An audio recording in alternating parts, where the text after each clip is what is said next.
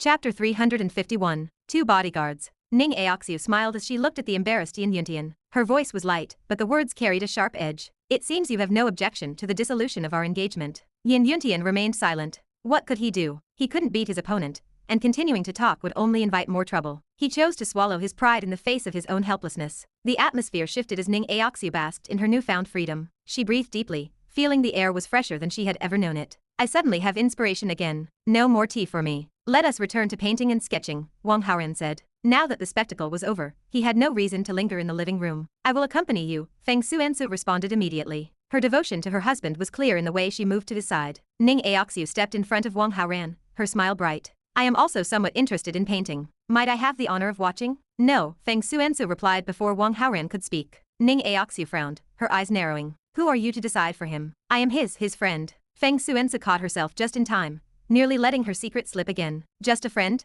You seem to be overstepping quite a bit, Ning Aoxue remarked. Sensing the rising tension, Wang Haoran stepped between them. We can talk, but this is a trivial matter. There is no need for conflict. Fearful of ruining her husband's creative mood, Feng Xuansu immediately retracted her hostile glare. Like an obedient lady, she turned to Wang Haoran with a soft expression. Very well, I won't argue with her anymore. Ning Aoxue turned back to Wang Haoran. Can I follow along? If you want to see it, then come. Wang Haoran nodded with indifference. He took the lead with Feng Xuansu walking closely by his side. Ning Aoxue hurried to catch up, positioning herself on his other side. Wang Haoran walked through the ancient house flanked by the two beauties. Ding. The host caused the main character Yan Yuntian's mentality to be damaged. Received 800 villain points. Yan Yuntian's protagonist Halo -40. Host's villain Halo +40. A sharp crack echoed through the room. A brick beneath Yan Yuntian's hand turned to powder. One woman was the object of his admiration, and the other was the fiancée who had just discarded him. Seeing them both fawning over another man sent a surge of jealousy through him that he could not contain. Back at his sketching spot,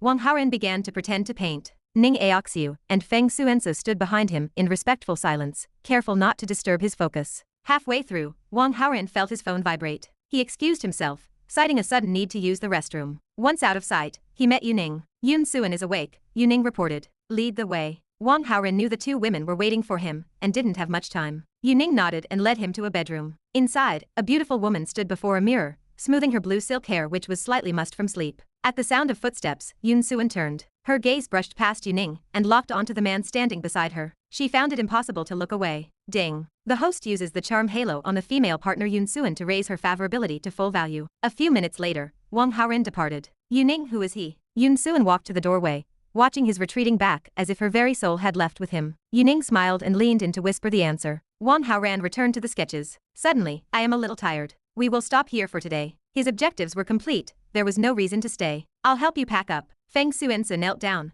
carefully organizing the drawing tools. I will help as well, Ning Aoxue added. Wang Haoran stood back, watching as they worked. Once finished, the three walked toward the gate of the estate. Haoran, I know Yan Yuntian too well. He is the type to cause trouble for no reason. I am afraid his jealousy will lead him to strike at you. Let me stay by your side for a while. Feng Xuansu cast a cold glance at Ning Aoxue, her voice full of genuine concern. Ning Aoxue was secretly startled. She had fought Wang Haoran the previous night, and knew she was no match for him. How could Yan Yuntian possibly pose a threat? It was clear Feng Xuansu believed Wang Haoran was a commoner. Recalling that Wang Haoran preferred to keep a low profile, Ning Aoxue decided to keep his true strength a secret. There is no need. Miss Ning and I are innocent of any wrongdoing. It is just a misunderstanding on Yan Yuntian's part. You should go explain it to him, Wang Haoran said, declining the offer. It is useless. He is too egoistic to listen to reason, Feng Xuansu insisted. I must protect you, or I will not be able to sleep. It is my fault this happened. Let me protect you instead, Ning Aoxue countered, not wanting to leave the two of them alone. In broad daylight,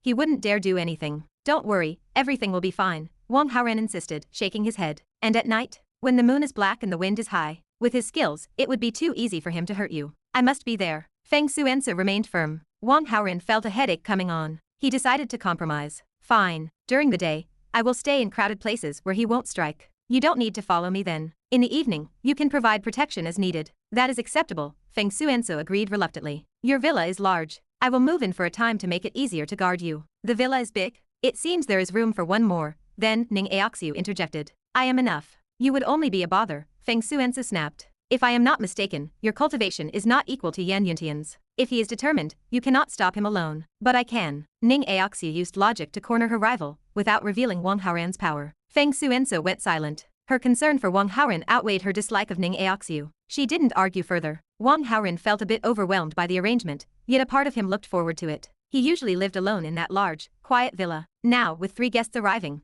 things were about to become very lively. Chapter 352. 3 women in one play. Night fell over the villa. You're back. Dinner is ready. Feng Anna heard the movement at the entrance and bent over, opening the door respectfully to welcome Wang Haoran. When she straightened up, she found him accompanied by 2 strikingly beautiful women. One was a stranger, a woman so radiant that Anna felt a flicker of instinctive jealousy. However, her gaze shifted quickly to the acquaintance standing beside her. Aoxue. Anna. The names left their lips in unison, their tones mirroring a shared shock. They had been sympathetic friends for a long time, though they hadn't crossed paths in months. Finding each other in this specific setting was the last thing either expected. Why is there another woman in your house? Feng Xuansu asked, her brow arching as she turned to Wang Haoran. He had already prepared his excuse during the drive. Meeting her questioning gaze with a calm expression, he replied, "This is my friend, Feng Anna. I helped her with a personal matter recently. She was grateful and wanted to offer me money, but I had no need for it. Instead, she offered to act as my housekeeper for a few months. Since I live alone and can't cook to save my life, I agreed." Feng Xuansu nodded slowly. She remembered Wang Haoran asking her to help someone named Feng Anna previously. She had agreed immediately, but had never seen the woman's face until now. "Thank you for your help as well," Feng Anna added quickly. She was clever enough to follow his lead, offering Feng Xuansu a grateful smile. "Don't mention it. I only did it for Haoran," Feng Xuansu said indifferently. "Even so, I must say thank you." Ning Aoxue stepped forward, her voice curious. "Anna, the matter you were so worried about. My engagement with Yan Yuntian has been settled. I am free." Feng Anna paused, a brief shadow crossing her face before she forced a happy smile. While the engagement was gone, she knew she wasn't truly free. She had simply traded one cage for another, moving from the wolf's den into the tiger's mouth. But she dared not show a hint of resentment, fearing she might offend Wang Haoran and worsen her situation. Her mask held firm. Neither Ning Aoxue nor Feng Xuansu noticed the turmoil beneath the surface. "That's wonderful. We both got our wish today," Ning Aoxue said, reaching out to grasp Anna's hand. "Wait, your engagement was dissolved too?" Anna's surprise was genuine this time. "Yes, just today. You should have seen how embarrassed Yan Yuntian was. It was quite the scene," Ning Aoxue joked. "Congratulations." Anna meant it. She knew how much Aoxue had loathed the arrangement. "Let's not stand by the door. Everyone, come in," Wang Haoran interrupted. The group moved to the dining table,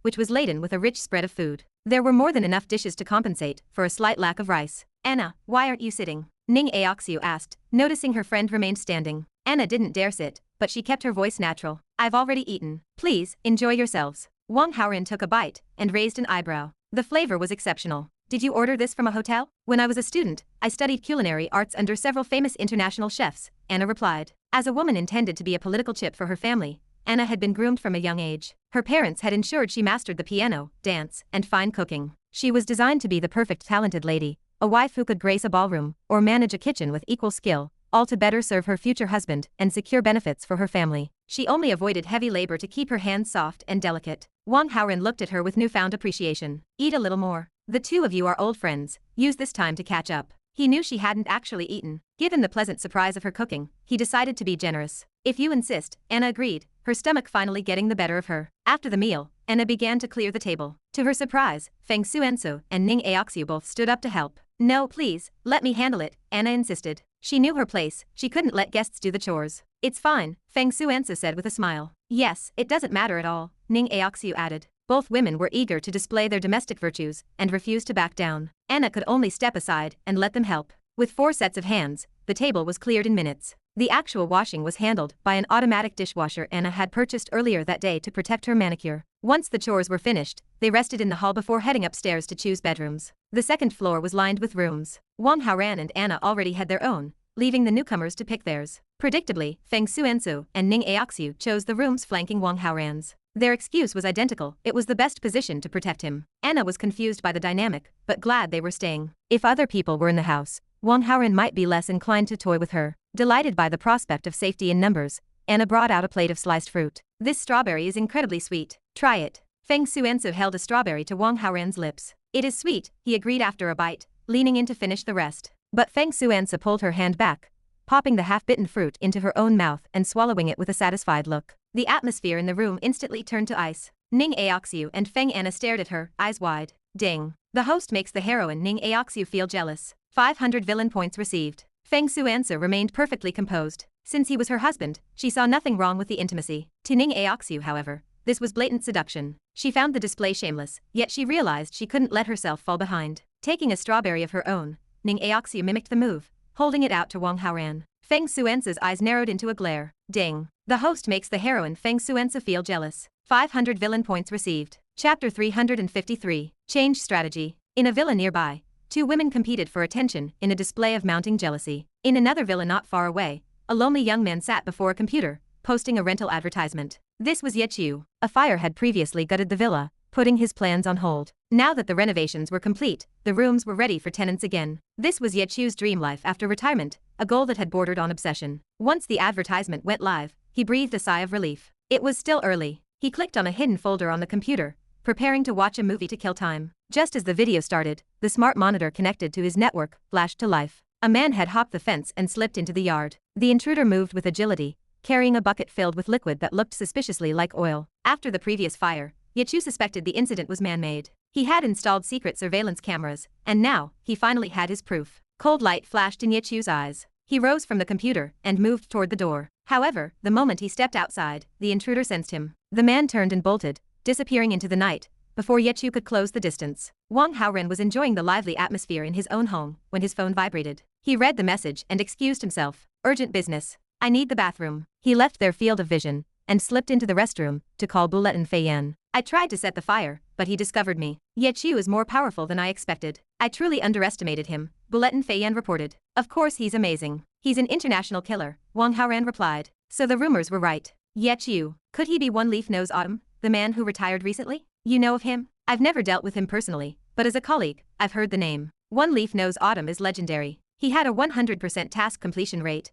just like me. After a brief pause, she asked, should I continue the monitoring? No. We are changing strategies. Help me collect evidence of his past crimes instead. As the protagonist of a killer landlord story, Yeqiu was currently trying to live a quiet life, but his past was filled with shameful acts. Wang Haoran knew that if they compiled his criminal history, it would be enough to bury him. Understood. As a professional, Bulletin Feiyan knew the secrets of the industry and possessed the right contacts. Finding evidence against a man like Yeqiu was feasible. The difficult part would be catching him once the evidence was ready, but she knew Wang Haoran would handle that. Wang Haoran stepped out of the bathroom and nearly collided with Feng Xuansu. Why do you go to the bathroom so often? She looked at him suspiciously, glancing behind him to ensure they were alone. Her voice dropped to a whisper. Are you sick? Is something uncomfortable? The question was euphemistic, but the implication was clear. At Yan Yuntian's house earlier that day, Wang Haoran had used the same excuse to slip away. Now that it was night, he was doing it again. My body is fine. It's perfectly normal, Wang Haoran responded. Luo Qingqian's third sister, Yun Xuan, is a genius doctor. If you feel unwell, ask her to take a look.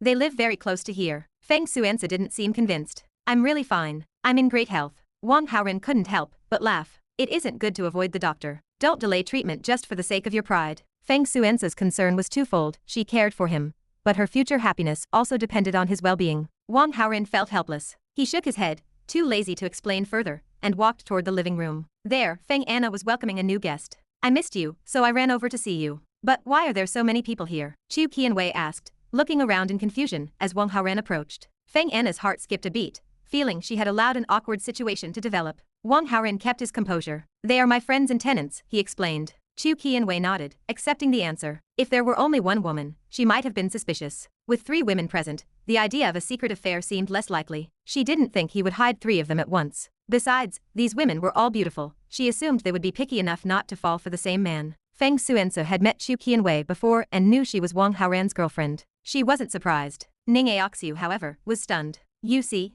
Dismiss those thoughts of yours and don't destroy their relationship, Feng Xuansu whispered to Ning Aoxue. Ning Aoxue recovered her senses and whispered back. And what about you? You know he has a girlfriend, yet you're still here? I am different. I am his. Feng Xuansu stopped herself. I wouldn't mind being a secondary partner, but you are the daughter of the Ning family. Surely you have more pride. What a coincidence. I don't mind either, Ning Aoxue interrupted. Born into the hidden world, she had seen plenty of men with multiple wives and concubines. To her, it was normal. Besides, among all the young heroes she had met, who else was worthy of her but Wang Haoran? Yeqiu returned to his villa after losing the intruder. He sat and pondered the situation. Before his old house was demolished, he suspected someone was targeting him. Of all the properties in that area, only his had faced such scrutiny. Now, his new house had been targeted twice. It had to be a personal vendetta. He had many enemies, but he had returned to the country quietly. No one from his professional past should know where he was. This had to be someone he had provoked since his return. Could it be that rich brat? Yeqiu searched his memory, quickly locking onto a face from his recent encounters. Chapter 354. Tracking. The next morning, Chu Qianwei looked radiant. She had stayed the night and slept soundly. Next door, however, Feng Xuansu and Ning Aoxue had spent the night tossing and turning. They had hardly closed their eyes, their ears tuned to the strange, rhythmic movements echoing from Wang Haoran's room. All the doubts Feng Xuansu once harbored about her husband's health had vanished. In their place was a complicated mix of joy and a lingering sense of intimidation. When Chu Qianwei finally emerged from the room, she felt the weight of their strange stares. She bit her lip and forced herself to walk with an air of practiced calm. As long as she didn't show her embarrassment, they would be the ones left feeling awkward. Feng Anna had risen early to prepare a lavish spread. The group sat around the table in a delicate, quiet tension as they ate. Once finished, Wang Haoran headed to class with a leisurely stride. As he entered the classroom, Lu Ming hurried over to give his report. "Boss, I ran into that guy Yechu just now." Wang Haoran looked Lu Ming up and down, checking for bruises or torn clothes. "Did he hit you again?" "No, actually, his attitude was pretty decent. He said the previous incident was just a misunderstanding and asked me not to take it to heart," Lu Ming said. Wang Haoran's eyes narrowed. Why would a man like Yechu give a petty villain like Lu Ming the time of day? Something was wrong. "Did you slip up? Did you tell him I'm the one paying the lawyers to sue him?" "Of course not. I'm not that easy to break. I didn't say a single word about you, boss. I swear it," Lu Ming vowed. Wang Haoran studied the boy's face. Lu Ming didn't appear to be lying, but he remained cautious. Yechu was a professional killer. It would be trivial for him to use hypnosis or subtle interrogation techniques to pull information from someone like Lu Ming, without them even realizing they had talked. After a full day of courses, Wang Haoran checked in on Song Zhenyu. They chatted for a while over the phone. Grateful for his recent help, she invited him out for dinner. Since they hadn't seen each other in some time, he readily agreed. They met at the school gate, and Song Zhenyu led him to a small barbecue restaurant nearby. "I can only afford to treat you to a place like this," she said, her voice tinged with a bit of embarrassment. "It's fine. I like it here," Wang Haoran replied with a wave of his hand. He had been here several times with Mu Zhaozhao. The place was clean, and the food was consistently good. They ordered a selection of skewers and 2 bowls of fried noodles. While they waited, he leaned back. "Are your studies going well? Everything is moving so smoothly." "Almost too smoothly." Song Zhenyu looked genuinely happy. Because Wang Haoran had made the necessary introductions, Ji Shuiyao had been exceptionally attentive mentor. Song Zhenyu was bright and learned quickly. It wouldn't be long before she was ready for her exams. "That's great. I wish you nothing but success on the postgraduate entrance exam," Wang Haoran said. "It's all thanks to you. Without such a great mentor, I'd be struggling for a long time," she said gratefully. Wang Haoran laughed. "We're friends. There's no need to be so formal." "Fine. I'll stop being polite then." It was early evening, and the shop was relatively empty. The first of the grilled skewers arrived, steaming and fragrant. Wang Haoran reached for a squid skewer, but stopped. He felt it, the sharp, prickly sensation of a gaze fixed directly on him. He didn't make it obvious. He casually glanced around the room until he spotted a suspicious figure. The man wore a sun hat pulled low, obscuring most of his face, but it couldn't block Wang Haoran's perspective. It was Yechu. Wang Haoran realized his suspicions were correct. Yechu had extracted information from Lu Ming. At the very least, he knew Lu Ming was the face of the lawsuit. Moreover, because Bulletin Fei Yan's tracks had been discovered, Yechu had likely deduced that the fires and the demolition issues were all Wang Haoran's doing. He felt a flash of irritation. Yechu was a sheep who refused to stay in the pen and provide his wool quietly. "Why aren't you eating?" Song Zhenyu asked, noticing him holding the squid skewer midair. "I got distracted. You're so beautiful that you're more appetizing than the food." "I couldn't help but look," Wang Haoran teased. "Smooth talker. I bet you say that to every girl, don't you?" Song Zhenyu chuckled, though she pretended to be annoyed. "Absolutely not. If she's an ugly girl, I won't even look. I certainly wouldn't be having dinner with her." As the words left his mouth, the owner's daughter approached the table with their fried noodles. At the mention of an ugly girl, her body visibly jolted. Her hand slipped. One of the bowls tilted, and a portion of oily noodles splashed directly onto Wang Haoran's expensive coat. "I'm sorry. I'm so sorry." The girl ducked her head, apologizing frantically. As she bowed, her long bangs shifted. The movement revealed a glimpse of a large, dark birthmark covering nearly half of her face. Wang Haoran blinked in surprise. He had seen her here before, but assumed the long bangs were just a stylistic choice. He looked at the birthmark and frowned. It was undeniably jarring. His careless comment about ugly girls had clearly struck a nerve with the sensitive girl, causing her to lose her grip. "Wow, that is hideous. It's actually scary. I'm going to lose my appetite." A voice jeered from a nearby table. A few freshmen who recognized Wang Haoran decided to join in. "It's not your fault you're ugly, but it is your fault for coming out and scaring people. You ugly brat. You got oil all over young Master Wang. Get on your knees and apologize." Wang Haoran listened to the insults, his mind racing. The scene felt incredibly familiar. It was a classic setup, a heroine being bullied by petty villains, while the hero watches. But could the owner's daughter really be a heroine if she looked like that? He looked closer. Beneath the oversized clothes and the disfiguring mark, her silhouette was striking. Her features were actually quite delicate. If the birthmark were gone, she would be a stunning beauty. Wang Haoran's eyes narrowed. He could smell the plot from a mile away. Chapter 355. Ugly heroine? A heroine in distress usually meant a protagonist was nearby, but this protagonist clearly wasn't Yichu. The killer landlord lacked the skills of a healer. No, the girl with the birthmark likely belonged to Lu Chen's storyline. Growing up with such a disfiguring mark, she must have endured years of scorn and ridicule. It would leave anyone sensitive, vulnerable, and desperate for acceptance. If a protagonist were to cure her, she would surely offer him her eternal devotion. Wang Haoran scanned the area, using his perspective to search for Lu Chen. He checked every corner within a few hundred meters, but the man was nowhere to be found. Suspicion flickered through his mind until he remembered the current state of things. Yang Yuntian had intercepted Lu Chen's path, effectively derailing the plot. With Lu Chen currently recovering from injuries and his little brother out of commission, he wasn't in any condition to play the hero. It seemed the role of the savior fell to him. Ugly. Hey, I'm talking to you. The boy at the next table shouted. Hurry up and apologize to young Master Wang. Another chimed in. Look at his coat. That's a luxury brand, worth thousands, maybe tens of thousands. You better be ready to pay up. The insults continued to fly. The owner's daughter stood there, her eyes red and brimming with tears, yet she refused to let them fall. A middle-aged man hurried over, his posture humble and frantic. Young Master Wang, I'm the owner here. My name is Yu. I blame my daughter for being clumsy. I'm so sorry. We will pay whatever you ask. He turned to the girl. Shiking, please apologize to everyone. The family ran a small business. They couldn't afford to provoke a rich second-generation heir. They were ready to break the bank just to make the problem go away and restore peace to their shop. Wang Haoran didn't speak. He simply stood up. Yu Shiking took a sharp step back, her eyes wide with fear, as if expecting a blow. Instead, Wang Haoran walked straight to the next table. He moved with a blur of motion,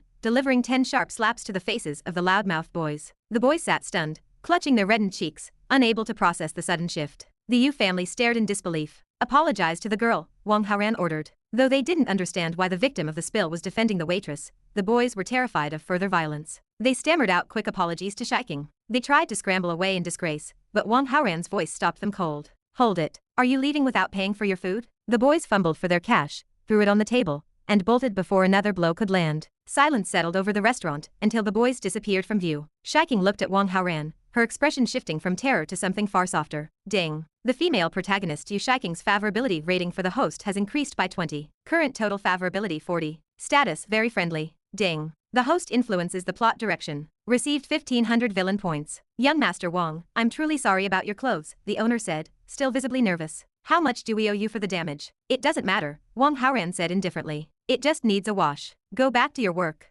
Thank you, young Master Wang. Thank you. Relief washed over the couple. They had customers waiting and meat on the grill, so they hurried back to the kitchen. Before she left, the mother whispered to her daughter, Shiking, help this young man wash his coat. Shiking approached Wang Haoran, her voice barely a whisper. The oil has set in. If it stays too long, it won't come out. If it's convenient, could you take off the coat? Wang Haoran nodded. He slipped out of the garment and handed it to her. Please wait a moment. She turned and headed toward the back of the shop. I'll go wash my hands, Wang Haoran told Song Zhenyu with a smile before following Shiking. Hearing footsteps behind her, Shiking glanced back. I got some oil on my skin, Wang Haoran explained. Oh, well, come with me. She led him to a small bathroom on the second floor. Wang Haoran stepped to the sink, turning on the faucet to go through the motions of scrubbing his hands. Shiking stood nearby, soaking the stained fabric in water before applying soap and rubbing the spot. He stood beside her, watching. Up close, his perspective revealed the truth. Aside from the birthmark, Yu Shiking was perfect. Her skin was porcelain, and the curves beneath her modest clothes were enough to make a man's blood race. Shiking sensed his gaze and turned.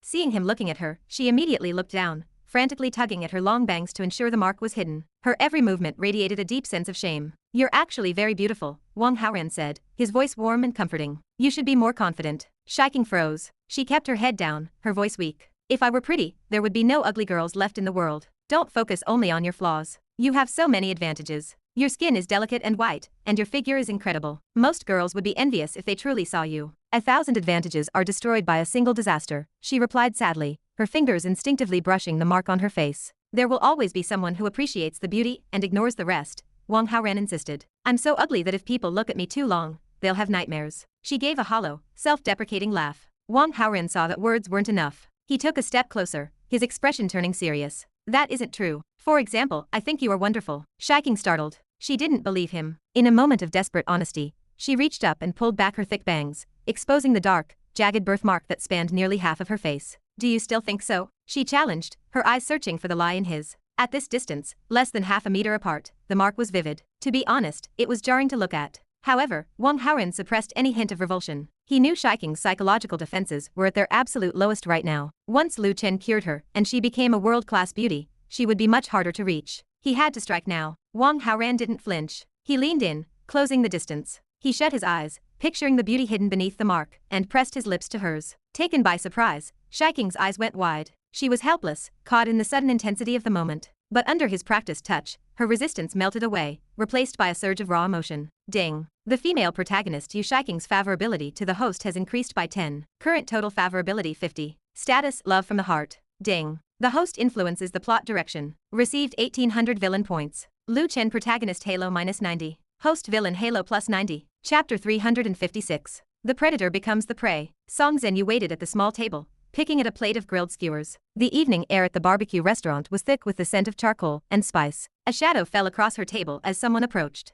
She turned, her eyes narrowing as she recognized the face. You're that violent criminal from before. Yichu held up his hands, his expression strained. I beat those people to help you. It was a misunderstanding. That matter is over. I don't want to talk to you. Just go. Song Zhenyu shifted her chair, putting distance between them. Her voice remained ice cold. I only came here to warn you, Yichu said, his voice lowering with earnest intensity. Stay away from that rich brat. He isn't a good person. Don't slander my friend. Song Zhenyu set her skewers down with a sharp clack. A girl from the shop spilled oil on him just now, and he didn't even raise his voice. Instead, he dealt with the rude thugs at the next table. He's a gentleman. Yichu sneered, glancing toward the back of the shop where the owner's daughter had disappeared. He has an agenda. He's just trying to pick up that girl. He hadn't seen Yu Shiking clearly from his vantage point, but he seized the chance to smear Wang Haoran's character anyway. Song Zhenyu let out a dry, mocking laugh. If the owner's daughter were a beauty, the accusation might hold weight. But the girl was plain, even disfigured. The thought crossed her mind, why would Wang Haoran, who was surrounded by goddesses, be interested in a girl like that? She kept the observation to herself, her thumb hovering over her phone screen. Are you leaving,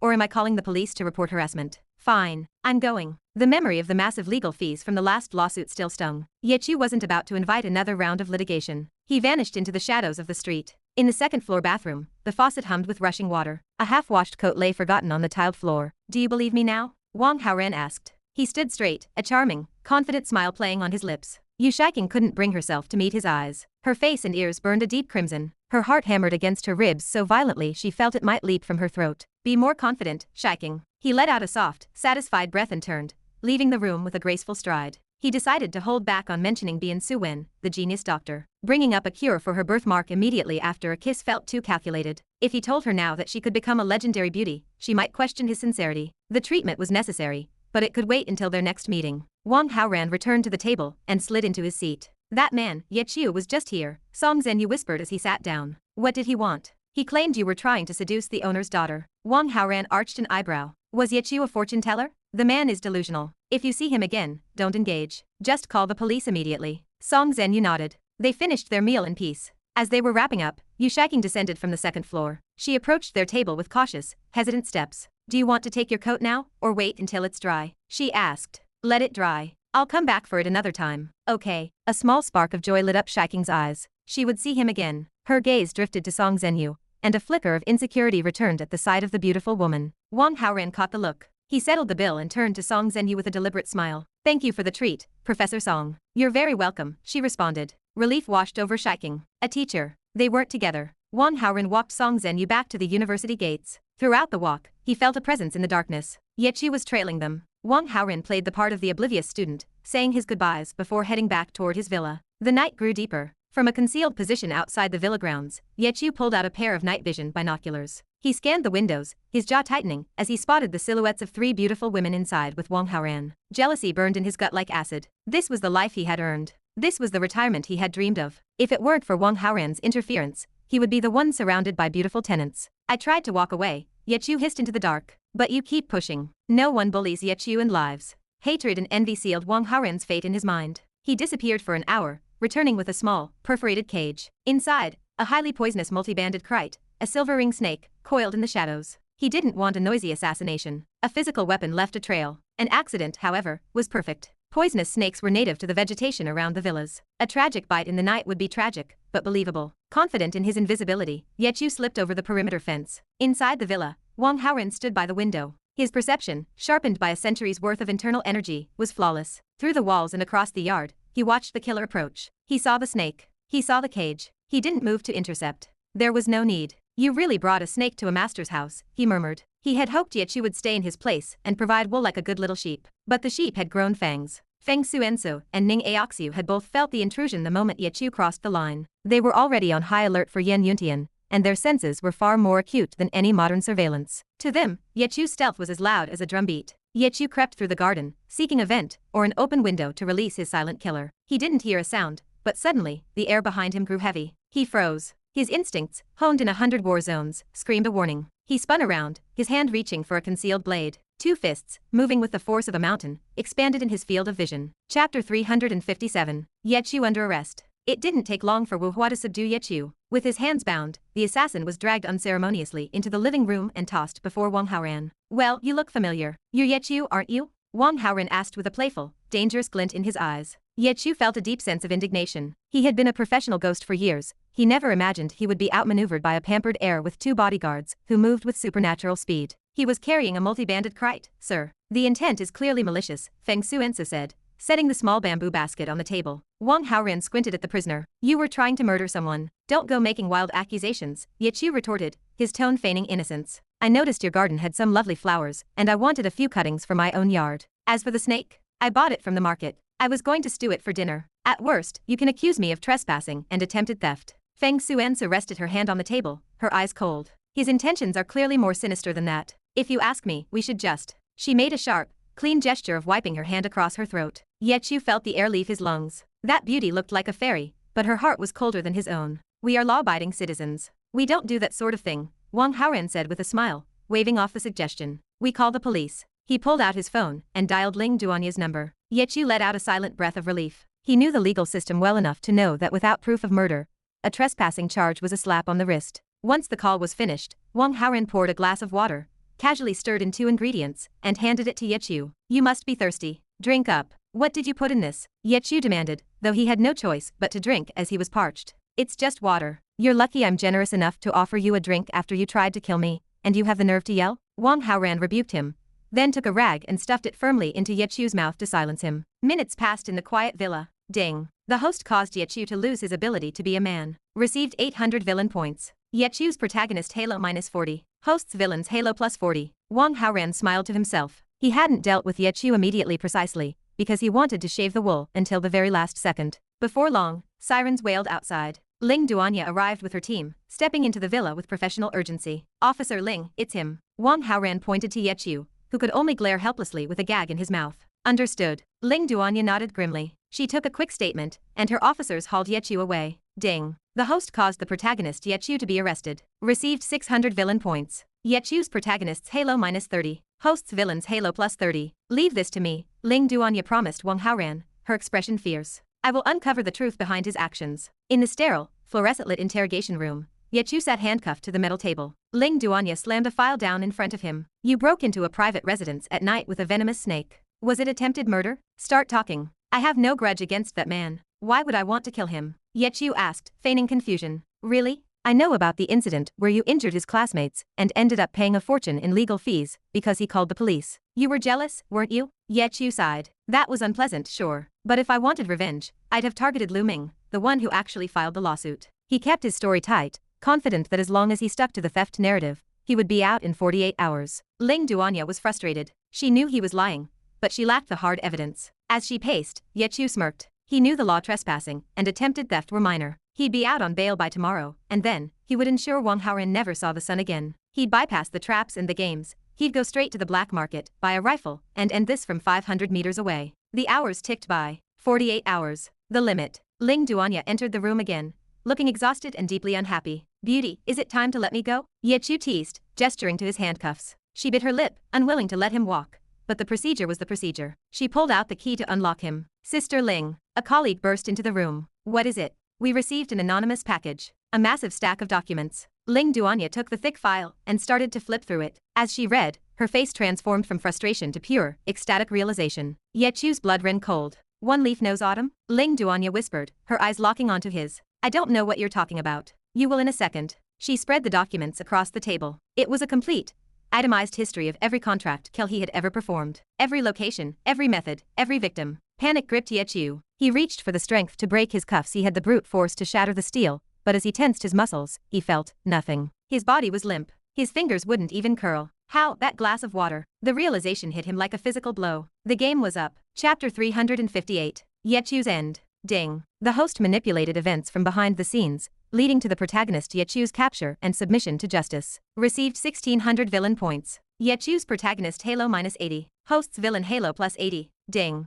Yechu has no possibility of escape, and has lost his protagonist status. Ding. Congratulations to the host. Your villain Halo has broken the 9,000 mark. Reward settlement in progress. Please wait. Wang Haoran received the notifications in quick succession. He wasn't surprised. He had ensured Yechu's fate the moment he slipped the additives into the water. One additive had permanently robbed the assassin of his manhood, and the other had triggered irreversible muscle and nerve paralysis. With his strength gone and Bouletin Feiyan having compiled a mountain of evidence detailing his criminal history, Yechu was facing a lifetime of justice. Wang Haoran felt a flicker of regret. His original plan had been to keep Yechu as a sheep to be sheared for villain points over a long period. But the man had insisted on jumping out of the pen. He shifted his focus to the system's reward for breaking the 9,000 point threshold. Ding. Reward settlement successful. Congratulations to the host for obtaining an unlimited horizontal push experience card. Wang Haoran raised an eyebrow. The name sounded familiar. He quickly checked the description. Unlimited horizontal push experience card. Value 60,000 villain points. Upon activation, the unlimited horizontal push mode is enabled. If any heroine is forcibly captured, her favorability toward the host will immediately be increased to the maximum value. Note 1 time limit is 3 hours. Note 2 valid for one heroine only. Wang Haoran frowned. It was a watered-down, temporary version of Yan Yuntian's permanent halo. Compared to the original, this card was a low-end tool. Using such a low-effort method to capture a heroine felt beneath him the kind of crude operation a small-time villain would rely on. He dismissed it as a backup for a rainy day. The following afternoon, Wang Haoran arrived at the barbecue shop. The clothes are dry. I'll get them for you. Yu Shiking saw him and rushed upstairs, returning moments later with the coat. Wang Haoran took it and asked, "Are you free? Let's go for a walk." Shiking froze, certain she had misheard. "I'm inviting you for a walk," he repeated with a smile. Her mother, working nearby, chimed in, "Shiking, it's quiet in the shop. Go ahead." After the incident the previous day, she held Wang Haoran in high regard, viewing him as a generous benefactor rather than a threat. Yu Shiking hurriedly changed into a fresh, light dress and walked out, her head bowed and her voice barely audible. "Okay, let's go." They walked to a quiet pavilion in a nearby park. A figure was already waiting for them. "You're here." Yan Yuntian turned to greet them. Yu Shiking felt a pang of loss at the sight of the beautiful, ice-cold woman, but she quickly forced herself to be rational. "This is my friend, Yan Yuntian. She's a genius doctor," Wang Haoran explained, sensing Shiking's insecurity. "I've seen many doctors for this," Shiking whispered, her voice trembling. They all said, "My friend is different from those other doctors. Trust me," Wang Haoran interrupted gently. Yan Yuntian approached and focused on Shiking's face. She lifted the heavy bangs, and Shiking trembled but stood still. After a minute, Yan Yuntian sighed and lowered the hair. "How is it?" Wang Haoran asked. "The mark is rooted deep in the flesh and blood," Yan Yuntian said with a hint of shame. "I can remove most of it and lighten the color significantly, but your friend's skin is so fair that even the faint residue will remain quite visible." Wang Haoran wasn't disappointed. He had already guessed as much. True removal required Lu Chen. "If I want Lu Chen to help, I'll have to pay him," he thought. "And I'm certainly not giving that protagonist a single cent." There was a better way. If he befriended someone close to Lu Chen, his stubborn old grandfather, or his beautiful younger sister, he could manipulate them into dragging Yu Shiking to Lu Chen for treatment, free of charge. As for who to target, Wang Haoran smiled to himself. Is that even a choice? Chapter 359. Lu Yan. After saying goodbye to Yan Yuntian, Wang Haoran and Yu Shiking headed toward school. Yu Shiking's mood remained buoyant throughout the journey. Yan Yuntian's promise resonated in her mind. While the birthmarks on her face might not vanish entirely, they could be lightened significantly. Once the pigment faded, a simple layer of makeup would render them invisible. Yu Shiking knew she possessed true beauty beneath those marks. The daily ritual of applying cosmetics felt like a small, acceptable price to pay. Most importantly, she would no longer need to walk with her head bowed, hiding from the world. Yet a trace of melancholy lingered. She yearned to be seen as beautiful in her natural state, without the artifice of makeup, simply to be worthy of the person walking beside her. Wang Haoran watched her, sensing the shift in her emotions with ease. He remained silent, however, about the fact that her birthmark could, in truth, be removed completely. Upon reaching the campus, their paths diverged as they headed to their respective departments. With time to spare before the first lecture, Wang Haoran detoured to the sophomore block. A few inquiries among Lu Chen's classmates confirmed his suspicions. Lu Chen had taken an extended leave of absence. Wang Haoran quickly pivoted, tracking down one of Lu Chen's roommates to secure the basic information regarding Lu Chen's younger sister. At the Qingling Art College, Lu Yan had just drifted awake from a midday nap when her phone began to buzz. "Brother," finally, Lu Yan complained as she answered. "I called so many times. I thought something had happened to you." The concern in her voice cut through Lu Chen like a knife. He had no intention of revealing his recent misfortunes, so he forced a casual tone. "I'm fine, little sister. I've just been swamped with coursework, that's all." That's good, she replied, her suspicion vanishing. Has anyone strange been trying to contact you lately? Lu Chen asked, his voice tightening. A stranger? No, Lu Yan said, puzzled. Why are you asking me that? I just want to make sure you aren't being deceived, he insisted. I'm not a child anymore. Just be careful. Don't talk to strangers. And if a boy named Wang Haoran approaches you, stay away from him. Lu Chen's mind raced with the memory of Wang Haoran's earlier comments. He feared the man was a predator, and he was determined to protect his sister from the fallout of their conflict. Why would I need to ignore someone named Wang Haoran? She wondered aloud. He's a rich, second-generation scumbag, Lu Chen lied, his voice cold with intent. He coerced a professor at our school into a scandalous situation. Several of our campus beauties have already fallen victim to his schemes. I have a history with him, and I'm terrified he might target you as retaliation. Do not believe a word he says. I understand, Lu Yan replied, her tone sharpening. Are you sure? Lu Chen pushed, fearing the boy's natural charisma might bypass her defenses. Brother, don't worry. If this Wang Haoran tries anything, I'll slap him myself. No, don't do that, Lu Chen snapped.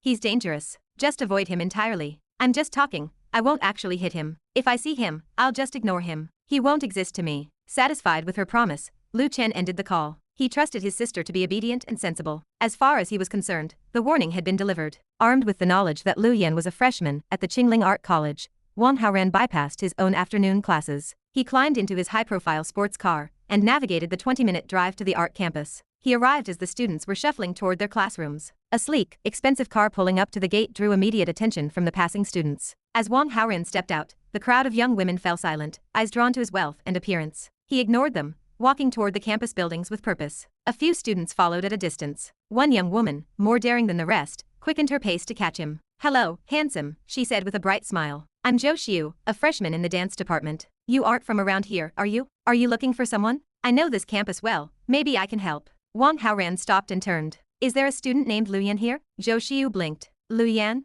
That's a common name. I'm not sure. I'm looking for the most beautiful one, he clarified. Zhou Xiu paused, searching her memory. I know all the top students, but I don't recall a stunner by that name. She watched his indifferent expression and realized he had no interest in her charms. Still, his car and demeanor suggested he was a wealthy, influential figure. Cultivating a connection could only benefit her. She thought again, her eyes widening in realization. Wait, she said, catching up to him again. There is a girl named Lu Yan in my class. We share a dormitory too. I just didn't connect the name to your description. Where is she? A faint smile touched Wang Haoran's lips. Zhou Xiu felt her resolve waver at the sight of his smile. Our dance class is starting soon. She'll be there. Would you mind showing me the way? Of course, she agreed, eager to remain in his orbit. She glanced at him, her tone turning cautious. Just a warning, Lu Yan can be a bit prickly, even with your money and looks. Don't be surprised if she treats you with contempt. Chapter 360. Dance Lesson. Zhou Xiu's warning earned nothing more than an amused smile from Wang Haoran. If a woman were easily won, the conquest would lack the thrill he craved. The resistance inherent in a heroine like Lu Yan only sharpened his interest.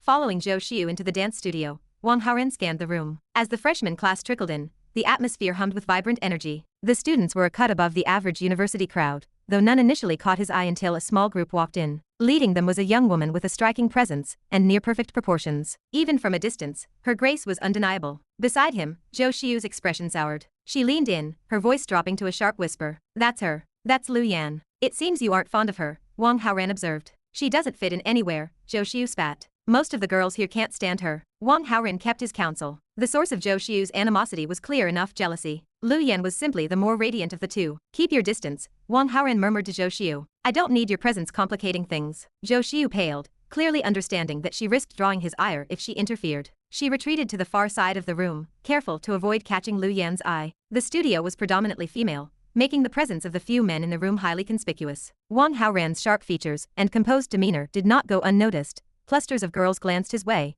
whispering and giggling behind their hands. Lu Yan eventually caught the movement, her gaze flickering toward him once, cool and detached, before she turned away to sit with her friends at the edge of the room. The instructor arrived, beginning the session with the history and theory of Western classical dance. For the freshmen, it was a necessary introduction. By the time the lecture concluded, the hour was half over. The remaining time was spent on the floor, mastering introductory movements. During a brief pause, the instructor directed a few students to help move a piano into the studio. Accompanying them was a tall, handsome upperclassman. A ripple of excitement surged through the room. It's Qi Renliang from the music department. What is the school heartthrob doing in our dance class? The instructor cleared her throat to quiet the growing clamor. To help you better grasp the rhythm of the classical style, Qi Renliang has volunteered to accompany you on the piano today. The announcement transformed the room into a cacophony of cheers. Wang Haoran's eyes narrowed as he watched the newcomer. Qi Renliang soaked in the applause, basking in the adoration of his junior admirers. He smoothed his hair and walked straight toward Lu Yan, flashing a practiced, charming smile. "Hello, Lu Yan." Lu Yan offered nothing more than a faint, polite nod, her expression remaining guarded. Zhou Xiu hovered nearby, eager to regain favor. "That's Qi Renliang," she whispered to Wang Haoran. "He comes from a wealthy family, plays beautifully, and burns through girlfriends faster than anyone else on campus. He dumped his last one yesterday. Clearly, he's hunting for a new target in Lu Yan. You have a rival." She leaned closer. "I could easily expose his track record. It would make Lu Yan despise him instantly. Do you want me to help?" "No," Wang Haoran replied, his voice steady. He had no desire to wait for the slow burn of a rumor mill, nor did he consider a minor player like Qi Renliang a genuine threat. However, he had even less patience for someone attempting to command the spotlight in his presence. The bell rang. The students moved to their positions, and Qi Renliang turned toward the piano, ready to resume his performance of charm. As he crossed the center of the room, his foot caught on a seam in the flooring. His momentum shifted, and he pitched forward, his face meeting the hardwood with a sickening thud. The room fell silent as a few of his teeth scattered across the studio floor. Chapter 361. The Name Drop. The dance studio descended into chaos. Qi Renliang's cry echoed off the walls, a shrill sound of genuine agony. Students rushed to his side,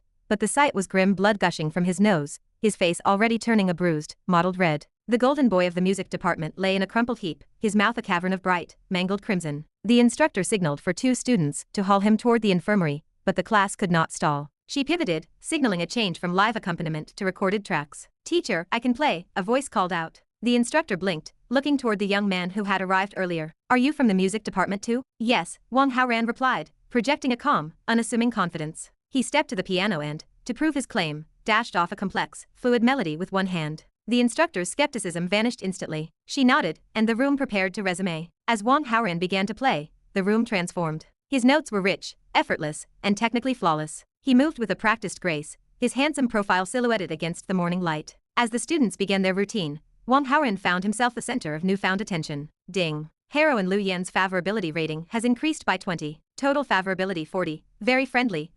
Ding. Influence on plot trajectory detected. Plus 700 villain points. As the session ended, a swarm of bold students descended, smartphones out, clamoring for his social media handles. Wang Haoran ignored the noise, keeping his distance with practiced indifference. He tracked Lu Yan's movement as she packed her things and headed for the exit. He caught up to her in the hallway, timing his steps to make the meeting seem like a coincidence. "That was a beautiful routine," he said, offering a warm, approachable smile. "It was nothing special," Lu Yan replied, her tone modest and guarded. "Is it too much to ask for your WeChat?" Lu Yan hesitated. She had watched him rebuff the advances of dozens of girls earlier. He seemed serious, focused, and unbothered by superficial attention. She nodded, pulling out her phone. "All right." They scanned each other's codes. "I'm Lu Yan," she said, tucking her phone away. "I didn't catch your name." "Wang Haoran," he replied, giving her a charming, easy smile. The effect was instantaneous. Lu Yan froze. Her expression shifted from polite curiosity to cold, sharp suspicion. Her brow furrowed, deepening into a hard line of resentment. Ding. Heroine Lu Yan's favorability has dropped by 10. Total 30. Very friendly.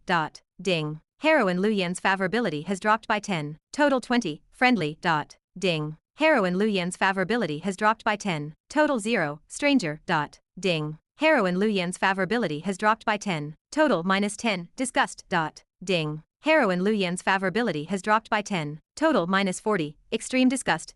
Wang Haoran stood in the hallway, stunned. His name was toxic. In the span of a few seconds, he had lost 80 points of progress. "I have things to attend to," Lu Yan said, her voice dripping with sudden, chilling politeness. Her eyes, however, burned with genuine loathing. She turned on her heel and walked away, her pace frantic. As she moved, he watched her thumb dance across her screen. With a quick glance of his own, he saw the truth: she had already blocked him. Lu Chen must have poisoned the well, he realized. The reversal was too sharp to be anything else. He felt a rare flicker of frustration. If he had only used an alias, he might have succeeded. "I told you, that girl is trouble," Zhou Xiu murmured, appearing at his side. "She's arrogant and shameless. You shouldn't be so kind to her." Wang Haoran didn't acknowledge her comment, but he held out his phone to trade contact information. If he couldn't get to Lu Yan directly, he needed eyes on the ground. Zhou Xiu's heart raced. She assumed his interest in her contact info was personal. Can I go for a ride in your Lamborghini?" "No," Wang Haoran replied, his voice devoid of interest. "But if Lu Yan makes any move, report it to me immediately. I will pay you for the information. 50,000 as a base."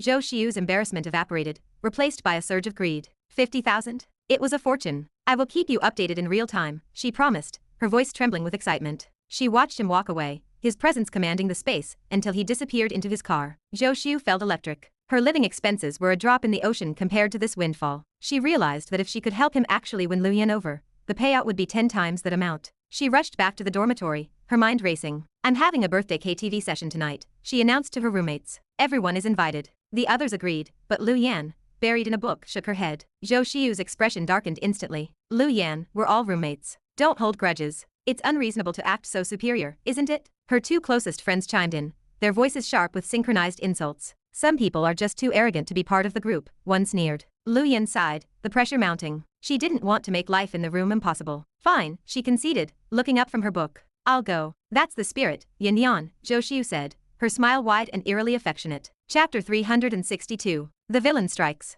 Night descended, and the city lights blurred outside the windows of the KTV. Zhou Xiu, Lu Yan, and their three roommates settled into their private room, their voices rising and falling with the melodies of the evening. After a stretch of singing, Zhou Xiu announced she was thirsty and slipped out, promising to return with drinks for everyone. When she stepped back into the room, she handed a bottle of orange juice to Lu Yan. Yan Yan, you've been singing your heart out. Drink this to moisten your throat. Thank you, Lu Yan said with a polite smile. She cracked the seal and took several long, cooling sips. Zhou Xiu watched her, a strange, sharp smile tugging at the corner of her mouth. The festivities continued for a while longer, but the mood shifted when Lu Yan suddenly grew quiet. She pressed a hand to her temple. I feel strange. It's suddenly very hot in here, and I'm dizzy. Zhou Xiu leaned in, her voice pitched with feigned concern. Yan Yan, are you all right? It must be the air conditioning, Zhou Xiu added, turning to the group. I'm feeling a bit feverish myself. We've been at it for hours, maybe it's time to call it a night. I'll head back on my own, Lu Yan suggested, blinking rapidly to clear her clouded vision. Please, keep singing. I don't want to spoil the fun. It's only 9 o'clock, one of the roommates argued. You go ahead, Yan Yan. We're staying. Zhou Xiu stood up, shaking her head. I've already settled the bill, and I'm not comfortable letting Yan Yan head back in this state. I'll take her. Lu Yan felt a wave of gratitude for the unexpected kindness, though her head swam too much to process the sudden shift in Zhou Xiu's temperament. Thank you. That's very kind. We're sisters, Zhou Xiu replied smoothly. It's no trouble at all. Outside, the cool night air did little to soothe Lu Yan's growing discomfort. Her legs felt heavy and unresponsive, and she leaned heavily on Zhou Xiu for support. They hailed a taxi, but before the vehicle had traveled more than a few blocks, Zhou Xiu gasped, patting her pockets in a panic. I've forgotten my dormitory keys, she exclaimed. How will we get in? Can we call the others? Lu Yan asked, her voice thin. And ruin their night? No, Zhou Xiu decided. We'll stop at a hotel, just for tonight. It's a waste of money, Lu Yan protested, though her resistance was fading. It's my birthday, Zhou Xiu insisted, pulling her toward a nearby high-end hotel. My treat. No arguments. Once inside the room, Lu Yan's condition worsened. Her skin burned as if she were in the throes of a high fever, and a strange, overwhelming tension seized her body. She stumbled toward the bathroom, desperate for the relief of a cold shower. Zhou Xiu stayed behind, feigning a need to borrow Lu Yan's phone to prevent any outside contact. The moment the water began to run, she tapped out a voice call on her own device. At his villa, Wang Haoran was enjoying a relaxed evening with Sun Lian, while Feng Xuansu and Ning Aoxue hovered, occasionally feeding him fruit. When the call notification flashed, he slipped away to the bathroom to answer. What is it? He asked. Send me your location, Zhou Xiu hissed, her voice vibrating with urgency. You need to come right now. It involves Lu Yan. Speak clearly, Wang Haoran commanded. It's an opportunity, she urged. You have to get here quickly, or it will be too late. Wang Haoran narrowed his eyes. If this is a lie, you'll regret it. Trust me, she vowed. It's a surprise. He hung up, received the location, and felt his brow furrow. He returned to the living room, faked a yawn, and retreated to his bedroom. Slipping through the window, he bypassed his car, and hailed a taxi to avoid detection by the others. When he reached the hotel room, Zhou Xiu opened the door. Her face was flushed with nervous energy. The sound of the shower hummed in the background. She's in there, Zhou Xiu whispered, gesturing to the bathroom. Wang Haoran looked at her, his face darkening. What are you doing? Zhou Xiu leaned in and explained her actions. Wang Haoran's eyes widened, followed by a surge of genuine anger. I told you to report on her, not to take matters into your own hands. Zhou Xiu flinched. She was never going to listen to you. If you approach her now, you'll just be wasting your time. This settles it in one move. And what happens if she retaliates? Wang Haoran grated through his teeth. Have you thought about the fallout? I've thought of everything, Zhou Xiu argued, her voice rising. We record a video. We coerce her. She won't dare say a word. Wang Haoran rubbed his temples, feeling a headache bloom. He despised these low-level, amateur tactics. He was a master, not a common thug. This has nothing to do with me. I don't operate this way. He turned to leave, but Zhou Xiu panicked. She couldn't let this end now. If he wouldn't do it, she would find someone who would. Her fingers hovered over her contact list, searching for someone who lacked his hesitation, and was more than willing to take what was offered. Chapter 363. The Plan. Qi Ren Liang, you're obsessed with Lu Yan, aren't you? I'm handing you the chance of a lifetime. Get over here now. Zhou Xiu didn't get another word out. Wang Haoran snatched the phone from her grip before she could finish the sentence. A great opportunity, is it? Wang Haoran's voice was cold enough to freeze the air. Where are you coming from? Start talking. From the other end, Shi Renliang's voice emerged, distorted and whistling as if his mouth were filled with gaps. Who is this? What are you talking about? Keep talking, you idiot. Wang Haoran cut him off with a string of choice insults, hung up, and tossed the device back at Zhou Xiu. He had been on the verge of storming out, but a flicker of curiosity held him back. Activating his perspective, he surveyed the scene. Lu Yan's condition was critical. Even if Zhou Xiu had experienced a sudden pang of conscience, a trip to the hospital would have been far too late. It was clear Zhou Xiu had no such conscience. She was simply looking to secure a pawn in her petty game. Wang Haoran glared at her, his posture radiating a lethal intent that made her shrink back. You told me to handle it, Zhou Xiu stammered, her voice brittle. You can't blame me for taking charge. Get out, Wang Haoran spat. Yes, of course. Zhou Xiu didn't need to be told twice. She scrambled toward the exit, closing the door firmly behind her in her haste to escape his fury. Wang Haoran sighed, his gaze drifting to the bathroom door. He had no intention of playing the role Zhou Xiu had scripted, but the situation had spiraled. He weighed his options, his thoughts drifting toward the mysterious woman who still remained in the shadows. He shook his head. This wasn't the way to handle a heroine. Coercion was a tool for failures. The next morning, the room was empty. Lu Yan had slipped away an hour before he woke. His system interface greeted him with a flurry of updates. He had gained 7,000 villain points and 350 halo points. Most jarring was the shift in Lu Yan's status. Her -40 favorability had rocketed to a perfect 100. It was a costly victory, however, as the specialized card he had deployed carried a staggering cost of 60,000 villain points. He left the hotel with a singular, cynical insight. It is certainly convenient to have a girlfriend who practices dance. Later that afternoon, Wang Haoran returned to the Qingling Art Academy. He slipped into the back of Lu Yan's class, not saying a word, simply watching her as he took notes. When the bell rang, he turned and walked out, his expression as blank as a shuttered window. He hadn't made it to the campus gates before a pair of hurried footsteps caught up to him. Lu Yan, her brow furrowed with discomfort, grabbed his sleeve. I'm ignoring you, so why are you ignoring me? How could I ignore you? Wang Haoran said, a faint, disarming smile touching his lips. I was worried you'd blame me, so I kept my distance. If anyone is to blame, it's that hateful Zhou Xiu. She snapped. She knew full well who had orchestrated the night before, but she lacked the heart to hold a grudge. In a strange twist, she viewed the girl as an accidental matchmaker. Do you want me to teach her a lesson? Forget it, Lu Yan said. She looked up at him, her expression turning bold. So, I'm your girlfriend now, right? If that's what you want, then yes, he replied. Yes, of course, yes. Her face lit up with a brilliant, genuine joy. She tightened her grip on his hand, her eyes shining. I heard you have a brother, Wang Haoran said, sensing the shift. Yes, his name is Lu Chen, she said, her expression flickering with a strange mix of emotions. He called me recently, warning me that you're a massive scumbag. He told me to stay away from you at all costs. And what do you think? Wang Haoran asked. Am I a scumbag? Yes. She nodded instinctively, then looked up at him with a helpless, adoring smile. But I like you anyway. I'm not leaving you, even if I die. You're never allowed to leave me, either. Don't worry. I'm not going anywhere. Your brother just has a misunderstanding about who I am. Then I'll tell him about us, she suggested.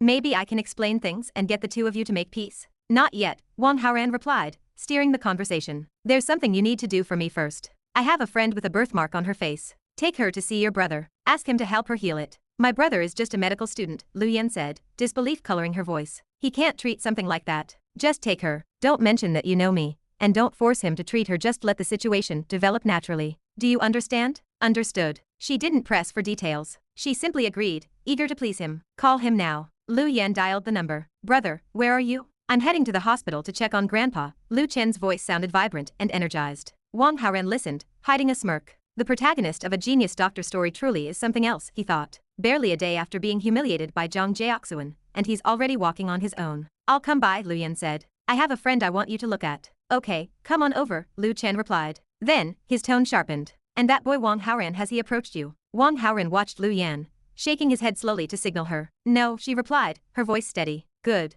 Remember, if that scumbag shows his face, ignore him completely. Don't worry, brother, she said, her voice filled with feigned conviction, as she squeezed Wang Haoran's hand even tighter. I will definitely ignore him. Good, Lu Chen said, relieved. He had no idea his sister was lying in his ear, tethered to the very men he feared most. Chapter 364. Showdown. Once Lu Yan hung up the phone, Wang Haoran guided her out of the Arts Academy and toward the nearby hospital. On the drive over, he touched base with Yu Shiking, instructing her to meet them at the entrance of Qingling Hospital. Upon arrival, he gave Yu Shiking a few final, pointed instructions. He then sent the two women toward Lu Chen's ward while he remained near the hospital grounds, keeping a watchful eye from a distance. In the ward, the grandfather was still fast asleep. Lu Yan and Yu Shiking entered quietly. Brother, Lu Yan whispered. Lu Chen looked up, his face softening into a doting smile, but his eyes drifted immediately to the stranger beside her. Yin Yan, you're here. And this is? A friend, Lu Yan replied quickly, adhering to the plan. Lu Chen nodded, but as his gaze flicked to Yu Shiking, he caught a glimpse of the jagged, dark birthmarks peeking from beneath her bangs. His brow furrowed, and he averted his eyes almost instantly. His heart was currently a fortress of indifference.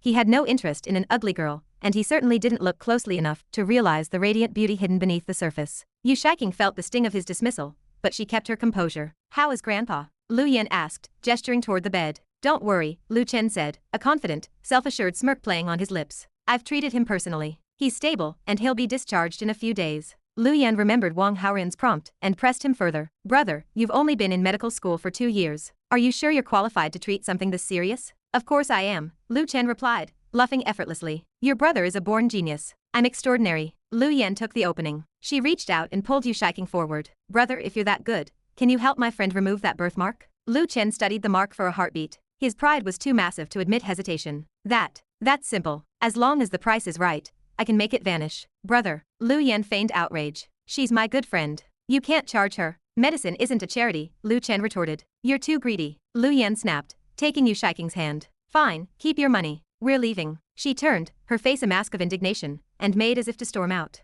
Wait, Lu Chen called out, panicking at his sister's anger. "I'm joking. Come back." Lu Yan spun around, a triumphant gleam in her eye. "You're sure?" Lu Chen grabbed a pen and paper. He scribbled out 2 prescriptions with the ease of a master. "Here, one for external application, one for internal. 3 times a day. In 3 days, the birthmarks will be gone." Yu Shiking took the papers. She had serious doubts about the credibility of the prescriptions, but she held her tongue. "Yan Yan, I'm going to get these filled," she said, nodding to Lu Yan before making her exit. She found Wang Haoran waiting near the hospital. "Well?" he asked. "He gave me these. He claims 3 days is all it takes," she reported, her tone still filled with disbelief. Wang Haoran scanned the paper. The ingredients were common enough to be found at any reputable herbal shop. "Get in the car." They drove to a traditional Chinese pharmacy, where Wang Haoran picked up the required herbs for a modest 2,000 yuan. As he drove her home, Yu Shiking promised to pay him back, but Wang Haoran simply smiled. "Don't worry about it. If you don't trust his medicine, trust my judgment. Just make sure you take it as directed." After dropping her off,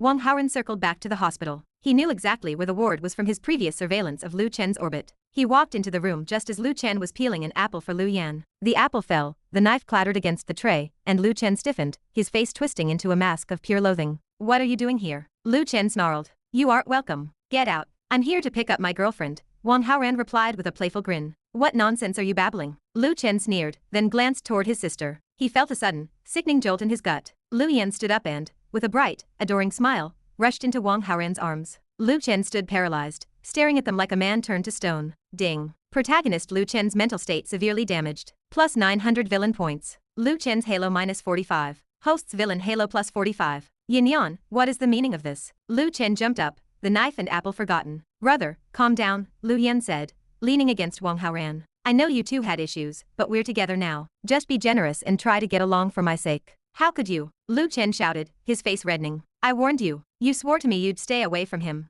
"I can't help how I feel," she said simply. "I like him, and he likes me. He has a girlfriend." Lu Chen roared, his fists shaking. "I know," Lu Yan replied, perfectly calm. The fight drained out of Lu Chen. He stood frozen, staring at his sister as if he were seeing a total stranger. Chapter 365. Harvest time. Lu Chen stood frozen, his world tilting on its axis. His blood pressure spiked, a physical weight pressing against his temples. "You know he has a girlfriend, and you're still with him." He managed to choke out. "I know it's not right to be the other woman," Lu Yan said, her voice dripping with earnest sincerity.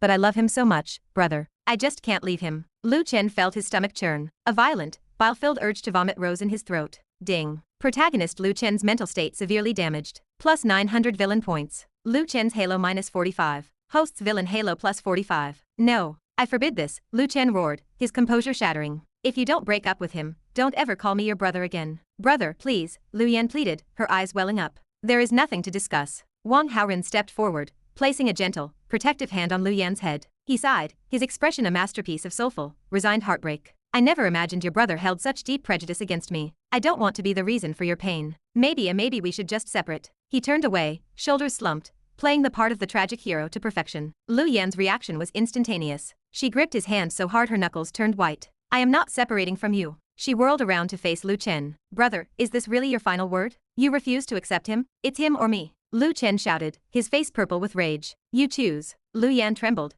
but her eyes hardened into a look of finality. "Brother, this is the last time I'm calling you that. You forced my hand. Yin Yan, you." Lu Chen swayed, a wave of dizziness hitting him. He couldn't believe it. His own sister was choosing this man over their entire history. Ding. Protagonist Lu Chen's mental state severely damaged. Plus 1,200 villain points. Lu Chen's Halo minus 60. Host's villain Halo plus 60. Let's go, Lu Yan whispered, pulling Wang Haoran toward the door. Lu Chen watched them go for a heartbeat, then bolted after them, blocking the corridor. He glared at Wang Haoran, murder in his eyes, but he held his tongue, terrified that another outburst would drive Lu Yan away forever. Yin Yan, he tried, his voice cracking. We've been family for years. You'd really sever ties over a man? I don't want to. You're the one making this impossible. Lu Chen took a shaky breath. He saw the cold reality. If she walked out now, he would lose his sister for good. His pride crumbled. Actually, it's negotiable. Lu Yan's face blossomed with a radiant, hopeful smile. Does that mean you accept him? Lu Chen nodded, a stiff, agonized gesture. I promise to take good care of your sister, Wang Haoran said smoothly, extending his hand. Lu Chen stared at the hand like it was a viper,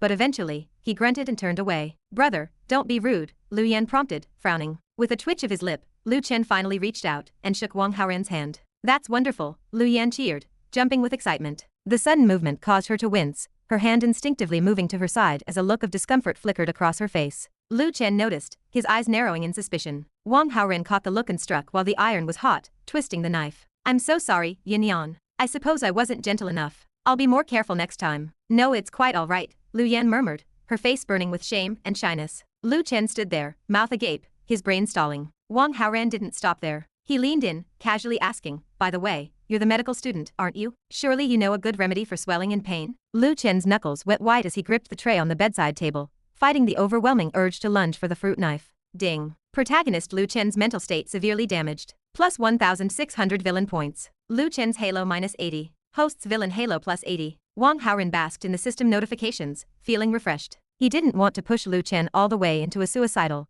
blackened state just yet. He needed to keep milking the protagonist for points. With a polite glance at his watch, he offered a thin excuse and walked out of the hospital. That night, in a sprawling, opulent estate, Yan Yuntian sat on a stone bench, watching his subordinate, Yun Xuan, return. Did you find out about the relationship between Wang Haoran and my aunt? Miss Xuansu is very close to him, Yun Xuan reported cautiously. She's even acting as his personal bodyguard, living in his villa to ensure his safety. Living together. Yan Yuntian's voice dropped, raw with jealousy. Ding. Protagonist Yan Yuntian's mentality unbalanced. Plus 1,000 villain points. Yan Yuntian's Halo minus 50. Host's villain Halo plus 50. Yes, Yun Xuan continued. And there are two other women in the villa, Ning Aoxue and Feng Anna. Yan Yuntian's hand clamped onto the edge of the stone table. With a sickening crunch, he pulverized the solid rock into dust. Ding. Protagonist Yan Yuntian's mentality unbalanced. Plus 1,000 villain points. Yan Yuntian's Halo minus 50. Host's villain Halo plus 50. Feng Xuansu was the woman he loved. Ning Aoxue and Feng Anna were his former fiancés. Now, they were all living under the same roof with another man. Murderous intent bled from his eyes.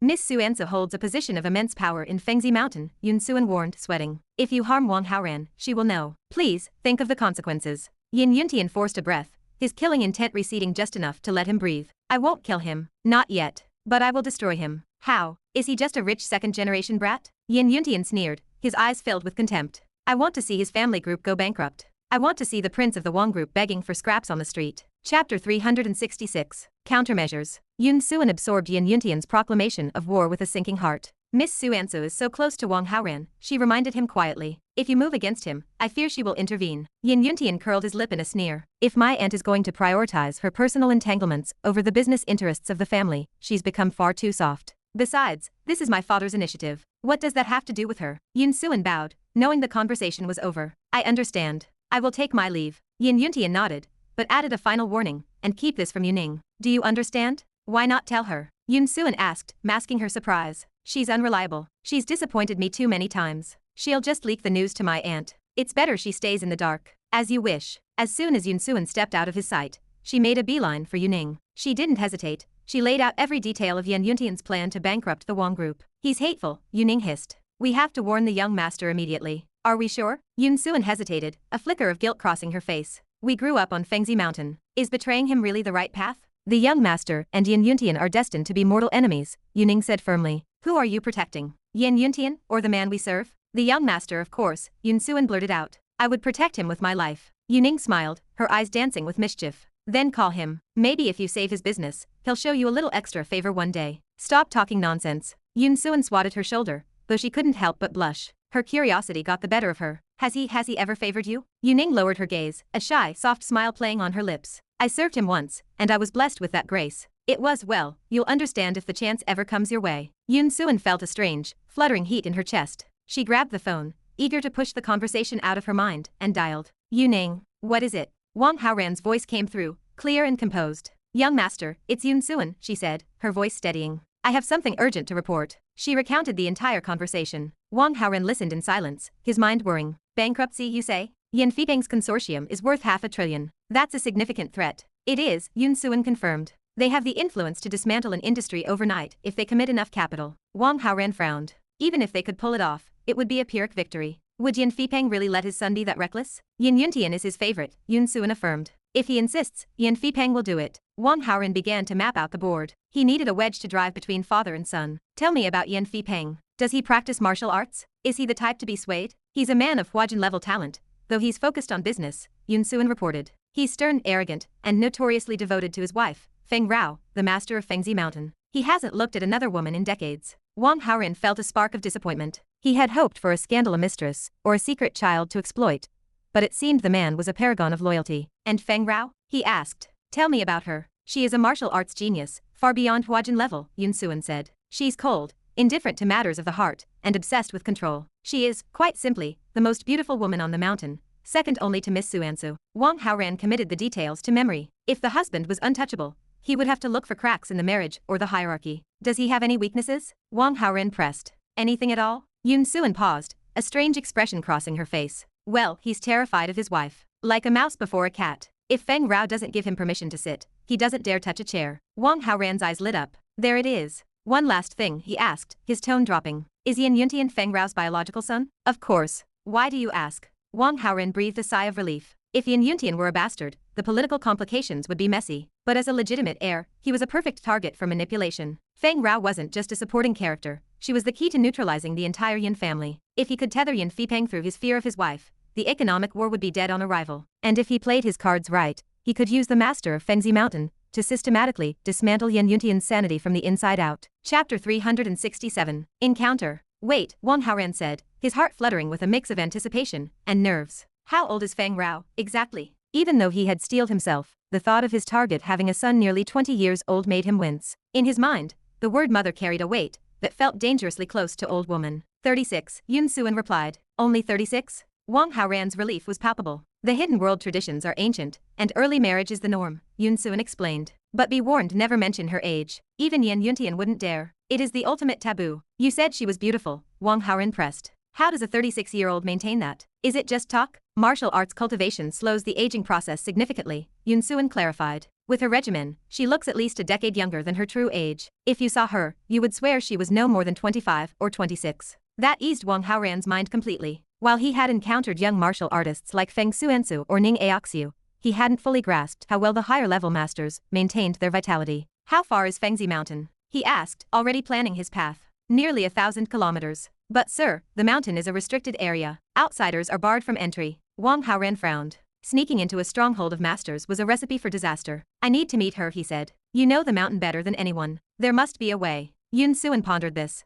In 3 days, Fengzi Mountain observes its annual Day of Blessings. Traditionally, the master descends to the nearby Fengzi Terrace to lead the rites. Outsiders often visit the terrace to pray and make wishes, so your presence won't be questioned. What time? 7 in the morning. Your intelligence is invaluable, Yun Xuan, Wang Haoran said, his voice smooth. I live to serve you, young master, she replied, her tone bright. If I succeed, I'll come find you, he promised, baiting the hook. I'll be waiting, she whispered, while in the background, Yuning's voice chimed in with a giddy, excited promise of her own. 2 days of travel passed in a blur. Just as he was preparing to depart, Wang Xiang called. Baby son, his father's voice was strained. The Wang Group is under siege. Partners are breaking contracts. Our stock is plummeting, and billions in market value have evaporated overnight. It looks like a massive, coordinated hit. Did you cross someone you shouldn't have? It's me, Wang Haoran replied calmly. Tell them to keep attacking. Don't apologize, and don't bow. I don't blame you, Wang Xiang said, his tone firming up. I'm just worried about you. If they want war, we'll fight until the Wang Group is gutted before I let them touch you. Wang Haoran felt a rare twinge of warmth for his cheap father. It's not that serious.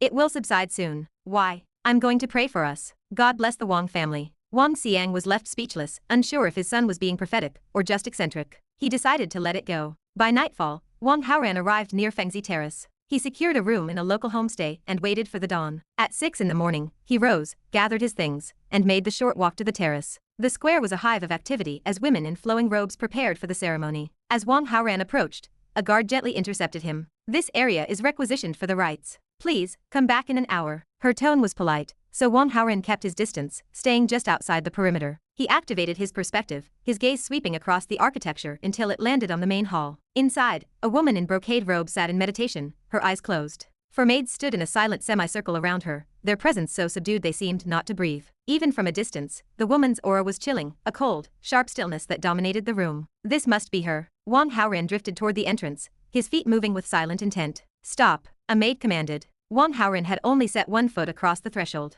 As the maid's voice rang out, the beautiful woman inside opened her eyes. They were devoid of warmth, reflecting a cold, transcendent detachment. The four maids shuddered, their faces turning pale, as they realized the master's peace had been disturbed. Chapter 368. The Queen's Command. Wang Haoran stepped into the hall, ignoring the maid's shrill protest. As he walked, he mentally accessed the system, targeting Feng Rao with his charm aura. Ding. The support character Feng Rao's halo is too strong. The host's current charm aura level is insufficient. Would the host like to spend 20,000 villain points to upgrade the charm aura level? Wang Haoran's breath hitched. He was already deep in the lion's den.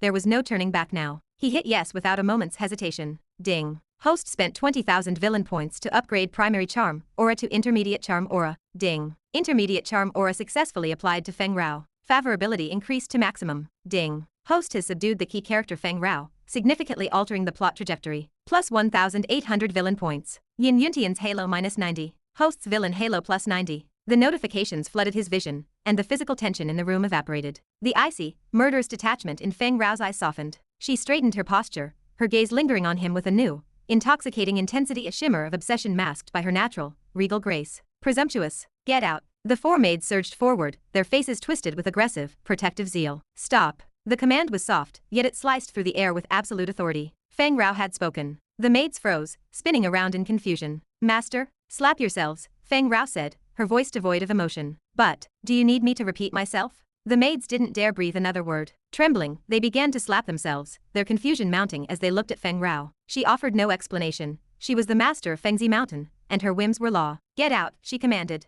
They scrambled to obey, retreating into the shadows of the square. Now, only Wang Haoran and Feng Rao remained. He moved closer, finally allowing himself a long, unhurried look. Yun Xuan had not exaggerated. Feng Rao was a peerless beauty. Her regal poise was sharpened by a cold, untouchable air that made the prospect of conquering her feel like an exquisite, dangerous game. "My subordinates are ignorant," Feng Rao said, her voice smooth and imperious. It sounded like an apology, but it carried the weight of a decree. "I have handled it. The matter is closed. Do not complain." Wang Haoran sensed the underlying arrogance. He decided to test the limits of her new devotion. He ignored her, and moved to a bench in the corner, turning his back to her and treating her presence as if it were nothing more than empty air. "I am speaking to you," Feng Rao said, a flicker of displeasure crossing her face. "Did you not hear me?" Wang Haoran turned, his expression mild. "This isn't your home. You have no authority to order me around. And just because you choose to speak, does that mean I am obligated to listen?" Feng Rao's face cooled. Her internal energy began to manifest, a shimmering, freezing aura that caused the temperature in the hall to plummet. Wang Haoran stayed calm,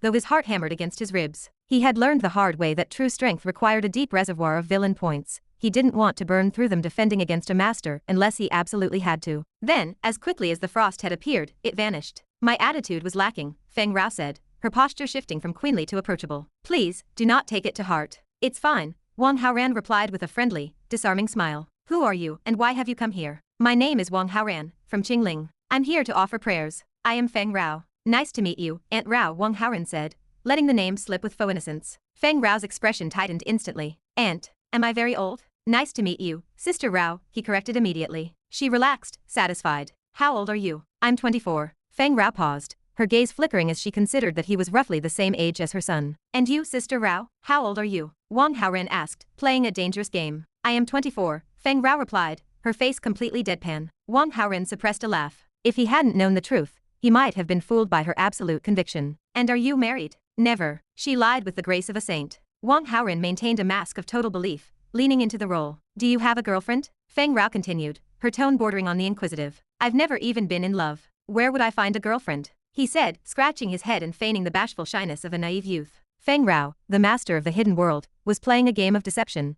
and he was happy to match her move for move. "Then what type of girl do you like?" she pressed. I really don't know," he stammered, blushing deeply. How can you not know? When you look at a girl, don't you have a feeling in your heart? Don't you know? She pushed, her eyes locked on his. Wang Haoran paused, taking a breath to sell the lie. When I see Sister Rao, I feel something. Feng Rao's smile was triumphant and utterly satisfied. From this moment on, you have a girlfriend, she said, her voice dropping into that familiar, commanding queenly tone. What do you mean? Wang Haoran asked, playing the part of the confused boy. From this moment on, I am your girlfriend. Chapter 369. Bigger than the King of Heaven. No, we've only just met. It's too fast. I'm not a casual person. Feng Rao narrowed her eyes, studying his reaction, but Wang Haoran's face remained a mask of serious, wounded integrity. He refused to yield, leaning back with a look of principled hesitation. If I become your girlfriend, you will never suffer, Feng Rao promised, her voice dropping into a velvet, seductive register. I have endless wealth. I will protect you. No one in this world will ever dare to bully you again. Wang Haoran tilted his head, his eyes widening as if hit by a realization. Am I a kept man? A little white face. This isn't a transaction, she explained, smoothing the air between them. It is my duty as your girlfriend. Wang Haoran dragged out the syllable, playing the part of the man on the fence perfectly. Feng Rao pondered for a moment, then shifted her tactics. You came all the way here to pray. You must be carrying a heavy burden. Tell me what troubles you. Perhaps I can help. Wang Haoran sighed, his shoulders slumping as he painted a tragic portrait. I've offended the young master of a massive, multi-hundred billion conglomerate. They're trying to crush my family's group. My parents are gray with worry, and I'm helpless. I came here to pray because I didn't know where else to turn. A big conglomerate? Feng Rao's eyes sharpened. What is his name? Yan Yuntian, Wang Haoran replied. Feng Rao let out a sharp, surprised intake of breath. Yan Yuntian. What, you know him? I don't know him, she replied, her voice cooling instantly. Wang Haoran watched her closely. Can you help me then? She hesitated, the weight of her position warring with her newfound, systemic obsession. Finally, she sighed. I can help, but there are conditions. You must never tell anyone that I intervened, and you must never speak of this to anyone. You know who I am, you must keep your mouth shut. Why such secrecy? He asked, feigning innocence. I'll explain later, she said dismissively. Okay then, he agreed.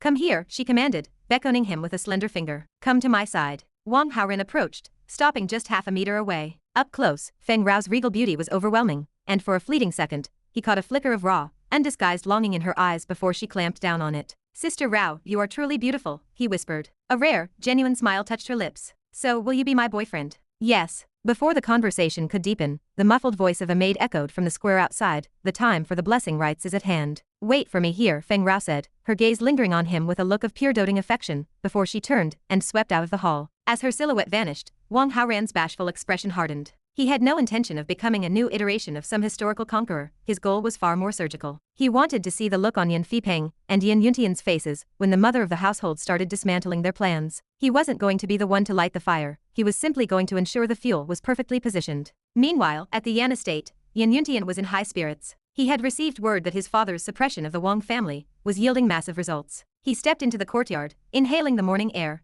and dialed Yan Fipeng. Father, how does it look? Everything is set, Yan Fipeng replied, his voice cold. When the market opens, the Wang Group's stock will hit the limit down again. Billions are evaporating. It won't be long before they're bankrupt. Excellent. Yan Yuntian's excitement was palpable. However, Yan Fipeng added, it's costing us a fortune. We're burning through 70 or 80 billion to sustain the short selling. It's far more than the Wang Group is even worth. I know it's a loss, Yan Yuntian said, his voice hardening, but I cannot swallow this hatred. There are easier ways to crush a rich kid in the secular world, Yan Fipeng remarked. Why this? If I had another choice, I would have taken it, Yuntian muttered, his mood souring. Listen, father, if my aunt tries to intervene, do not listen to her. Tell her this is the consortium's policy. Do not waver. Yan Fipeng sensed the underlying trauma in his son's voice. I understand. I don't care if it's your aunt, or if the King of Heaven himself walks into my office, I will not stop until the Wang Group is in ruins. That's the best I could hope for, Yuntian said, relieved. He hung up, feeling the first true sense of peace he'd had in days. But less than a minute later, his phone buzzed.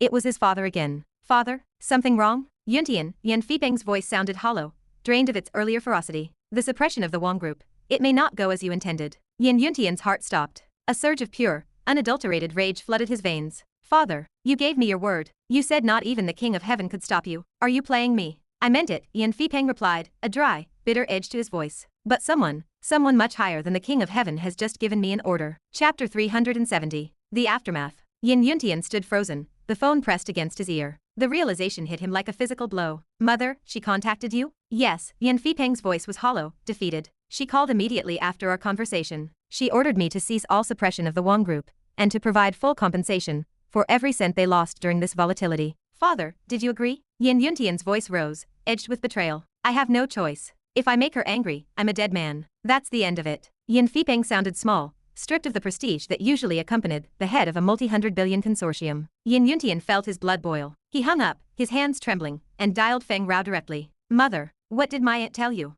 Yuntian screamed the moment the line connected. Why are you bowing to her demands? Why are you protecting the Wang family at my expense? Feng Rao, caught in the web of Wang Haoran's charm, felt a prick of guilt, but her resolve was absolute. You know the nature of your aunt's position. We cannot afford to have a volatile relationship with her. You must understand. Is that more important than your own son's happiness? Do you expect me to just swallow this humiliation? What is your history with this Wang Haoran? Feng Rao asked, her tone sharpening with maternal suspicion. Yuntian stopped. He couldn't bring himself to explain the shame of his romantic failures to his mother. It's complicated, but we are mortal enemies. Then I will tell you this now, Feng Rao said, her voice dropping into an icy, final command. You are forbidden from touching Wang Haoran, or anyone in the Wang family. That is an order. What kind of poison has my aunt fed you? Yuntian roared. You've lost your mind. This is not a discussion. It is the end of the conversation. Click. The line went dead. From across the connection, Feng Rao heard the distinct, sharp crash of a smartphone shattering against a wall. Ding. Protagonist Yan Yuntian's mentality damaged. Plus 1,800 villain points. Yan Yuntian's Halo minus 90.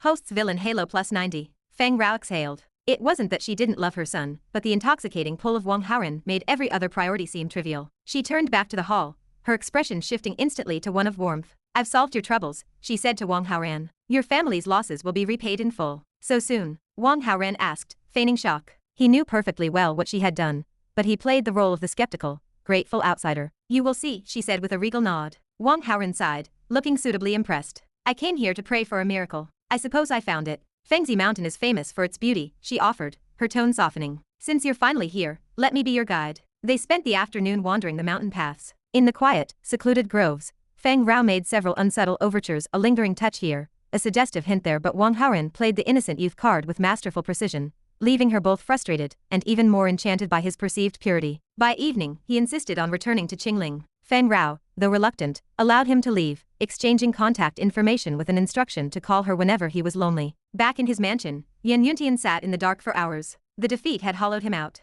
When he finally emerged, he called Yun Xuan. Check everything regarding Wang Haoran, he barked. His girlfriends, his brothers, anyone important to him. If I can't break the Wang group, I'll break him by destroying the people he loves. Yun Xuan's heart jumped, but she kept her voice monotone. If the suppression of the group wasn't enough, why switch tactics? Because the suppression failed, Yuntian hissed. I need results. I will investigate immediately. As soon as she hung up, Yun Xuan dialed Wang Haoran's private number. Young master, she reported quickly, Yan Yuntian has pivoted. He's going after your inner circle now. He wants to target your girlfriend and your brothers to get to you. Wang Haoran stepped off the plane in Qingling, a smirk touching his lips. Again? He had effectively turned Yan Yuntian's own mother into his greatest weapon, and the boy was already crawling back to try a new scheme. Stall him, Wang Haoran ordered. Keep him busy while I figure out how to dispose of this fly once and for all. Understood, young master. As he ended the call, his phone buzzed again. A new caller ID flashed on the screen. Yushiking. Chapter 371. The embarrassment of the domineering president. The Beige Film and Television Company headquarters was a gleaming monolith of glass and steel. Gu Yura, a sophomore in the Department of Literature,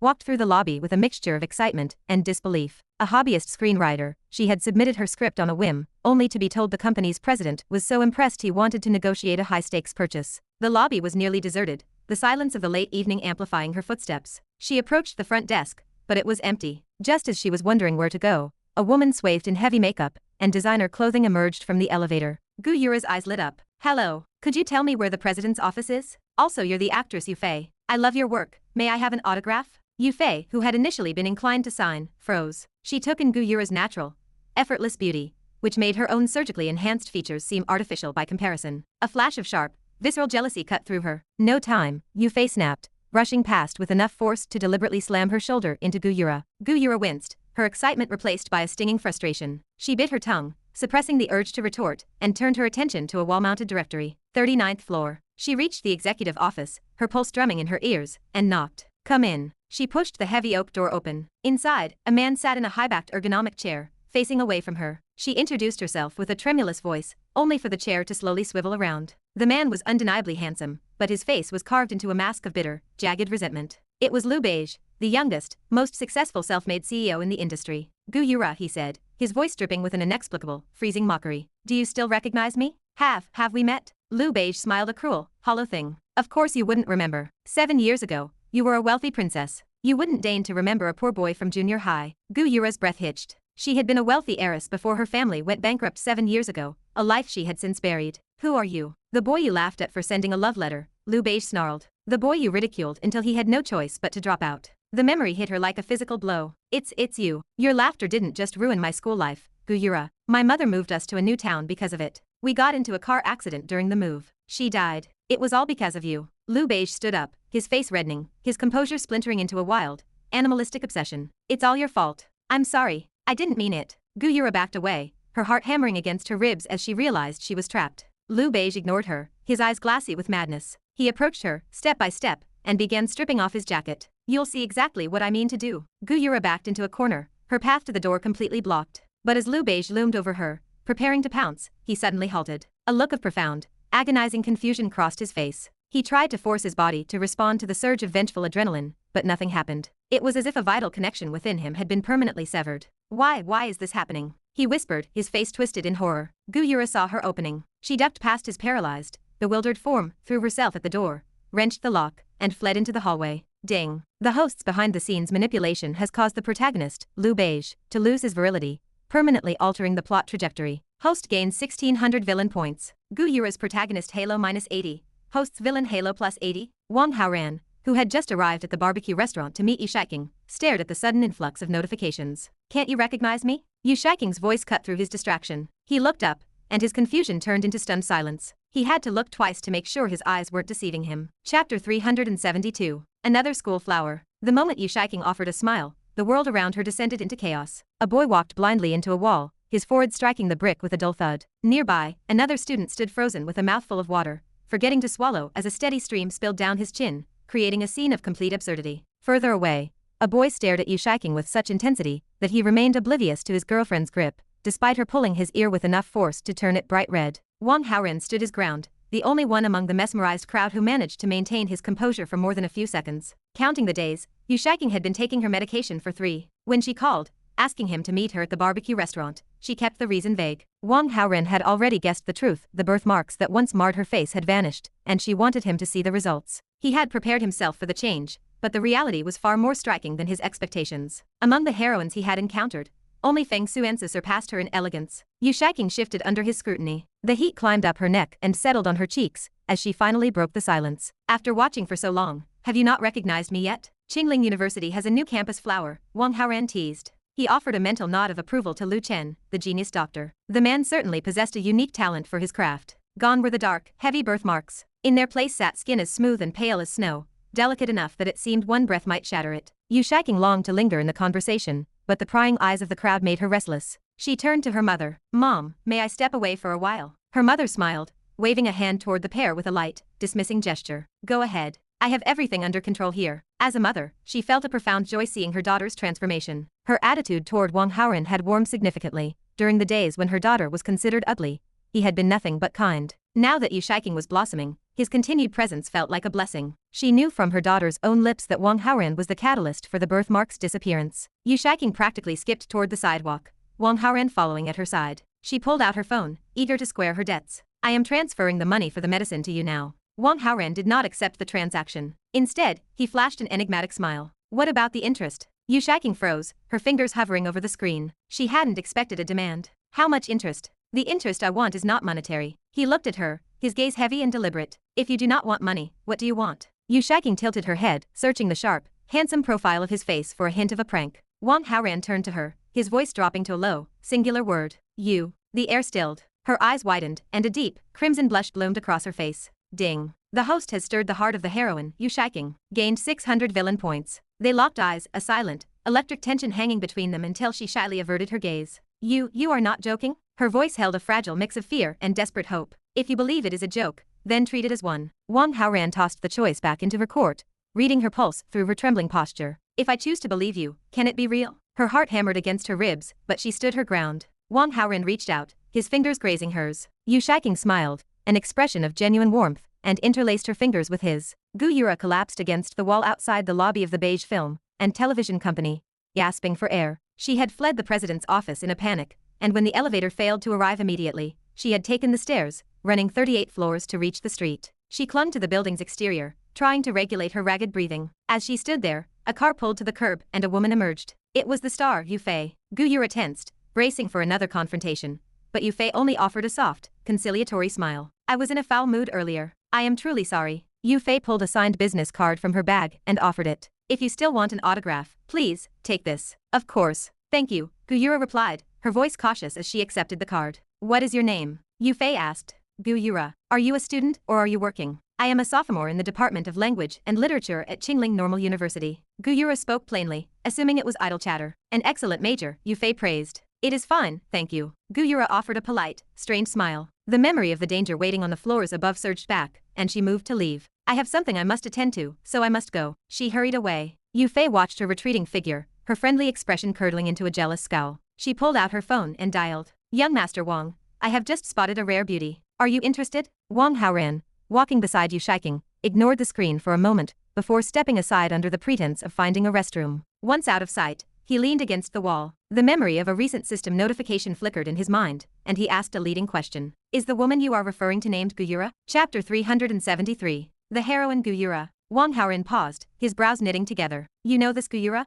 I am just guessing, young Master Wang, Yufei replied. From a recent system notification, Wang Haoran knew Gu Yura was a heroine. When Yufei mentioned her name, his instinct for the plot had prompted him to take a shot in the dark, and it appeared he had struck true. I don't know her, Wang Haoran replied. What is her background? I tricked her into talking earlier, Yufei explained. She is a sophomore in the literature department at Qingling Normal University. As for her background, she dresses quite modestly, so I assume she is just an ordinary student. Wang Haoran committed the details to memory. Anything else? I did not want to raise her suspicions, so I kept it brief, Yufei admitted. She hesitated, then added, she was sprinting out of the beige film and television building in a panic, looking as if she were fleeing from someone. She left the moment we finished speaking. Beige film and television, Wang Haoran repeated, the name familiar. That is Liu Beige's company, is it not? It is. Wang Haoran synthesized the facts. In the tropes of these stories, a common, if tired, pattern emerged: a heroine finds herself in a desperate confrontation with a male lead or antagonist. Even as the victim, she rarely goes to the police, preferring instead to become entangled in a web of obsession. Liu Beige was clearly playing the role of the aggressor in this scenario,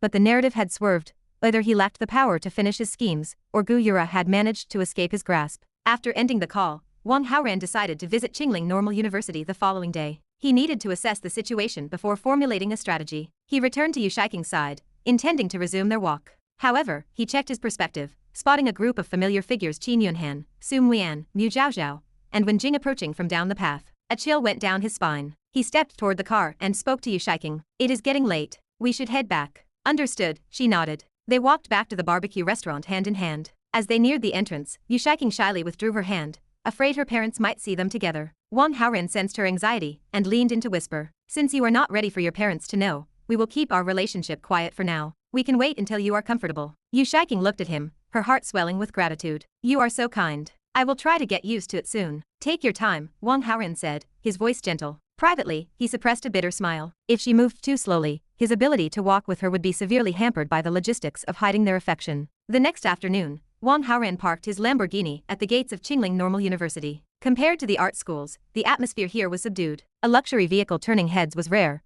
but the students here were more reserved, keeping their interest to secret glances rather than open excitement. Wang Haoran found the literature department building after asking a passerby for directions. He intended to replicate his earlier success with Mu Liuyan, audit a class, get close, and observe. As he approached the building, the student traffic intensified. Among them, a girl caught his eye. Her appearance was stunning, rivaling even Liu Yan. Wang Haoran abandoned his plan to ask for directions and instead adjusted his stride, timing his movements to intersect with hers. He brushed against her, causing the books in her arms to tumble to the pavement. Ah, the girl gasped, startled, but she immediately crouched to retrieve her belongings without a word of complaint. Wang Haoran knelt to help. As they reached for the final book, their hands collided on the cover. They both paused, lifting their heads simultaneously. Their eyes met. My apologies, that was clumsy of me, Wang Haoran said. It is quite all right, Gu Yura replied, her tone generous. She noticed his hand resting near hers and a light flush colored her cheeks. I can take it from here. Wang Haoran released the book at the perfect moment. She stood and he followed, offering her the collected stack. Thank you, she said with a polite, friendly smile. Wang Haoran returned the smile, though a wave of absurdity hit him. Shouldn't this romantic, cliché encounter be happening to the protagonist?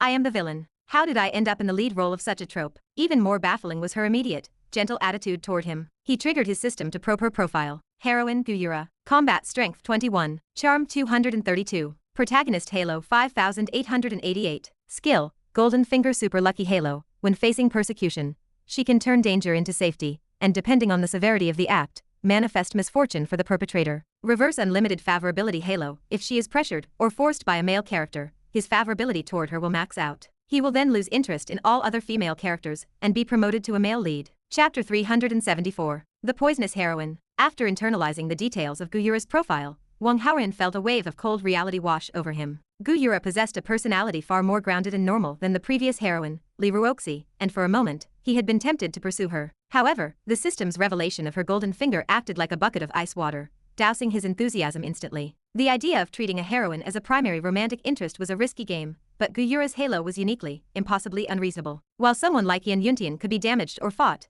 Guyura was a trap. Any attempt to harm her invited immediate, catastrophic bad luck upon the perpetrator. As for the prospect of pushing her, that was a nightmare. To force her hand was to trigger an automatic shift in his own identity, demoting him from villain to a love-struck, subservient male lead of fate worse than death. Goodbye, Wang Haoran muttered. He turned on his heel and walked away, intent on putting distance between himself and this toxic variable. Whoever dared to provoke Guyura deserved the misfortune that would surely follow. Guyura, unaware of the internal conflict Wang Haoran was wrestling with, watched his retreating figure with confusion. Hey, my name is Guyura. What is your name? She called out. Wang Haoran did not break stride. He did not turn back, and his pace only quickened as he made for the gates. Guyura stomped her foot in a brief display of annoyance, watching him vanish into the distance. Once safely inside his Lamborghini, Wang Haoran let out a long, steadying breath. City heroines were generally low in physical strength, but their halos were dangerously unpredictable. He made a vow keep his distance from her. Let someone else deal with the bad luck she radiated. Wait. A sudden, malicious thought sparked in his mind. I know she is poisonous, but others do not. In the depths of his mansion,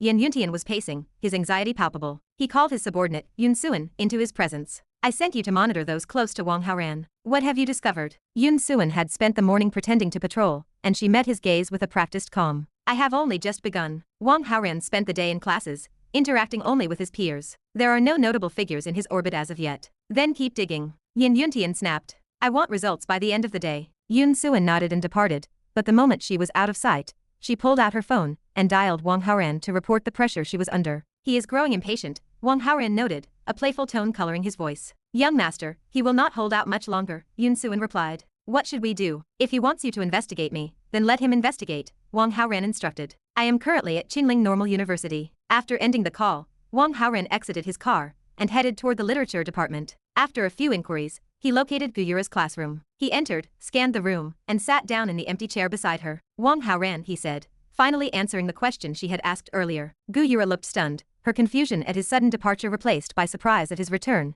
yet she greeted him with a polite, friendly smile. Throughout the afternoon, Wang Haoran audited the class, testing the waters of her character. While her halo was lethal, her personality was remarkably ordinary. She engaged him with pleasant, measured interactions, maintaining a degree of professional detachment that reminded him how well-versed heroines were in the social game. When the final bell rang, Wang Haoran invited her to show him the campus. She hesitated, but ultimately agreed. They spent the remainder of the afternoon wandering the grounds, until the sky bruised with the onset of dusk, at which point Wang Haoran offered a polite farewell. Meanwhile, Yun Xuan returned to the mansion, her expression animated. I found it. Yan Yuntian rushed toward her. Speak. Wang Haoran did not just sit in classes. He met a woman at Qingling Normal University. They spent the entire afternoon together. By all appearances, they are a couple. Yun Xuan held up her phone, displaying the photos she had taken. Yan Yuntian's eyes narrowed as they fell upon Guyura's face. A cruel, predatory smile spread across his lips. He has taste. She is truly beautiful. Yun Xuan recalled the rumors about Yan Yuntian's compromised state. She leaned in, deliberately needling him. How do you intend to exact revenge on his girlfriend?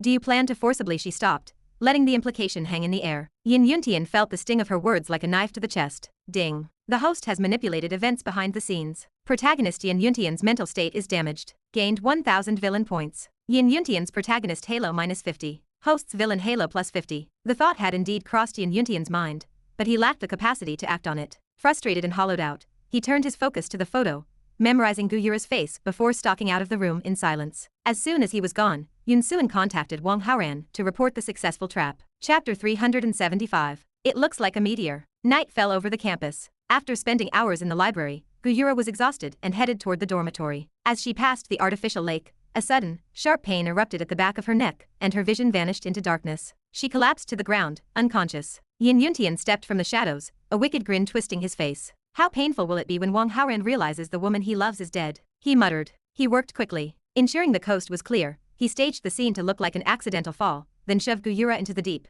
dark water of the lake. He had used a similar method to dispose of Lin Chen, though that had been a direct execution. With Gu Yura, he opted for drowning. If he killed her with his own hands, he feared Wang Haoran would leverage his connection to Feng Xuansu to hunt him down. An accident provided him with the perfect alibi. Yan Yuntian vanished into the night. Seconds later, Wang Haoran emerged from the darkness. He had been alerted by Yun Xuan to Yan Yuntian's murderous intent, and had come to observe the fallout. He stared at the ripples spreading across the surface of the lake, his expression unreadable. He stood perfectly still, watching. 7 minutes passed. The surface of the lake, once chaotic, smoothed into a mirror-like sheen. Suddenly, the water erupted. A wet head broke the surface. It was Gu Yura. She looked around, dazed for a brief moment, before paddling toward the bank and pulling herself onto the grass. Wang Haoran watched in genuine amazement. She was an ordinary girl. How had she survived being knocked unconscious and submerged for 7 minutes? The absurdity was staggering. Yet, he realized, it was exactly what he should have expected. Her super lucky halo was a cosmic safety net, turning any attempt on her life into a survival miracle. Now, the natural order of things would shift.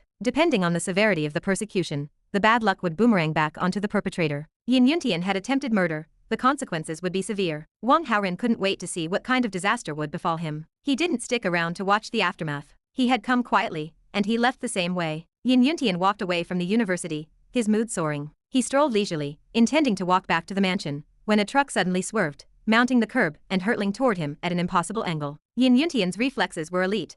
He danced out of the way with ease. Boom! The truck slammed into a guardrail, its cargo spilling across the road. Yan Yuntian didn't even glance back. He continued walking, but as he passed beneath a street lamp, it suddenly snapped from its base and crashed down toward his skull. He dodged it by a hair's breadth, the glass shade shattering into 1,000 pieces at his heels. His annoyance grew, but he pressed on. Moments later, near a transformer, a power line snapped and whipped toward him, sparks showering the pavement. Again, he dodged. Yan Yuntian stopped. Suspicion flickered in his eyes. He abandoned his leisurely pace and hailed a taxi. Surely, nothing can happen now, he thought. The taxi stopped at a red light. Honk, honk. The sound of blaring horns ripped through the air. Yan Yuntian looked back just in time to see a truck slamming into the rear of his taxi. He couldn't jump out in time. He could only throw his arms up and channel his internal energy to absorb the impact. Boom. The taxi was sent careening forward, its frame buckling like a tin can. Bystanders rushed over, horrified, expecting to find a corpse in the back seat. But as they crowded around the mangled metal, the trunk of the car groaned and burst open. Yan Yuntian scrambled out, pale and winded, but entirely alive.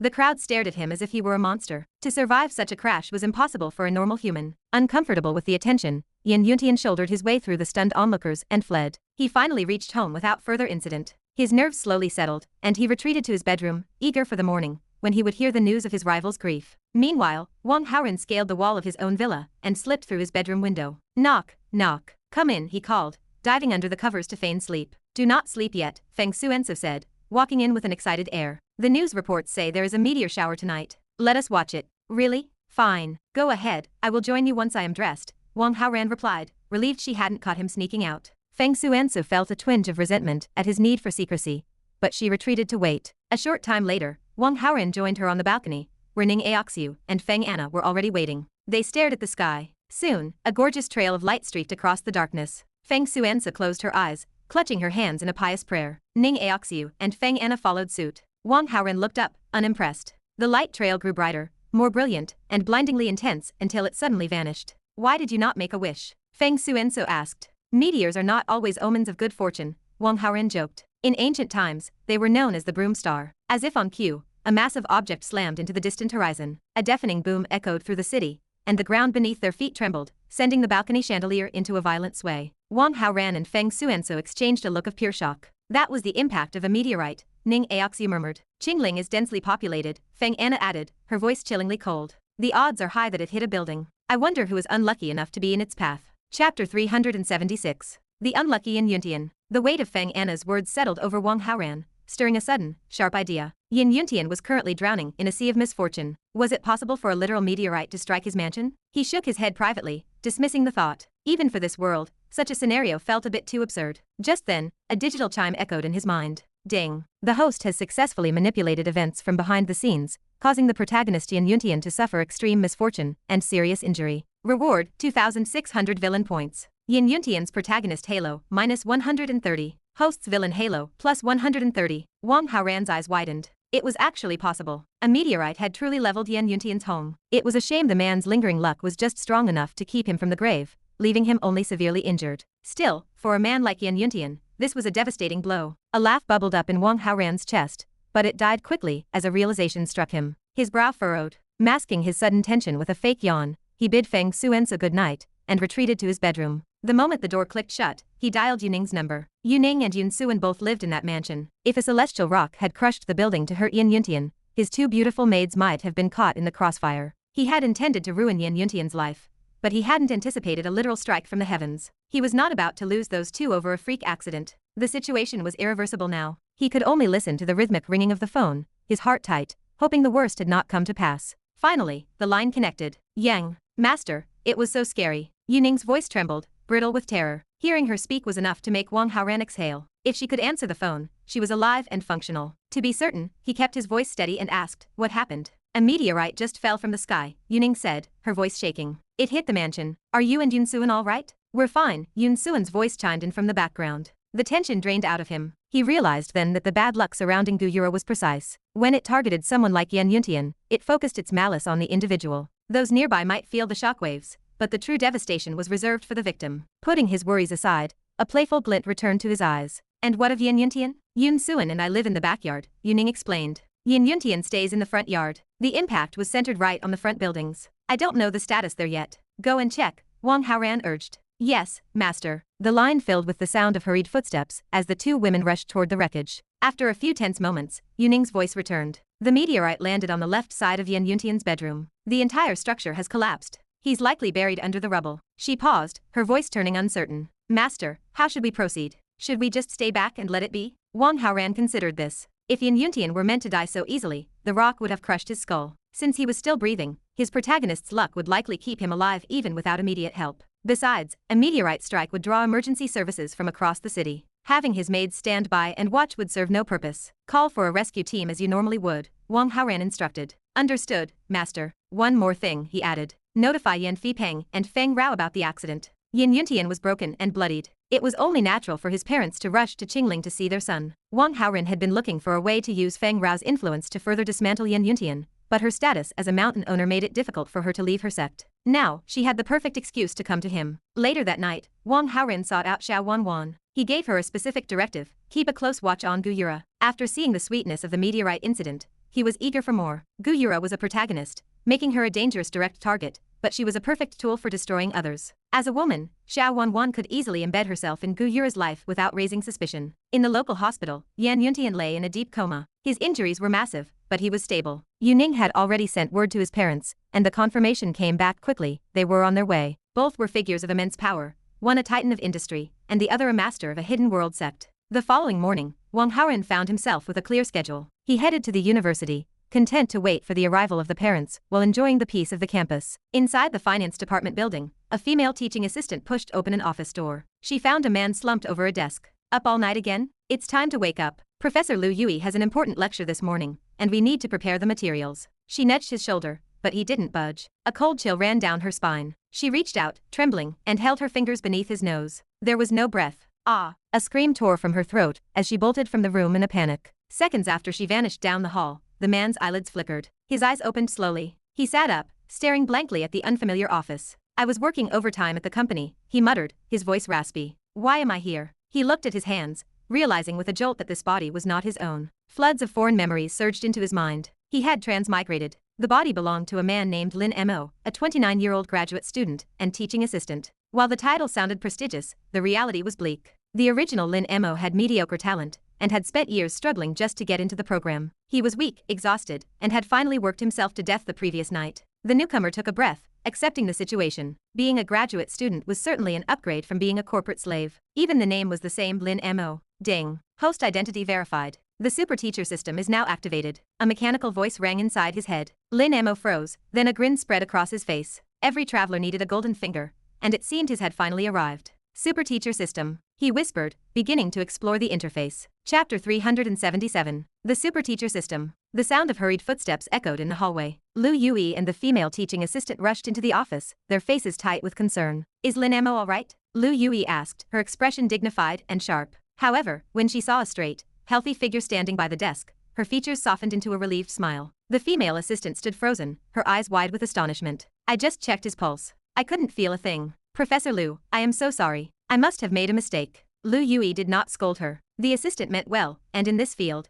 Panic was a natural response to such a scare. As they spoke, Lin Aoxue watched them. His gaze lingered particularly on Lu Yui. With his newly absorbed memories, he recognized this woman. Despite being in her early 20s, younger than himself, she was a brilliant professor of finance. Both he and the female assistant were graduate students under her supervision. In addition to his studies, Lin Aoxue served as her teaching assistant, helping her organize materials and prepare for lectures. The original Lin Aoxue had been a clumsy, socially awkward man who harbored a deep, silent love for Lu Yui. He had lived in the shadow of his own perceived unworthiness, hiding his obsession in the depths of his heart. Now, that obsession had been inherited by the new Lin Aoxue. Brother, you can rest in peace, Lin Aoxue thought secretly, his heart brimming with a newfound confidence. I have the system now. Your goddess will be mine. He recalled from the original owner's memory that Lu Yui already had a boyfriend. Not long ago, the man had sent a massive display of roses to the department, causing quite a stir. But to Lin Aoxue, a boyfriend was just a minor obstacle. As long as he played his cards right, there was no corner he couldn't turn. With the super teacher system, anything was possible. His ambitions didn't stop with Lu Yui. He sifted through more memories and realized Qingling was a city filled with beauty. Among the first-year students alone, there were 3 renowned campus beauties. And among the faculty, Lu Yui had 2 close friends, both professors and both stunning. Don't stay up late anymore, Lu Yui instructed, her voice warm with the care of a supervisor. Studying is vital, but your health is the foundation of everything. She was used to this version of Lin Aoxue, a man who constantly burned the midnight oil. She had always disapproved of his self-destructive habits. Yes, Professor Lu, I promise I won't stay up late like that ever again, Lin Aoxue responded with a sincere, charming smile. Lu Yui blinked in surprise. Usually, when she gave him this advice, Lin Mo would respond rigidly, muttering about how stupid birds need to fly early, or how he had to work twice as hard to keep up with others. This newfound flexibility was refreshing. As she looked at him with newfound appreciation, a chime sounded in his mind. Ding. Host's recognition value plus 100. Ding. Host's recognition value plus 100. Lin Aoxue hid a smirk. That response had been calculated. His system thrived on the approval of others. Through recognition, he could accumulate points to exchange for incredible abilities. I'm glad you're finally listening to reason, Lu Yui said approvingly. Professor Lu, I've been assisting you with lesson prep for a while now, Lin Aoxue said, seizing the moment. Would you let me lead a class? I'd like to get used to the environment in advance. Teaching was the fastest way to gain massive recognition. Lu Yui considered the request. A teaching assistant's path usually led to a lectureship after a year or more of service. Practicing early was a logical step for a serious student. Write a teaching plan for me, she decided, balancing her desire to help him grow with her responsibility to the students. If it looks good, I'll let you give it a try. Thank you, Professor Lu. I'll get started right away. Since this office was shared only by the teaching assistants, Lu Yui bid him goodbye and headed toward her own office to handle her duties. Lin Aoxue didn't waste a second. He used the system's starting points plus the recognition he had just earned to purchase advanced financial theoretical knowledge. Suddenly, complex economic models and market theories felt as natural to him as breathing. He sat down and began writing. Before long, a comprehensive, professional teaching plan was ready. He stood up and headed for the door, eager to show his work to Lu Yui. Class had just ended. Wang Haoran stepped out of the room, looking for some fresh air, when someone hurried after him. Take me out for barbecue tonight, Mu Zhaozhao said, patting his shoulder before jumping in front of him with a wide grin. I'll pay for the meal, but I have things to do tonight, Wang Haoran replied. I won't be able to join you. He was used to her sudden cravings, but things were different now. He was seeing Yu shiking. If she let her guard down at the restaurant, and Mu Zhaozhao saw something, it wouldn't be long before Qin Yun had heard about it. You promised me before, Mu Zhaozhao pouted. You said whenever I wanted barbecue, you'd go. You can't back out now. I really do have plans, Wang Haoran said, trying to brush her off. Oh yeah? Like what? Tell me. Qin Yunhan asked me to go to the movies, he lied, thinking on his feet. Fine. I'll just call Sister Yunhan and ask her about it. Mu Zhaozhao reached for her phone. Wait, don't do that, Wang Haoran said, stopping her. I knew you were lying. She chirped, her eyes dancing with mischief. Accompany me to the barbecue or I'll scream that you're being indecent. Wang Haoran stared at her, caught off guard by her bizarre logic. He didn't know whether to laugh or be annoyed. Don't start trouble, Zhaozhao. Are you going or not? No. Indecent. She started to shout, noticing the hallway was mostly empty. Reacting instinctively, Wang Haoran pushed her against the wall and clamped a hand over her mouth. You actually yelled it. Mu Zhaozhao let out a muffled protest, her eyes flashing with a playful threat. He knew exactly what she was thinking. If he didn't agree to the barbecue, she would keep shouting the moment he let go. Let go of that girl. Lin Aoxue, who had been heading toward Lu Yui's office, rounded the corner and saw the scene. Seeing a young man pinning a girl to the wall and covering her mouth, he immediately shouted a command. Wang Haoran glanced at the man. He looked like a teacher, and Wang Haoran wasn't in the mood to explain a scandal to the administration. He pulled his hand away from Mu Zhaozhao. Go ahead, he muttered to her. Explain. Mu Zhaozhao had only been joking and hadn't intended to actually get him in trouble. She looked at Lin Aoxue, her face turning a bright, embarrassed red. Hello, teacher. It's a misunderstanding. A total misunderstanding. I was just yelling for fun. Chapter 378. Complaint. Lin Mo stood frozen for a moment after hearing Mu Zhaozhao's defense. He turned his gaze toward Wang Haoran. This boy had the face of a total scoundrel. At a single glance, he radiated the aura of a bad seed. Even the tone of his voice carried a sharp edge of displeasure, as if he were used to barking orders at beautiful girls. Lin Mo made his judgment. He turned to Mu Zhaozhao with a look of practiced concern. Don't be afraid, classmate. I am a teaching assistant here. If you are being bullied, you must speak up. Keeping it silent only encourages the arrogance of people like this. It makes them more unscrupulous. Do you understand? His enthusiasm was fueled by a mix of professional responsibility and the craving for system recognition. More importantly, this girl with the baby face and striking figure was exceptionally good-looking. Lin Mo felt a surge of greed. If he rescued her now, she would surely be grateful. From there, things could develop. His blood began to simmer at the thought. Mu Zhaozhao felt a wave of irritation at the assistant's persistence. Teacher, we were really just joking. It isn't what you think. Lin Mo didn't believe a word of it. He assumed she was simply terrified of repercussions. He snapped his attention back to Wang Haoran. Follow me to the office. He planned to strike at the source. Once he re-educated this boy, the girl would finally be safe. Wang Haoran watched him, suspicion growing. His villain halo was high enough to deter most petty thugs and ordinary people. Why was this assistant jumping out in front of him like some brave crusader? Did he think he was a protagonist? The thought prompted Wang Haoran to spend villain points to investigate. Protagonist, Lin Mo. Combat Strength 65. Charm 78. Protagonist Halo, 3637. Skill Super Teacher System. Gain approval points from those around you to exchange for abilities in the system mall. Note students provide double recognition value. Currently exchanged ability, Advanced Financial Theory. Let's go, Lin Mo barked, stepping closer. A lowly teaching assistant dares to point fingers at me. Wang Haoran's expression soured. Now that he knew the man was a protagonist, any pretense of politeness vanished. Who do you think you are? Presumptuous. You have no respect for your teachers. Lin Mo reprimanded him. You're a teaching assistant. Don't go painting yourself as a real professor. If you want to educate me, you're not qualified. Lin Mo's face flushed. He was speechless. A teaching assistant's power was minimal. At best, they were junior faculty. At worst, they were just academic errand runners. I might not be able to handle you, but Professor Lu Yui certainly can. Lin Mo snorted. He softened his tone from Mu Zhaozhao once more. Don't worry, classmate. I will help you. He clutched his newly written teaching plan and marched toward Lu Yui's office. Mu Zhaozhao tried to follow and explain, but he was gone before she could speak. She turned to Wang Haoran, her heart sinking with regret. Her joke had accidentally sparked a fire. That guy is a jerk. He won't listen to anything, and now he's going to sue you. What do we do? Wang Haoran pulled out his phone and scrolled through his contacts. He pointed to a specific name. Call this number. Tell her a teaching assistant named Lin Mo is harassing you. Mu Zhaozhao blinked. Ha, do it, quickly. Oh, she didn't understand the strategy, but Wang Haoran's urgency was contagious. She dialed the number. Hello, this is Lu Yui, a professional voice answered. Mu Zhaozhao's eyes lit up with realization. She immediately adopted a voice of profound grievance. Professor Lu, I've been humiliated and disrespected by someone. You, she let out a deliberate, shaky sob. Who was it? Lu Yui's voice sharpened with concern. A teaching assistant. I think his name is Lin Mo, Mu Zhaozhao replied. Come to my office right now and tell me everything, Lu Yui said solemnly. Okay. Mu Zhaozhao hung up. She looked at Wang Haoran. What now? Do I just go in? Of course. Seeing the hallway was empty, Wang Haoran suddenly reached out. He ruffled Mu Zhaozhao's hair into a messy nest and pulled at her clothes until they were wrinkled and disheveled. He stepped back, satisfied with her embarrassed appearance. Mu Zhaozhao rolled her eyes at the rough handling, but she played along. She dabbed some saliva under her eyes to mimic tears and hurried toward the office. Why isn't the recognition value increasing? Lin Mo muttered to himself as he approached the door. He had acted with righteous indignation to save a girl. Surely that deserved a system notification. Why was there total silence?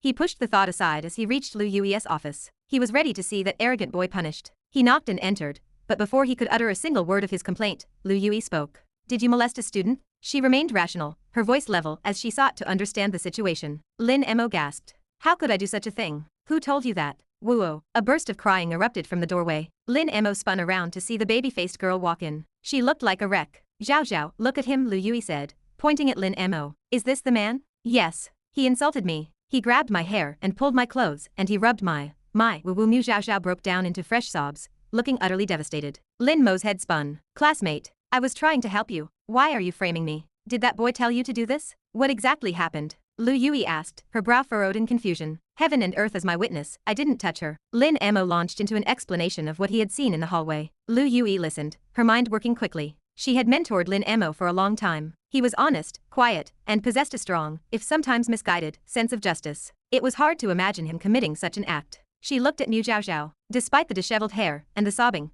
Lu Yui was a shrewd judge of character. She could tell the crying was fake. She guessed the truth. Lin Mo had stumbled upon Wang Haoran and Mu Zhaozhao together and misinterpreted the situation. He had picked a fight with the wrong person. Wang Haoran had countered perfectly. He had anticipated the move and had Mu Zhaozhao call first. Only a few people had her private number. Wang Haoran was one of them. Mu Zhaozhao was not. It was clear who was pulling the strings. Chapter 379. Don't give this face. Lu Yui straightened her posture, her eyes sharp as she looked between the two. Zhaozhao, it is not good to lie. She turned her gaze toward Lin Mo. As a scholar of finance, you must remain more rational than the average person. Next time you encounter a situation like this, find out the facts before you react. Her words served as a cold splash of water, criticizing both Lin Mo's impulsiveness and Mu Zhaozhao's deception. Neither could offer a rebuttal. They stood in a heavy, awkward silence until Lu Yui decided to move past the drama. Lin Mo, the teaching plan in your hand. Let me see it. Lin Mo nodded, stepping forward to place the documents on her desk. Lu Yui scanned the pages, her eyes moving rhythmically across his notes. The content meets the standard.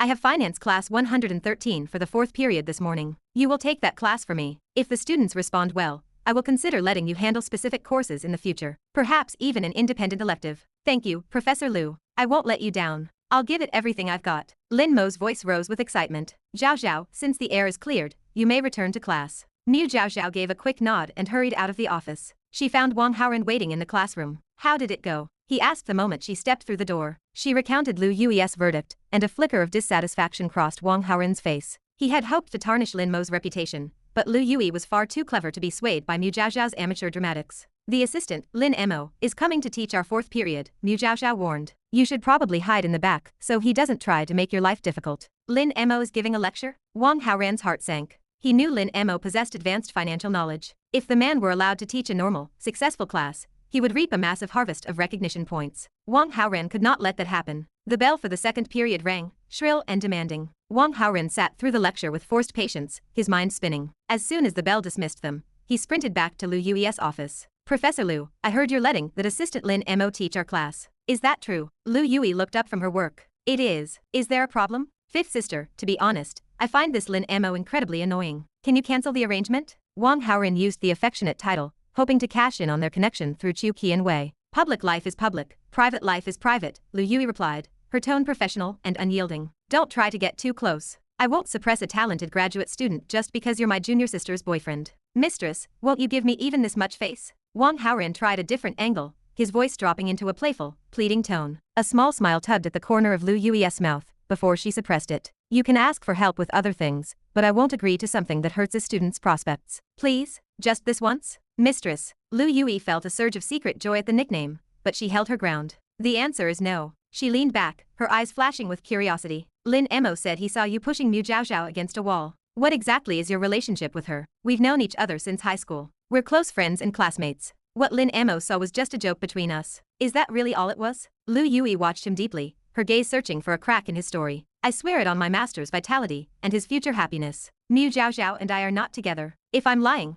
let my master suffer. Enough, enough. Lu Yui interrupted, waving a hand. I believe you. Go back to class. Wang Haoran realized she wouldn't budge. He turned and left the office, his mind already formulating a backup plan. If Lu Yui wouldn't help him, he would have to handle the protagonist himself. He intercepted Lu Hua and his 2 lackeys in the hall. Skip the 3rd period. I have a job for you. Lu Hua, Lu Ming, and Wei Zhiheng listened intently to his whispered instructions and hurried off. By the time the 3rd period ended, the 3 brothers had slipped into the empty classroom. They carried buckets, industrial superglue, and a variety of strange tools, beginning their work exactly where Wang Haoran had pointed. Meanwhile, Wang Haoran pulled out his phone and logged into WeChat under his peerless stock god persona. He quickly drafted a message. Husband? Husband, you haven't messaged me in so long. Lu Yui replied almost instantly. The company has been chaotic. I'm working every hour of the day. I finally found a free moment, so I came straight to you. Wang Haoran typed back. Work is important, but please look after your health. Don't overwork yourself, Lu Yui messaged. I exercise often. I'm in great shape, don't worry. Sitting at her desk, Lu Yui's cheeks flushed. She remembered the video her husband had posted on Weibo, showcasing a perfect, sculpted physique. The memory sent a wave of heat through her. When can you come see me? I really want to know what you look like, she sent, her longing clear in the text. I want to see you too, but I'm abroad right now. The travel time is too much, and the company needs me here. I can't leave yet. I understand, Lu Yui replied with a hint of sadness. I have a break now. I should be free for about an hour. Let's talk. Lu Yui's heart leaped. She was about to type a response when a knock sounded at her door. Come in. Lin Mo stepped inside, looking polished and ready. Professor Liu, it's time for the lecture. You should come and observe the class. Shall we go? Lu Yui didn't even look up from her phone, placing the device face down on the desk. I have something very important to attend to. I won't be observing. You go ahead and handle the lecture on your own. Chapter 380. I don't know, I didn't see it. Lin Mo watched Lu Yui's sudden intensity with a flicker of suspicion. Professor Liu, what could be so important? Lu Yui kept her gaze fixed on her phone. There are simply things you don't need to ask about. Just know that they matter. The dismissal was sharp.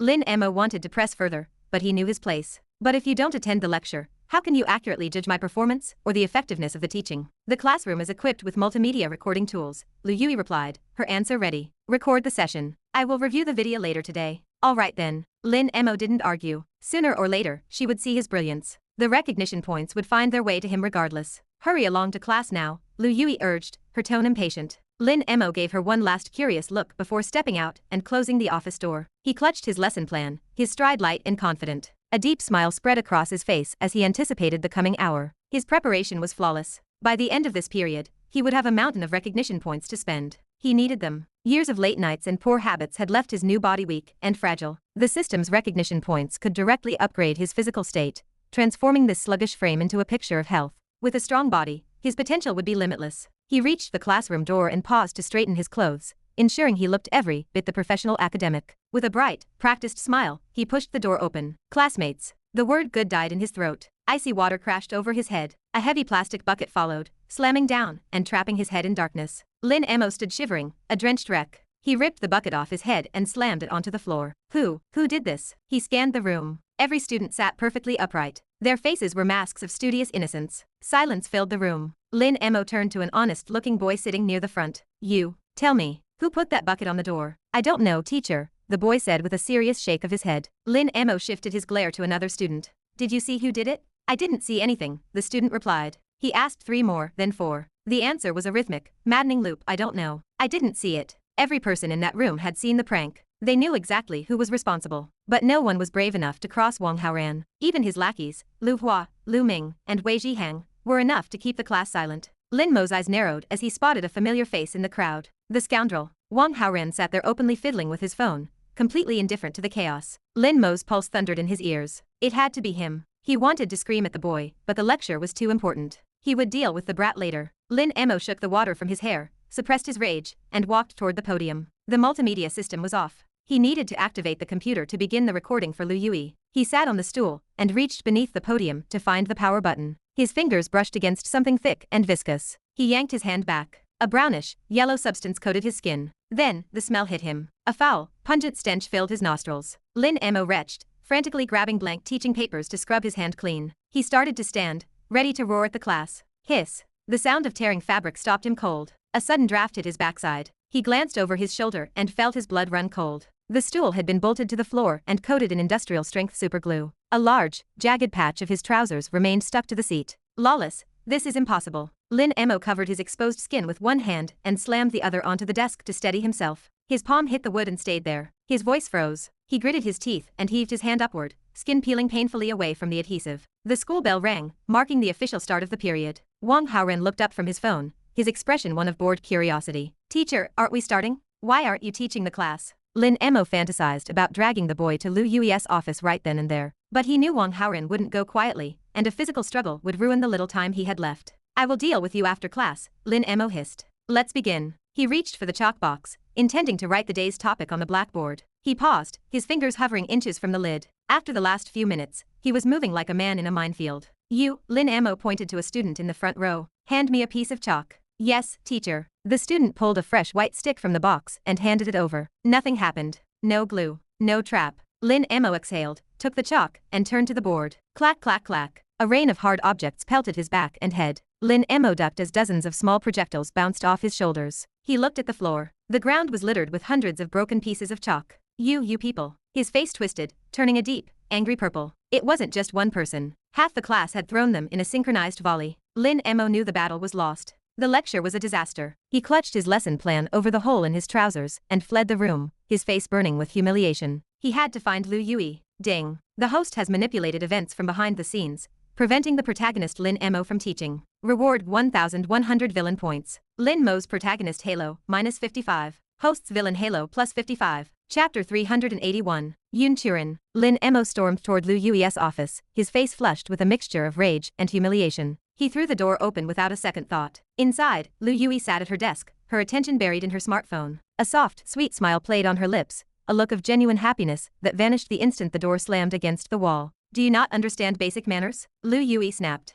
Her heart hammered against her ribs from the shock. The interruption was jarring, and her irritation flared. However, as she took in Lin Mo's state, her anger turned to bewilderment. What on earth happened to you? Lin Mo stood there, trembling. I went to class 113. It was an ambush. That Wang Haoran put a bucket on the door, smeared filth on the computer, and rigged my stool with superglue. Then the entire class started pelting me with chalk. He hissed out the list of crimes, his voice rising with every word. Lu Yui's brow furrowed into a deep line. Are you absolutely certain it was him? I don't know anyone else in that department, Lin Mo insisted. I already had a conflict with him this morning. There is no one else it could be. Lu Yui leaned back. She didn't doubt the claim. Wang Haoran had already tried to pressure her into canceling Lin Mo's lecture. When she refused, he had clearly taken matters into his own hands. After a long silence, she let out a slow breath. I will speak with him in private. In private? Lin Mo repeated, his eyes wide. He breached classroom discipline and assaulted a teacher. A student like that should be expelled immediately. Lu Yui gave him a strange, unreadable look. She knew the behavior was egregious, but the situation was far more complicated than Lin Mo realized.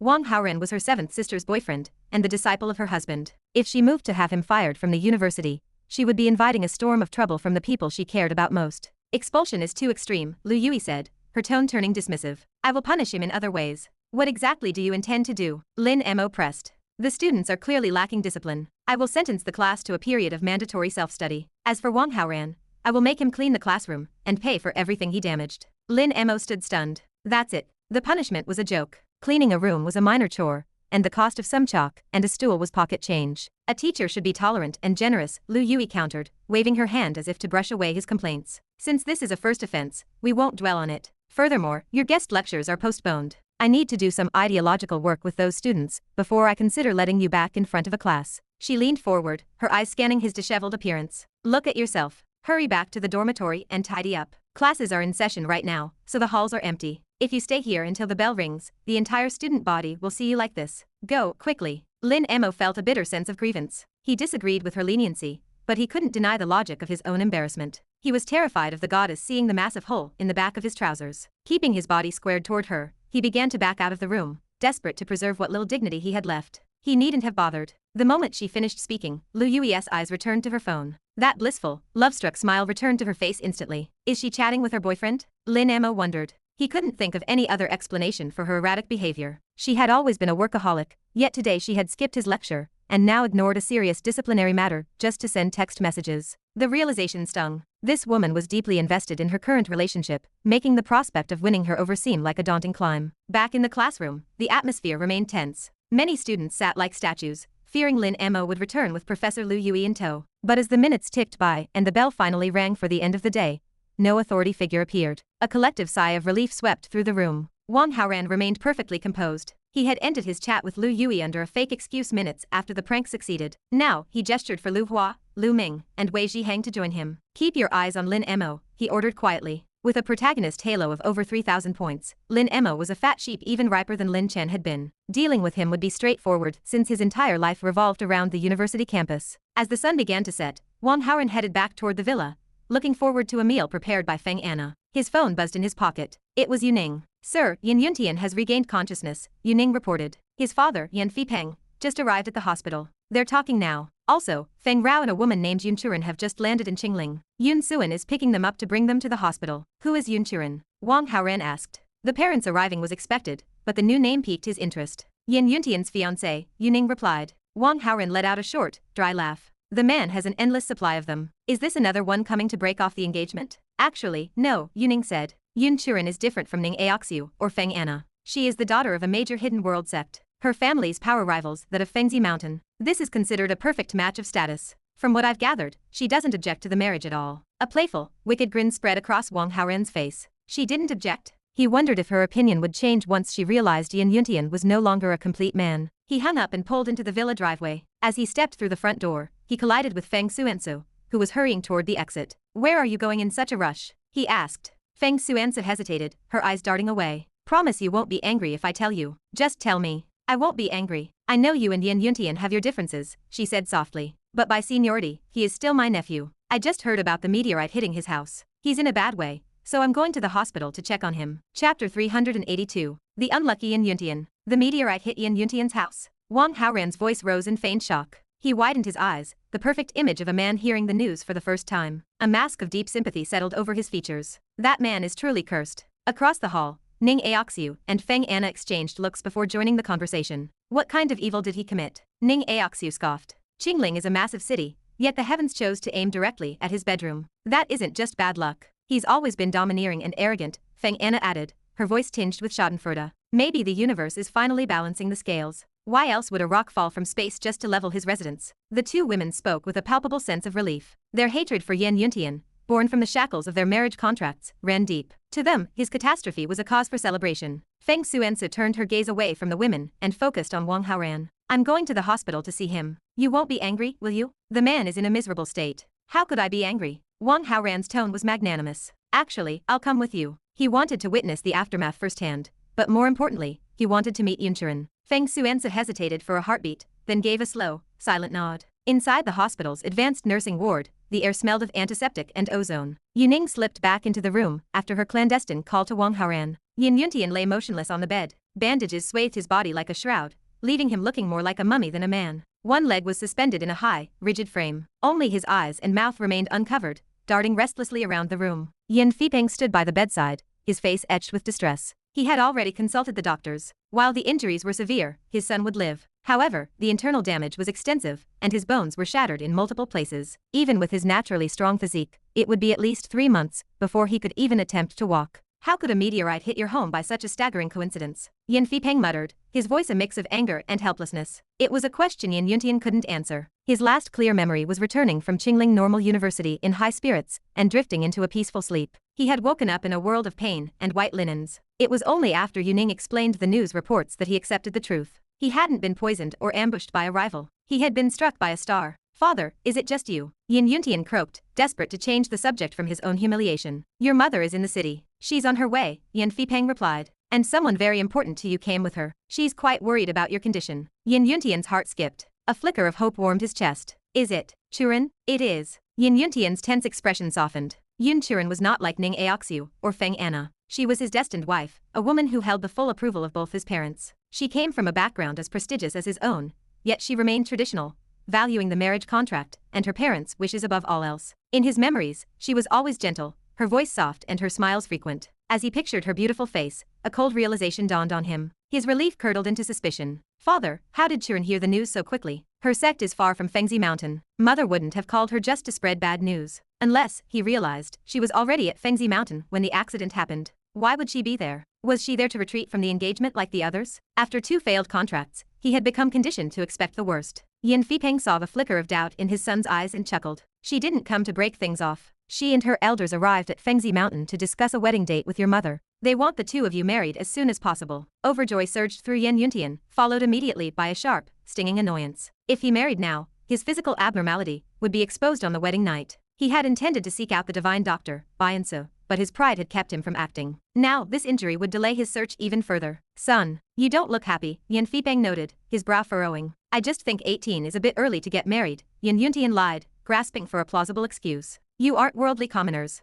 Age doesn't matter the same way for us. Your mother was even younger than Churan when we Wednesday. Yan Fipeng waved the concern away. Let's discuss it later. I can't exactly walk down an aisle in this state, Yan Yuntian muttered. Yan Fipeng nodded and paced toward the window. He spent most of his time in the secular business world, while Feng Rao remained at the mountain. They hadn't seen each other in nearly a year, and his longing had reached a fever pitch. He pulled out his phone and dialed his wife's number. The call was cut off instantly. He frowned and tried again. Rejected. On the 3rd attempt, the line finally connected. Is it annoying? Feng Rao's voice came through, sharp and indifferent. Rather than taking offense, Yan Fipeng's face brightened at the sound of her voice. Wife, it's been so long. I miss you terribly. You haven't arrived yet, so I was just checking. There's a traffic jam, she interrupted, her tone dripping with impatience. I'll be there soon. Goodbye. The line went dead before he could say another word. Chapter 383. It hurts so bad. Yan Fipeng stared at his phone, stunned by the abrupt busy tone. You and mother haven't seen each other for so long. Why does she have such an attitude? Yan Yuntian frowned, his voice rasping from beneath the bandages.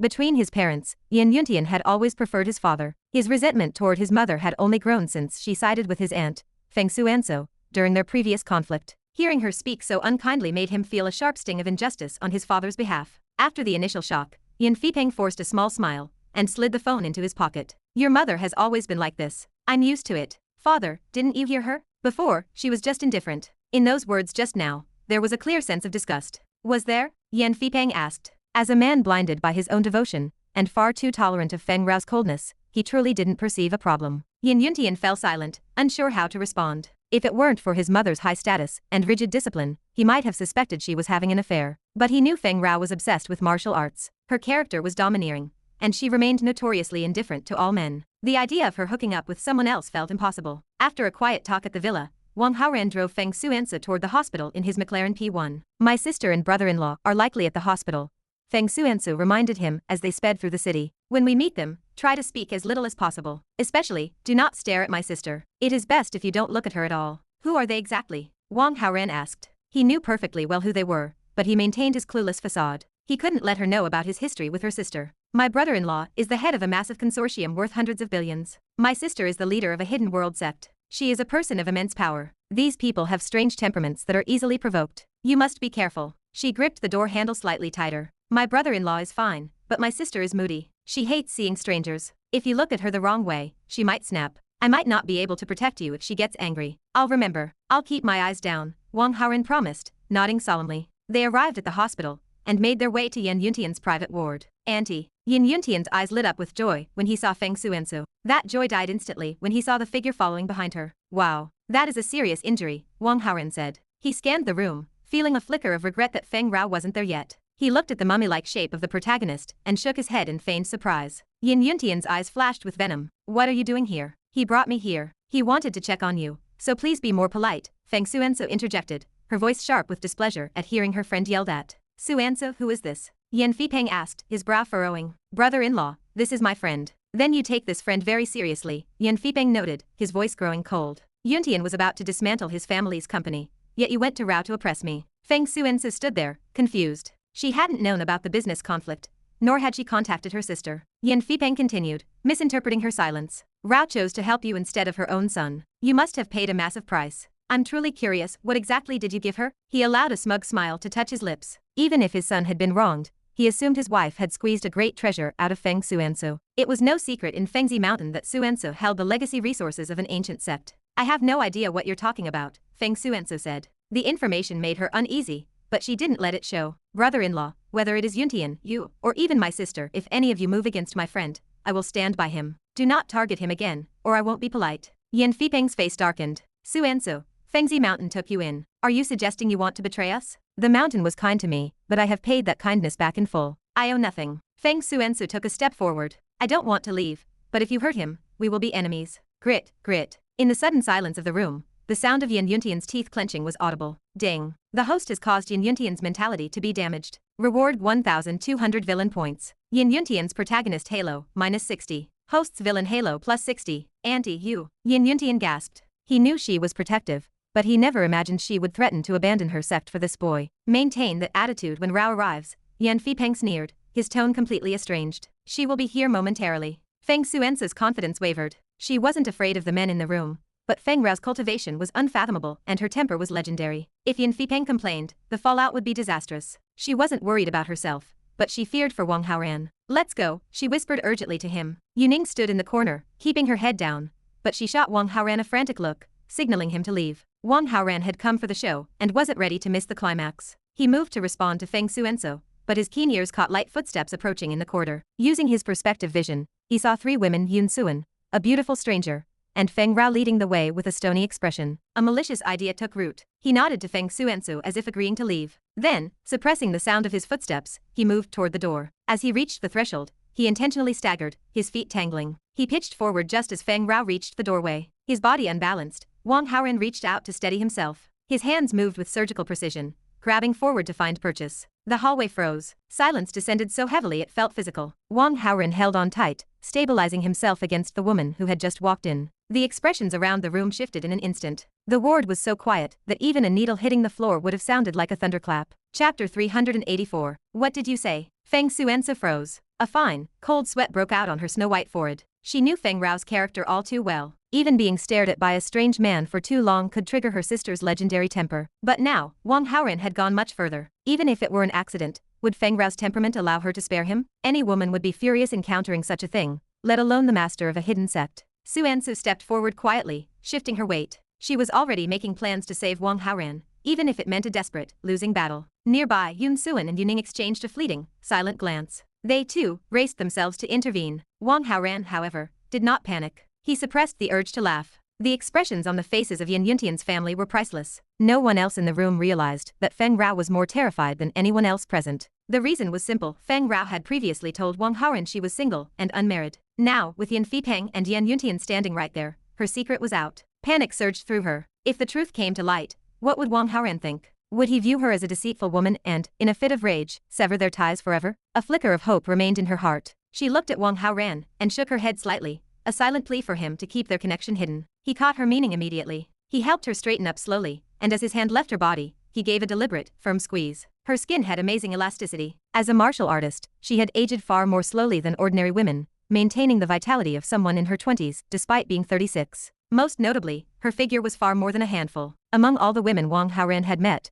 perhaps only Mu Zhaozhao could outperform her in that regard. "I'm so sorry. I didn't mean it," Wang Haoran said, his voice dripping with feigned apology. Xuansu stepped between them with a sudden, sharp sigh of relief. She guarded Wang Haoran, determined to protect him even if it cost her life. Yun Xuan and Ning also moved into defensive positions. To their collective shock, Feng Rao remained indifferent. "It doesn't matter." The three women stood dumbfounded. Xuansu was the first to recover. Fearing that her sister might change her mind, she grabbed Wang Haoran's arm to pull him away from this dangerous confrontation. Feng Rao stepped aside to clear the path, her heartstrings pulled tight. She only wanted him to leave as quickly as possible. "You think you can just go like this after touching my wife? Stop right there." Yan Fipeng's shout echoed through the ward. He rushed forward to block their exit. At his movement, Feng Rao's fists clenched. For a moment, she actually felt the urge to kill him. "Your wife?" Wang Haoran asked, his voice filled with mock confusion. He turned toward Feng Rao with an expression of pure, calculated heartbreak. Feng Rao looked away, her face flushed with shame. She couldn't bear to meet his gaze. To the others, the look on Wang Haoran's face was incomprehensible.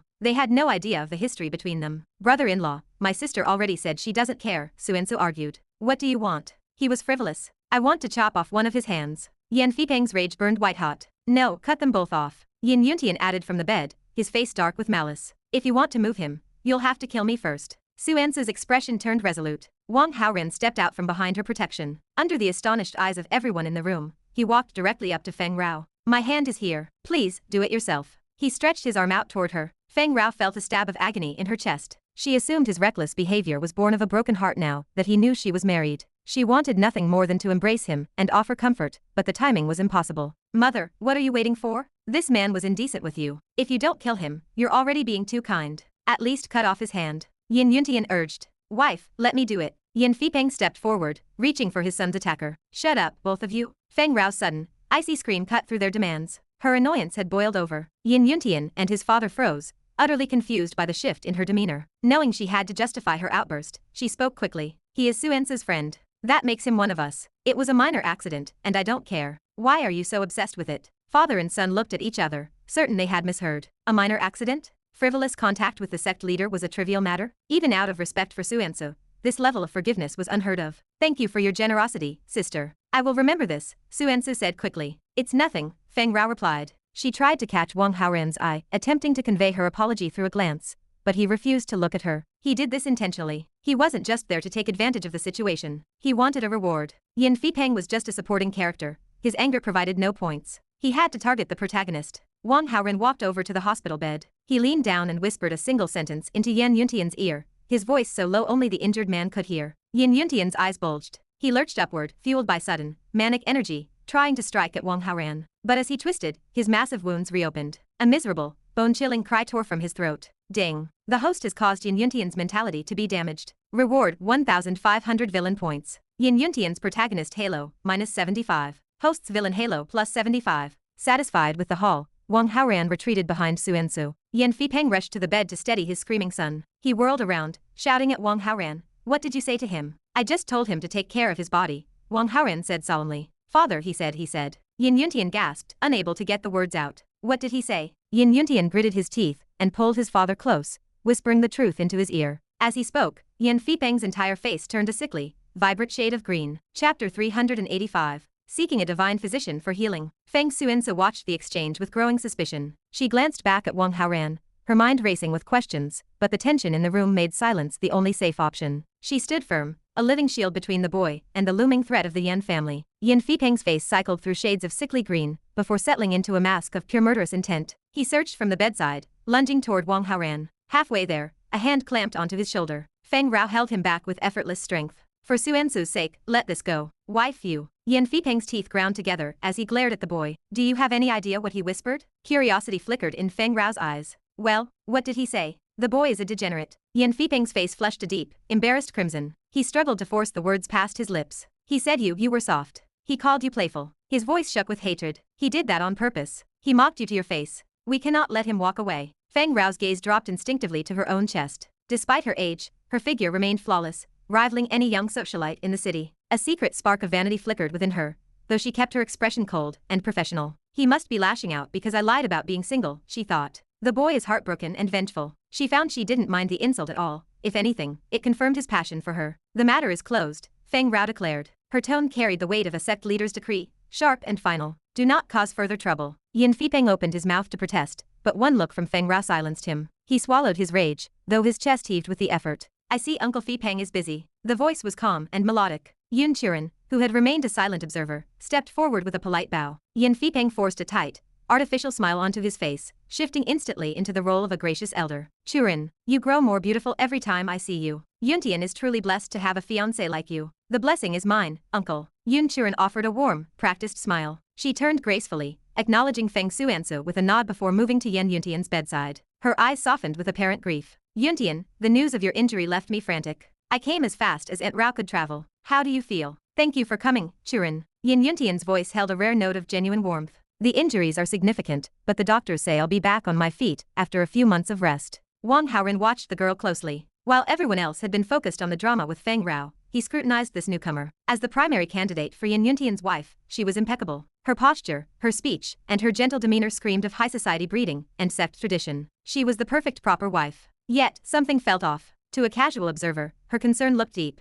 but Wang Haoran saw the seams in the performance. She was acting. Her care was a requirement of her station, not a movement of the heart. It took an expert in deception to recognize another, and Yun Xuan was playing her part to perfection. It fit the pattern. In the grand narrative of a protagonist like Yan Yuntian, heroines rarely started out in love with him. Their lack of affection was the very vacuum his push aura was designed to fill. Recuperate for months? Yun Xuan asked, her brow furrowing. Is there no faster way? Under normal circumstances, no, Yan Fipeng interrupted. Unless we find a physician with extraordinary skills, then why wait? She suggested. Surely someone of your status can summon a genius doctor. I intend to contact the Immortal Medicine Valley, Fipeng explained. But their masters are in the imperial capital. It will take time to arrange a visit. Yan Yuntian's eyes flickered. He wanted to speak but bit back the words. He knew the little divine physician, Bian Su Wen, was currently in Qingling. If she treated him, he could be walking in weeks. But a dark fear gnawed at him. These legendary healers saw everything. If she examined him, she might discover his hidden physical shame. If Yun Xuan found out he was less than a man, how could he ever look her in the eye?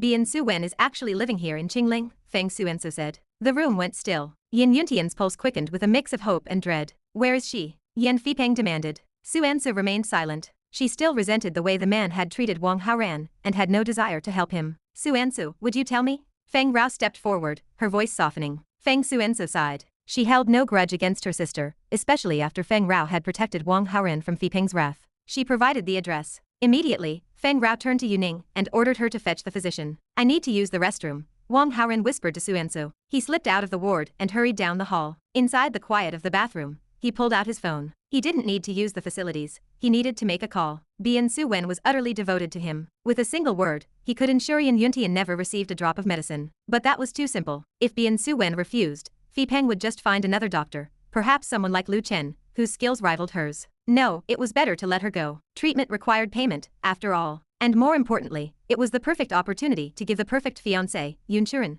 a very nasty surprise. Chapter 386. The Rooftop Choice. Wang Haoran finished his instructions to Bian Su Wen and ended the call. He stepped out of the bathroom, only to find Feng Rao waiting in the corridor. Her presence was stifling, her eyes fixed on him with an intensity that brooked no argument. Follow me. She closed the distance and gripped his hand. Her strength was undeniable as she led him toward a nearby stairwell. Resistance flickered in Wang Haoran's mind, but he quickly smothered it. His cultivation was no match for hers yet. Fighting her here would be a fool's errand. They climbed the stairs in a tense, heavy silence. This part of the hospital was deserted, the echoing thud of their footsteps the only sound against the sterile walls. Finally, they reached the heavy metal door leading to the rooftop. The air outside was crisp, whipped by a high-altitude wind. Wang Haoran wrenched his hand free. What do you want? He kept his voice sharp, masking his awareness of her intentions behind a wall of feigned irritation. Feng Rao's usual commanding aura, the cold dignity of a sect leader, vanished in an instant. She looked fragile, her shoulders slumped like a woman desperate to fix a terrible mistake. I didn't mean to lie to you. I'm so sorry. Is an apology supposed to fix this?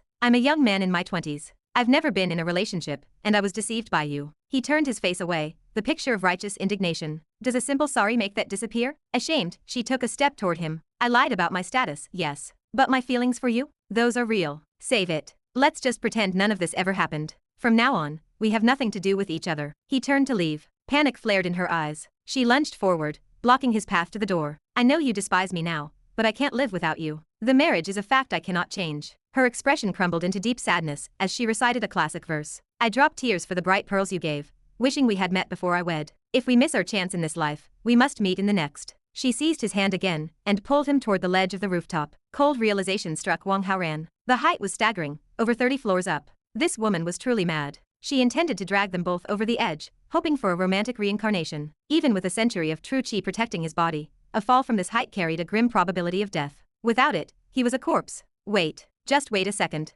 He spoke fast, his voice urgent. I don't actually hate you. It was just a shock, okay? It's hard to accept all at once. Is that true? A glimmer of hope pierced through her desperation. Of course. After all, you are the first woman I've ever loved. He threw his pride aside, saying whatever was necessary to keep his feet on solid concrete. The first? Overjoyed, the darkness in her eyes dissipated. Most of her suicidal resolve melted away. The first, he confirmed with a solemn nod. Why talk about next lives? Those are just legends. It's better to cherish the life we have right now. The tension left her body. She let go of his hand and stepped away from the drop, leading him back toward the center of the roof. Yan Fipeng and I, it was a marriage of interests. There is no love between us. Not a drop. If it's just business, why didn't you fight it? Before I met you, I didn't believe love existed. I thought marriage was just a role to play, a passing scene. I followed my parents' arrangements and married him. That was it. She spoke slowly, the confession weighing heavy. Wang Haoran's mind began to pivot. Is the engagement between Yun Xuan and Yan Yuntian the same thing? Yes. Feng Rao nodded. In many ways, Xuan is a shadow of my younger self. She seems very kind to him. It looks like she's happy to be his wife. He probed,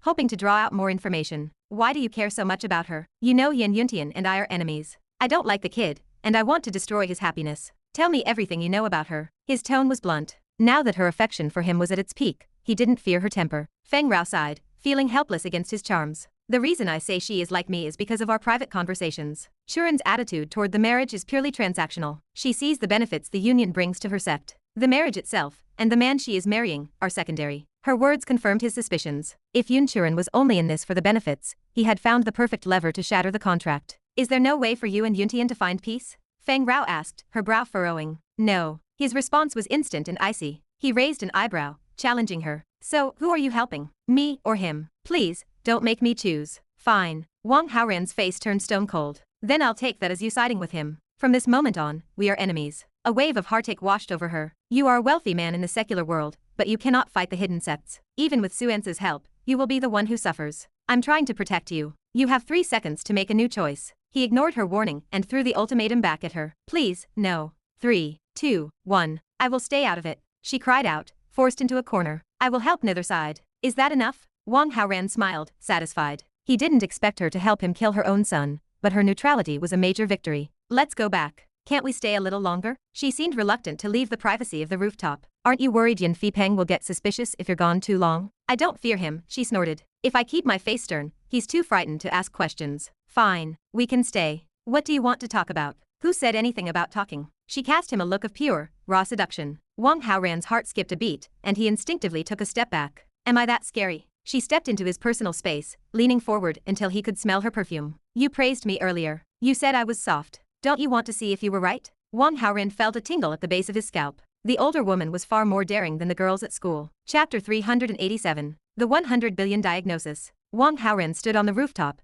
the evening wind whipping against his clothes as he gazed down at the sprawling city lights. Feng Rao had been gone for several minutes, but the phantom sensation of the encounter lingered. He looked down at his hand, still feeling the ache of recent exertion. A quiet sigh escaped him. In the future, he would have to be much more careful about finding himself alone with her. This time, it was just his hands that were tired. Next time, the stakes might be higher. He allowed the wind to clear his head for a few more minutes before descending the stairwell. When he reached the floor of Yan Yuntian's ward, a figure stepped out from the shadows near the restroom door. Yun Xuan glanced at him, her eyes cool and dismissive, before turning to head back toward the ward. Wang Haoran lengthened his stride, catching up until he was walking right beside her. Having the most important matters of your life, like marriage, dominated by others. Don't you find that a bit tragic? The question was pointed. Yun Xuan paused for a heartbeat, her expression unreadable, before she resumed her pace. Yan Yuntian is the young master of Fengzi Mountain. He is talented, powerful, and a perfect match for my status. Why should I feel sad about that? She had clearly seen the friction between Wang Haoran and her fiancé earlier. It wasn't hard to guess he was trying to drive a wedge between them. As the dutiful fiancé, she chose her side firmly. His talent might be real, Wang Haoran said,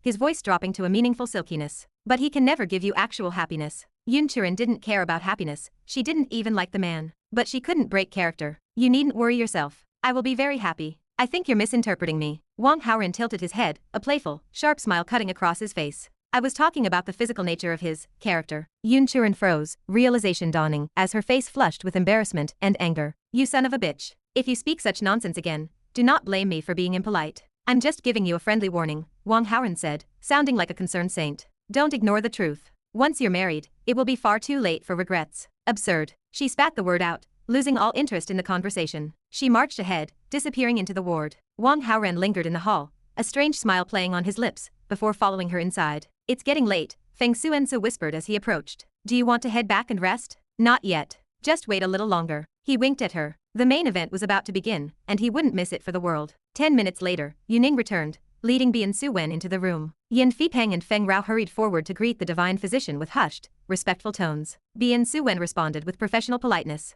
Her eyes swept the room, landing briefly on Wang Haoran. They had already coordinated their plan, so she looked past him as if he were a complete stranger. Doctor, here is my son's medical report and the initial assessment of his injuries. Yan Fipeng handed over a thick stack of papers and scans. Please, take a look. As Yan Yuntian flipped through the pages, her brow knitted together. Her face darkened with every second of silence. Yan Fipeng's pulse quickened. Is something wrong? Your son's injuries are extremely grave, she said, her voice heavy with solemnity. The hospital doctors said he just needed a few months of rest to move freely, Yan Fipeng argued. How can it be that serious? If your only goal is for him to walk, then yes, it isn't serious. But if you expect him to ever regain his former martial arts cultivation after he heals. She trailed off, letting the silence hang. Yan Yuntian sat up as much as his bandages allowed, panic flaring in his eyes. Doctor, do you mean these injuries will destroy my cultivation? I estimate that after you heal, you will be left with only 30% of your original power. The color drained from Yan Yuntian's already pale face. His progress had already been stagnant, due to his hidden ailment, leading to his humiliation by Ning Aoxue. He was still considered a genius by hidden world standards, but losing 70% of his strength would turn him into a complete mediocrity. He couldn't live with that. Can it be fixed? He croaked. It is possible, however. She stopped again. Doctor, please, Yan Fipeng urged. Speak plainly. To fully heal his foundation, I require several medicinal materials that are nearly extinct. These are the sacred treasures of the Medicine Immortal Valley. Yan Fipeng didn't hesitate. He was a man of immense wealth. Name your price. Yan Yuntian held up a single finger. 100 million? Done. No problem. The doctor shook her head. 1 billion? Yan Fipeng's brow furrowed. Again, she shook her head. 10 billion? That is getting quite high, he said, his voice tightening. 100 billion. Seeing him fail to grasp the scale, she said it directly. 100 billion. Yan Fipeng's face actually twitched. Yes, not a cent less. Her tone was final, leaving no room for negotiation. Yan Fipeng went silent. Even for a man of his means, losing 100 billion was like having his heart cut out. Seeing his hesitation, Yan Yuntian turned toward the door. I am not the only physician in the world. You are free to seek another opinion. Wait, Yan Fipeng called out. The Medicine Immortal Valley held the highest reputation in the hidden world.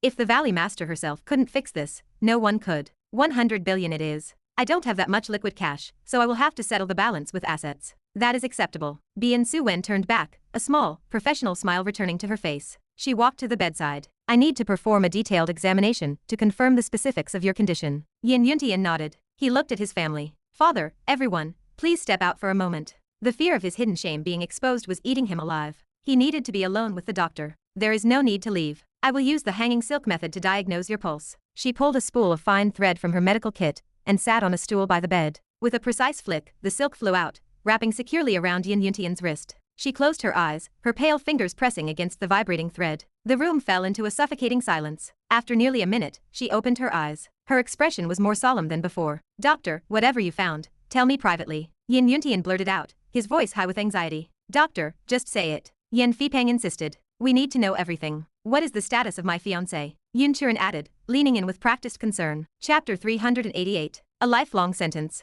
At Yun Xuan's demand, Yan Wen turned toward her with a look of profound sympathy. "Are you his fiancé?" "Yes," Xuan replied, her voice tightening as the atmosphere in the ward grew heavy. "I am. Is there a problem?" The divine physician let out a long, heavy sigh. "Doctor, please. We can discuss my condition in private." Yan Yuntian's voice was high and thin, bordering on a panic. Xuan stood her ground, her face set in a grim mask of determination. "I am his fiancé. I have every right to know. Please, tell me." "Doctor, don't," Yuntian pleaded. Yan Wen ignored the man on the bed and met Xuan's gaze directly. "Your fiancé has a hidden disease. Were you aware?" "Hidden disease? What kind?" Xuan had already begun to piece together the implications, but she needed to hear the words spoken aloud. "To put it delicately," Yan Wen said, her voice carrying clearly to everyone in the room, "should he marry you, he will be physically incapable of performing the ceremony of Dukzhou. He is impotent." The room went deathly silent. Xuan turned her head stiffly, her gaze falling on the man she was supposed to wed. Yan Yuntian's face distorted in a spasm of agony and shame. He shrank back into his pillows,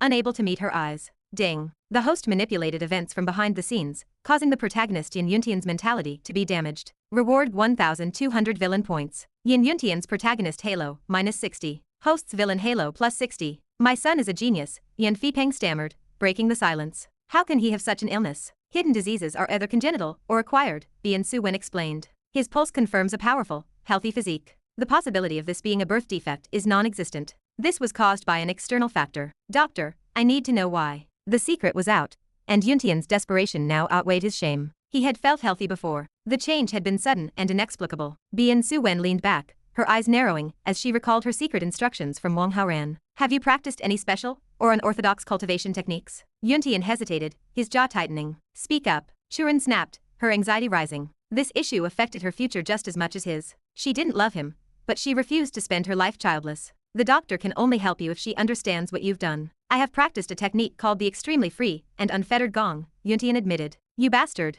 You were the one who stole it." Feng Xuansu's voice cracked like a whip. She glared at him with pure disgust. The technique was a taboo relic of her former sect, long thought lost to a common thief. Yun Xuan and Ning exchanged a knowing glance. They had known about his practice, but they hadn't realized its criminal origins. "What is so special about this technique?" Xuan asked, looking toward Xuansu. "Why would it cost this?" Xuansu's face flushed a deep pink. She looked away, too ashamed to describe the nature of the manual. "Tell me," Wang Haoran interjected, leaning forward like a curious child. "I want to know." Faced with her husband's request, Xuansu reluctantly explained the sordid details. As she spoke, the color drained from Xuan's face, replaced by a look of intense revulsion. To improve one's power through such debased, predatory acts was the mark of a demon. Worse, the technique required a constant cycle of new women to maintain its efficacy. Xuan's perception of her ideal fiancé shattered instantly. Crooked cultivation paths always carry a heavy price, Yan Wen concluded firmly. "I am certain this hidden disease is the direct result of that practice." Yuntian didn't even think to argue. It made sense. If the technique relied on sexual energy to fuel martial power,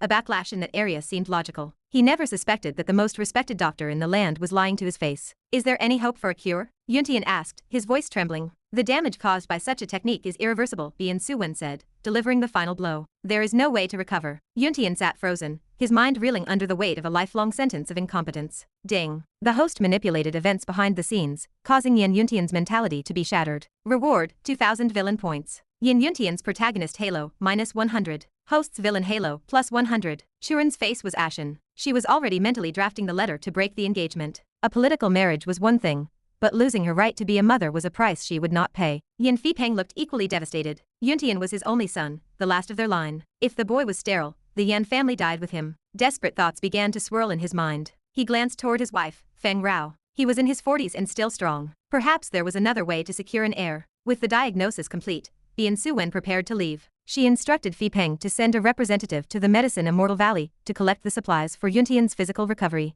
Fipeng agreed, promising to finalize the 100 billion reward immediately. Even if his son couldn't be a man, he still needed to be a martial artist. The spectacle was over. Bored with the remaining gloom, Wang Haoran signaled to Feng Xuansu, and they left the hospital. Back at the villa, a message buzzed on Wang Haoran's phone. It was from Yan Wen, asking to meet. He sent her a location and grabbed his keys. Xuansu didn't question him. With Yuntian broken and bedridden in the hospital, she knew her husband was safe. Chapter 389. Don't be superstitious. Wang Haoran stepped away from the villa, his footsteps echoing softly along a flower garden path within the residential area. Ahead, beneath the warm glow of a street lamp, Yan Yuntian sat quietly on a wooden bench. He approached with measured steps and took a seat beside her. She didn't turn to greet him. Her brow remained tightly knit, shadowed by an indelible melancholy that clouded her usually bright profile. "Suwen, what's wrong?" Wang Haoran reached out, his curiosity piqued. He had expected an affectionate reunion, but her heavy silence suggested otherwise. "Since I began my medical studies, I have lived by a strict code of ethics," Yan Yuntian said.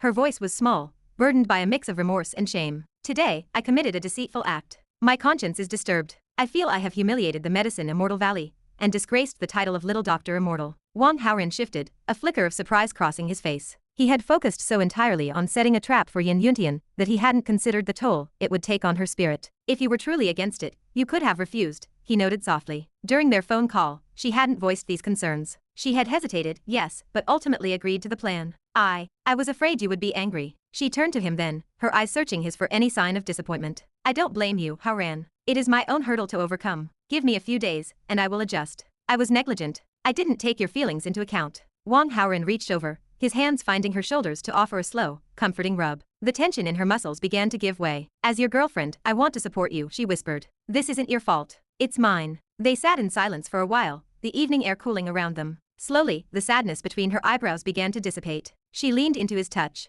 "Why don't you say something interesting to divert my attention? If I stop dwelling on it, I might feel better." Wang Haoran searched his mind for a topic, but nothing immediate came to him. His gaze drifted to her face, glowing softly under the lamp. With a sudden surge of intent, he leaned forward. Yan Yuntian froze for a heartbeat, her breath hitching, before her eyes fluttered shut. A few minutes passed in a quiet, shared intimacy. When Wang Haoran finally sat back, he studied her expression. "Does your heart feel a bit lighter now?" Her cheeks flushed a deep rose. The guilt of fooling a patient had been chased away by the heat of the moment. She looked significantly brighter, yet a lingering spark of mischief remained in her eyes. "I still feel a little uncomfortable," she murmured. She closed her eyes again, tilting her face toward his. Wang Haoran recognized the invitation instantly. He leaned in once more. By the time they parted, the melancholy had vanished entirely, replaced by a radiant smile. "I'm fine now," she said, her voice lilting with a laugh. Wang Haoran touched his lips subconsciously. They felt slightly numb. "It's a bit cold out here. Shall we find somewhere more private to continue our chat?" A flicker of joy crossed her face, followed quickly by a look of realization. I'm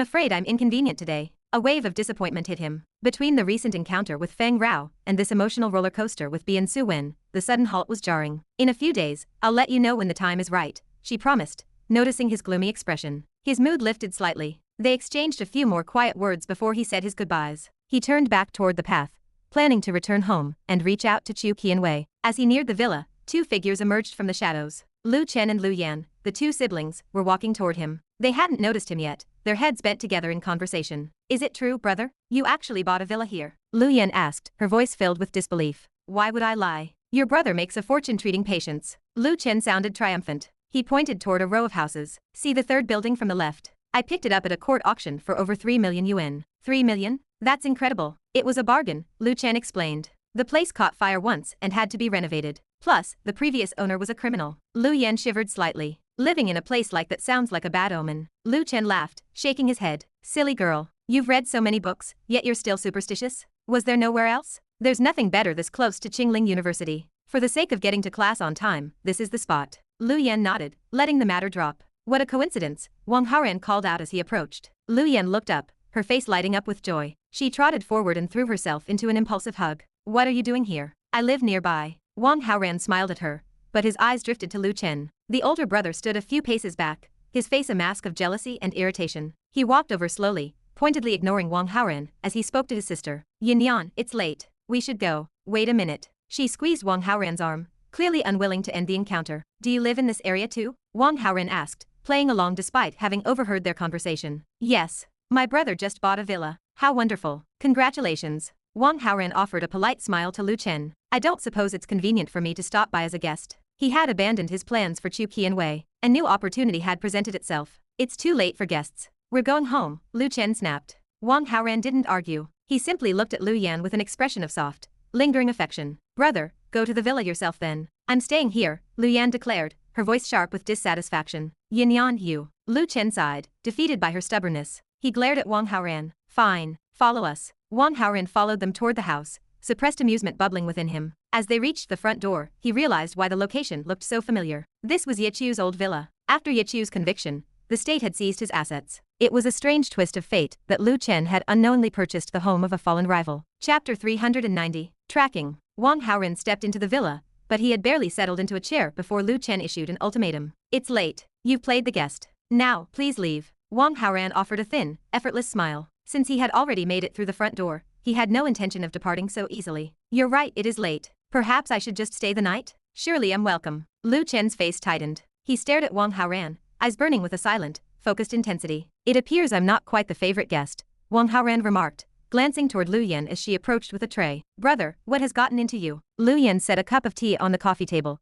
her voice sharp with dissatisfaction. We have plenty of room. What is the harm in letting my boyfriend stay for one night? No, Lu Chen refused, his voice like iron. Lu Yan let out a sharp huff of air and grabbed Wang Haoran's hand, pulling him toward the door. Fine. If he goes, I go. Yin Yan. Panic broke through Lu Chen's stoic mask. He stepped forward to intercept her. Wait. Let's talk about this. Don't leave. Then is my boyfriend staying, or not? Lu Chen's reluctance was visible in every line of his body, but the threat of her departure forced his hand. Fine. He stays. He spat the words out, gritting his teeth as he turned toward the hallway. I'll go make the bed. Since his grandfather had insisted on staying at their old home with a private nurse, the villa only had 2 prepared beds. Adding a third guest meant manual labor. Smoldering with resentment, Lu Chen moved into the guest bedroom. As he smoothed the sheets, he reached into his pocket and discreetly sprinkled a fine layer of itching powder across the mattress. He returned to the living room, a cold, playful glint in his eye. Time for rest. Yin Yan, go to your room. And you, he pointed toward the bedroom he had just rigged, you sleep there. Without waiting for a response, Lu Chen retreated to his own quarters. The mere sight of Wang Haoran made his blood boil.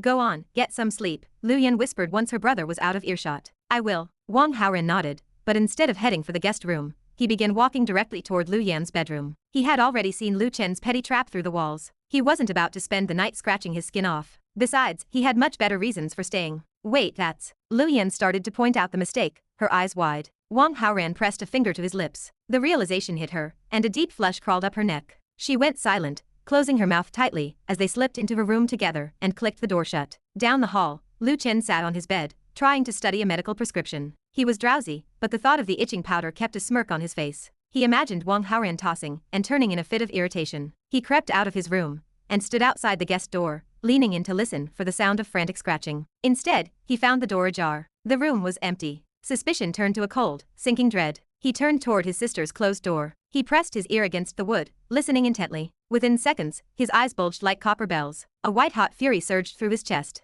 Ding. The host has damaged the mentality of the protagonist, Lu Chen. Reward 500 villain points. Lu Chen's protagonist halo, -25. Host's villain halo, +25. Ding. The host has damaged the mentality of the protagonist, Lu Chen. Reward 500 villain points. Lu Chen's protagonist halo, -25. Host's villain halo, +25. The system prompts flooded Wang Haoran's mind in a rhythmic pulse of success. He glanced at the door, sensing Lu Chen's presence just inches away on the other side. With a predatory grin, he decided to give the eavesdropper a performance he would never forget. Ding. The host has damaged the mentality of the protagonist, Lu Chen. Reward 600 villain points. Lu Chen's protagonist halo, -30. Host's villain halo, +30. Ding. The host has captured the heroine, Lu Yan. Reward 1,400 villain points. Lu Chen's protagonist halo, -70. Lu Yan's heroine halo, -70. Host's villain halo, +140. The next morning, Wang Haoran emerged from the bedroom feeling refreshed and ready for the day. As he stepped into the hallway, his eyes caught deep,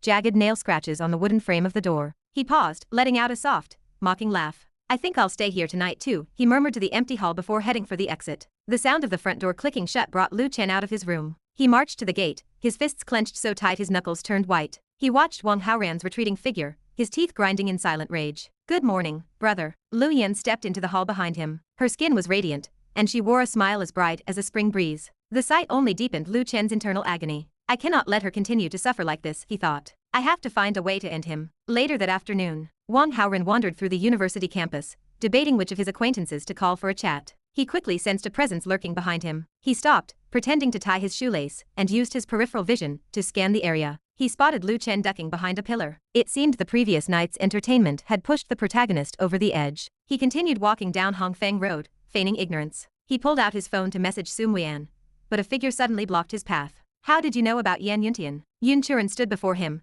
her voice dripping with suspicion. How did you know something was wrong with him? A lucky guess, Wang Haoran replied smoothly. Really? Her eyes narrowed. I suspect you and that little doctor from yesterday are acquainted. Wang Haoran kept his expression neutral, though he was impressed by her intuition. What makes you say that? The way she looked at you, Churan said. It wasn't the way she looked at anyone else. You're overthinking it. Is it so hard to believe she looked at me because I'm handsome? He had no intention of admitting his connection to Yan Yuntian. Churan's firm expression wavered. The explanation was arrogant, but in his case, it was also plausible. Instead of wasting time on these theories, Wang Haoran said, steering the conversation away from the doctor, you should probably focus on solving your own problems. Chapter 391. Lu Chen's plan. Yun Xuan fell silent. Wang Haoran's reactions were too polished, too effortless. Before Yan Yuntian's hidden illness became public knowledge, Wang Haoran had whispered the truth to her in the hospital corridor. Later, in the ward, the way Yan Yuntian looked at the boy was different, heavy with a shared secret. Suspicion took root. Yan Yuntian's sudden incompetence was no coincidence. It felt like Wang Haoran's handiwork,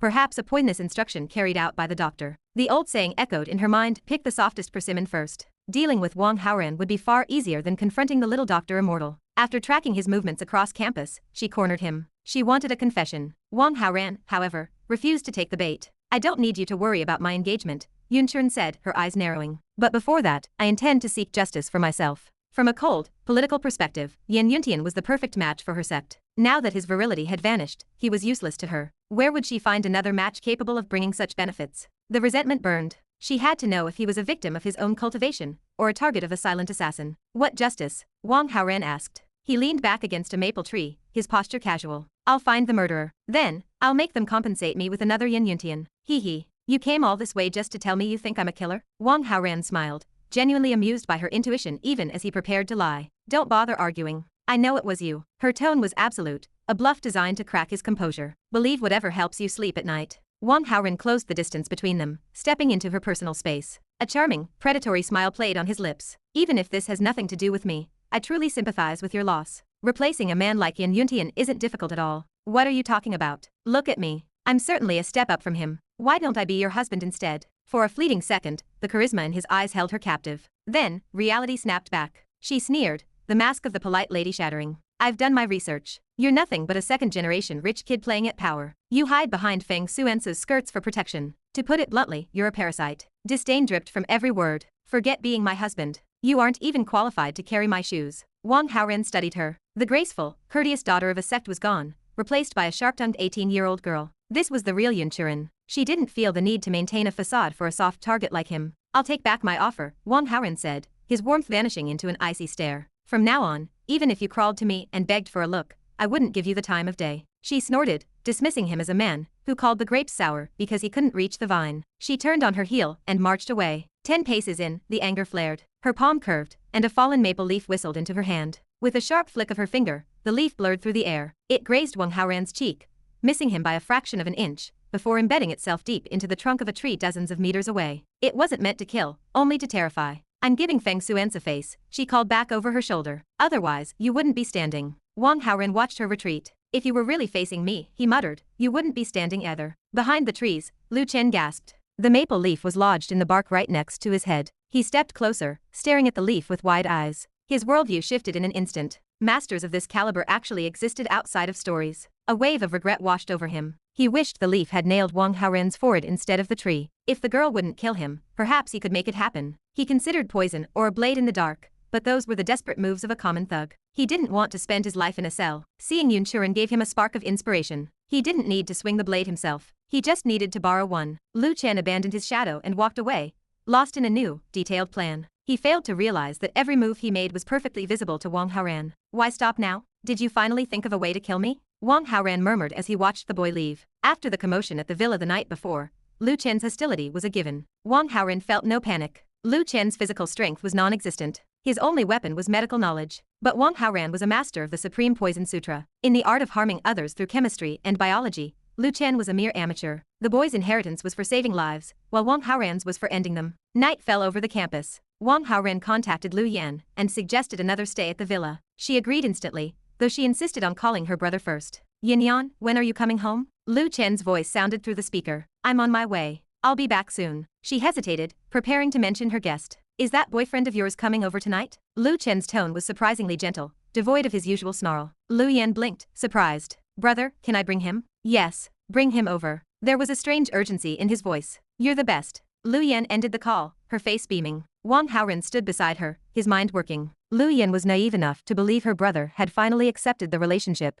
but Wang Haoran knew better. Lu Chen's sudden hospitality was a trap. He didn't care. Fortune favors the bold, and he was curious to see exactly what clever idea the boy had cooked up. Chapter 392. The Poisonous Scripture. Wang Haoran and Lu Yan arrived at the villa. Inside the main hall, Lu Chen sat hunched over a table, his focus entirely consumed by the task of measuring and mixing a collection of medicinal powders. Brother, what are you doing? Lu Yan asked, her voice filled with curiosity. A wealthy client spent millions to secure the medicine I ordered, Lu Chen replied without looking up. I have to prepare it quickly. It needs to be delivered tomorrow. Lu Yan's voice jumped an octave in surprise. What kind of medicine is it? What disease could possibly be worth millions? You're just a kid. Don't ask nonsense, Lu Chen snapped, his face hardening into a stern mask. Lu Yan pouted, her dissatisfaction clear, but she didn't push him further. Standing nearby, Wang Haoran felt a strange prickle of intuition. He had the distinct impression that Lu Chen's words weren't meant for his sister at all, but were directed specifically at him. Intrigued, Wang Haoran drifted closer to the table to get a better look at the concoction. Lu Chen noticed the movement. He cast a brief, sidelong glance toward Haoran, but said nothing, making no move to hide his work or drive the guest away. I heard you're quite proficient in medicine,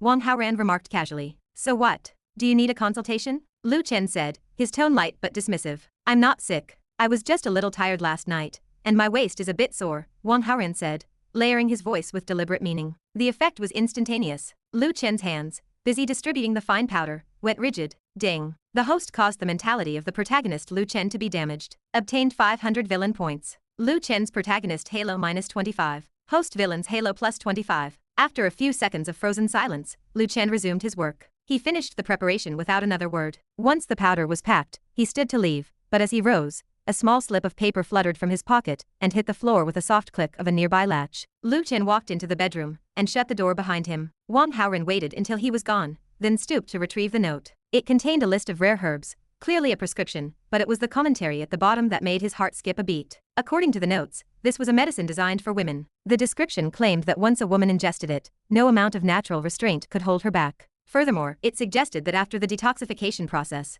the woman would become inseparable from the man who helped her, falling into a state of mad, obsessive love. Wang Haoran looked at the list of herbs and suppressed a sneer. This was absolute nonsense. When it came to medicinal arts used to manipulate women, he was the true expert. The Supreme Poison Sutra recorded at least 50 such formulas, and not one of them possessed such a magical, fairy tale ending. As a supposedly decent genius doctor, Lu Chen couldn't possibly surpass the dark knowledge of the Poison Sutra. From a scientific medical standpoint, a drug that induced permanent love simply did not exist. At best, the herbs listed would produce a temporary physical reaction. Lu Chen had claimed this was a special order for a big boss. Even if he was exaggerating the efficacy, why would a protagonist prepare such an inferior, predatory drug for money? It was the act of a villain, not a hero. The bedroom door clicked open. Lu Chen emerged, avoiding eye contact with Haoran. Yan, I'm going out to buy a few things, Lu Chen called out toward the kitchen. He headed straight for the front door, leaving his bedroom door wide open. Driven by a growing suspicion, Wang Haoran walked toward the bedroom. The medicinal powder Lu Chen had just finished sat prominently on the bedside table. Everything clicked into place. The dropped note, the sudden errand,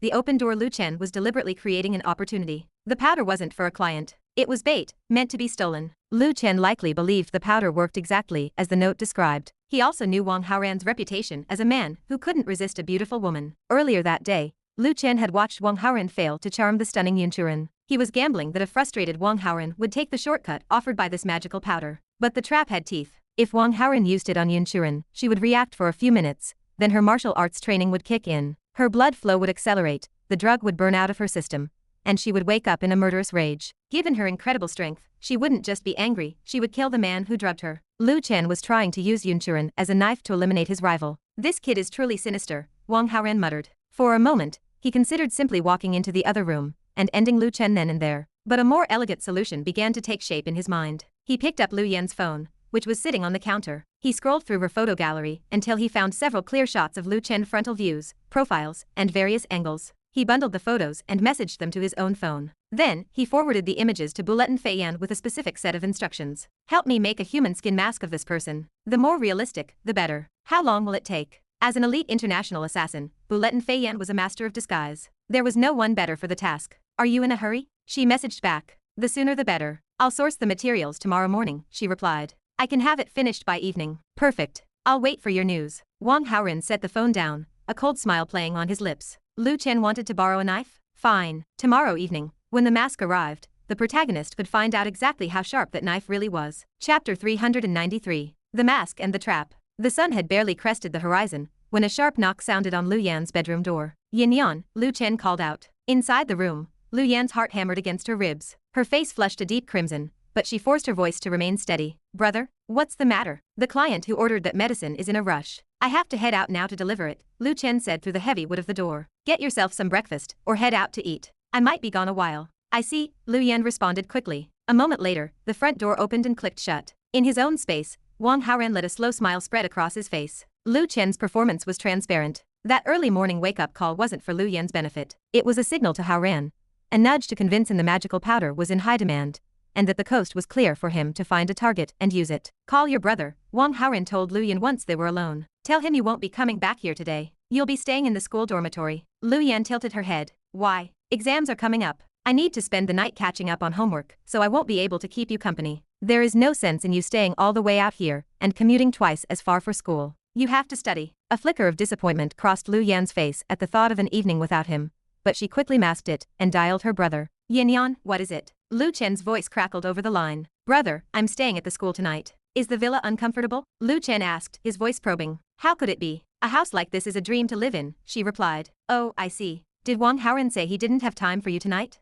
He has to catch up on his homework for the exams, Lu Yan answered truthfully. On the other end of the line, Lu Chen sneered. A rich second-generation playboy like Wang Haoran suddenly caring about homework. It was a laughable excuse. Lu Chen was certain that the homework involved the stolen medicine and a new victim. This was exactly what he had hoped for. Well, come back whenever you like. Your fingerprints are already in the lock, Lu Chen said. Thanks, brother. Oh, and if I bring my boyfriend over next time, that's okay, right? No problem at all. Bring him whenever you want. Talk soon. Lu Yan hung up, beaming. Wang Haoran, however, kept his expression neutral, his eyes narrowing slightly. He didn't just want to tease Lu Chen. His primary goal was to get Lu Yan far away from the villa so she wouldn't be caught in the crossfire of the storm he was about to unleash. At dusk, the city turned a hazy orange. Wang Haoran met Bulletin Fei Yan at a secluded location to collect the custom-made mask. He unfurled the thin, latex-like material and pressed it onto his skin, checking his reflection in his phone's camera. The likeness was striking. He looked 80% like Lu Chen, though the expression was a bit stiff. Someone intimately familiar with the doctor might spot the ruse in broad daylight,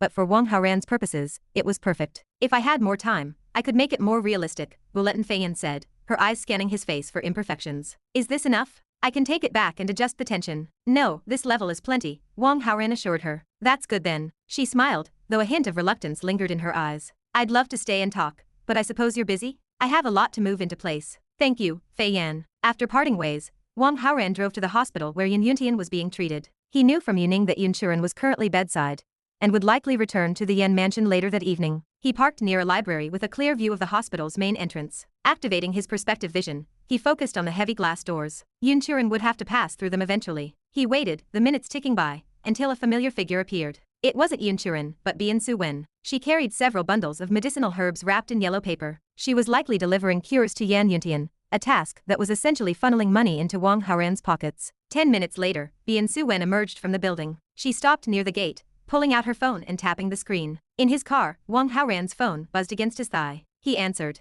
It's convenient today. Biansu Wen's voice came through, shy and hesitant. He paused, momentarily confused, before remembering her promise from the night before. A wave of irritation hit him. He was in the middle of a high-stakes operation, and didn't have time for a tryst. He opened his mouth to tell her another day, but his eyes caught movement behind her. Yun Xuan was slipping out of the hospital, trailing behind Biansu Wen with practiced, stealthy movements. Wang Haoran realized the situation instantly. Yun Xuan was still obsessed with Yan Yuntian's hidden illness. Having failed to get answers elsewhere, she was now targeting the doctor, who was treating him. A new, more efficient plan formed in his mind. Why aren't you answering? Biansu Wen's voice turned nervous. Do you think I'm being too forward? Of course not. I was just stunned with excitement, Wang Haoran said, his voice dropping into a warm, suggestive tone. Find a good hotel and book a room. Send me the details, and I'll be there shortly. Okay, I'll go right now, she chirped, her voice bright with relief. Wang Haoran watched them go. He had originally planned to intercept Yun Xuan on the road, but using Biansu Wen as bait would lead her to a much more private, controlled environment. The stage was set.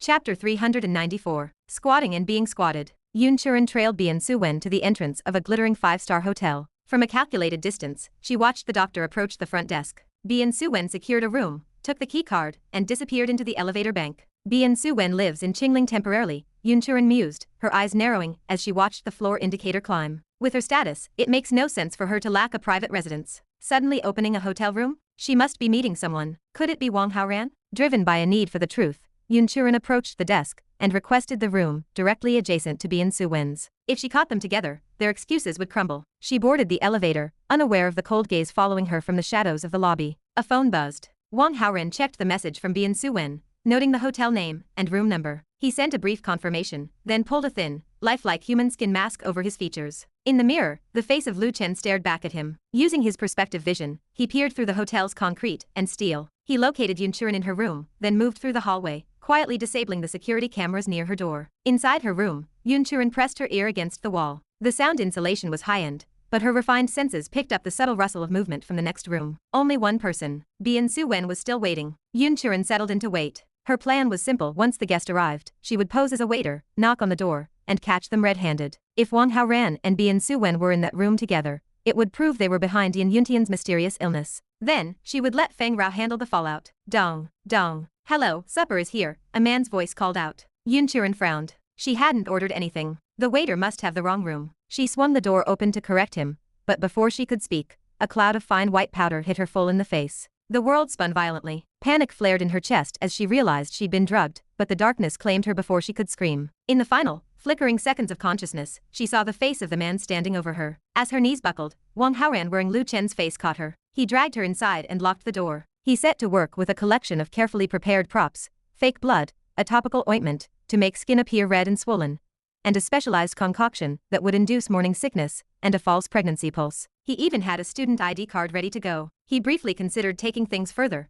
but the idea felt beneath his status as a master villain. Besides, a comatose woman was no better than a block of wood. He preferred his victories when the heroine was chasing him of her own accord. Instead, he meticulously staged the scene to look like a brutal crime had occurred. With the forgery complete, he checked the hallway. Seeing it was clear, he ducked out, tore off the mask, and knocked on Yan Yuntian's door. Come in, Yan Yuntian whispered, her voice trembling with a mix of fear and anticipation. Ding. The host captured the heroine Yan Yuntian for the first time. Obtained 2800 villain points. Yan Yuntian's heroine Halo minus 140. Host villain's Halo plus 140. Wang Haoran lingered for a moment, using his vision to check on the woman next door. Yun Xuan stirred. Awareness returned slowly, followed by a cold, sickening realization of her physical state. Pain, hatred, and absolute panic swirled in her mind, threatening to break her spirit. She forced herself to breathe, her eyes scanning the room until they landed on an object on the floor. She picked it up, a student ID card. The photo matched the waiter perfectly. Qingling University. Sophomore, medical school. Lu Chen. Grief and raw hatred etched themselves onto her face as she stumbled out of the room. From the safety of the adjacent suite, Wang Haoran watched her departure and nodded. He had worried the frame-up was too clumsy for a woman of her intelligence, but he had underestimated the blinding power of trauma and rage. In her current state, she wouldn't look for inconsistencies, she would only look for a target. Beside him, Yan Yuntian had fallen into a deep, exhausted sleep. A soft, contented smile touched her lips, even as her brow remained slightly furrowed from the intensity of the night. Wang Haoran slipped out of the hotel and headed toward Qingling University. He knew Yun Xuan would head there first, but since Lu Chen lived off campus, her search would likely stall. He couldn't let her anger cool overnight. He placed a quick call to his lackeys Lu Hua, Lu Ming, and Wei Zhiheng. Hang around the sophomore medical wing, he instructed. If a beautiful woman shows up asking for Lu Chen, give her his exact home address. With the final pieces in place, Wang Haoran drove to Lu Chen's villa. He settled into wait, ready to watch the protagonist face the knife he had so carefully sharpened for him. Chapter 395. The Killing Blow. Lu Chen popped the cork on a bottle of champagne. The sound echoed through the villa hall as he poured half a glass. He lifted the flute by the stem, swirled the pale liquid, and took a slow,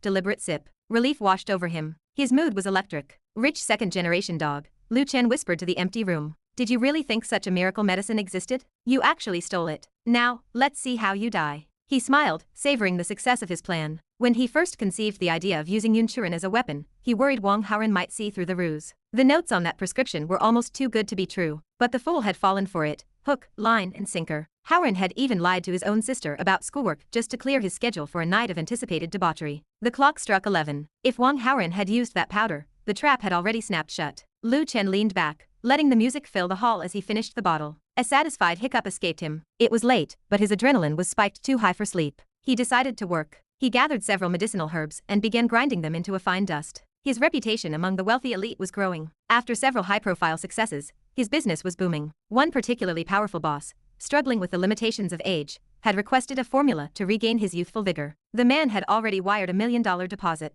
Lu Chen threw himself into the task. The rhythmic scrape of the mortar and pestle filled the silence until a shadow flickered at the edge of his vision. Lu Yan was at the dormitory, so he wasn't expecting company. He spun around and froze. A woman stood in the center of the hall. She was breathtakingly beautiful, the same woman Wang Haoran had failed to charm earlier that day. Now, her face was a mask of frost. Her eyes held an icy chill that made the air in the room feel heavy. Wait, a debt has its debtor. Don't do anything rash. Lu Chen stammered. Panic seized his chest. He assumed Wang Haoran must have implicated him before dying. If the girl was here, it meant she had already dealt with the rich playboy and had come to tie up loose ends. Yun Xuan stared at the man. She hesitated. The face before her was almost identical to the waiter who had attacked her, but something felt different. However, when she saw the sheer terror in his eyes, her doubts evaporated. She attributed the discrepancy to her blurred consciousness during the attack. Then, she saw the powder on the table. It looked exactly like the drug that had ruined her life. Every sign pointed to the man in front of her. He was the one. Yun Xuan raised her hand. A silver needle appeared between her fingers as if by magic. She pinched the steel, her knuckles whitening as she prepared to strike. Lu Chen scrambled backward. He had seen her turn a simple maple leaf into a lethal projectile. A needle in her hands was a death sentence. You bastard.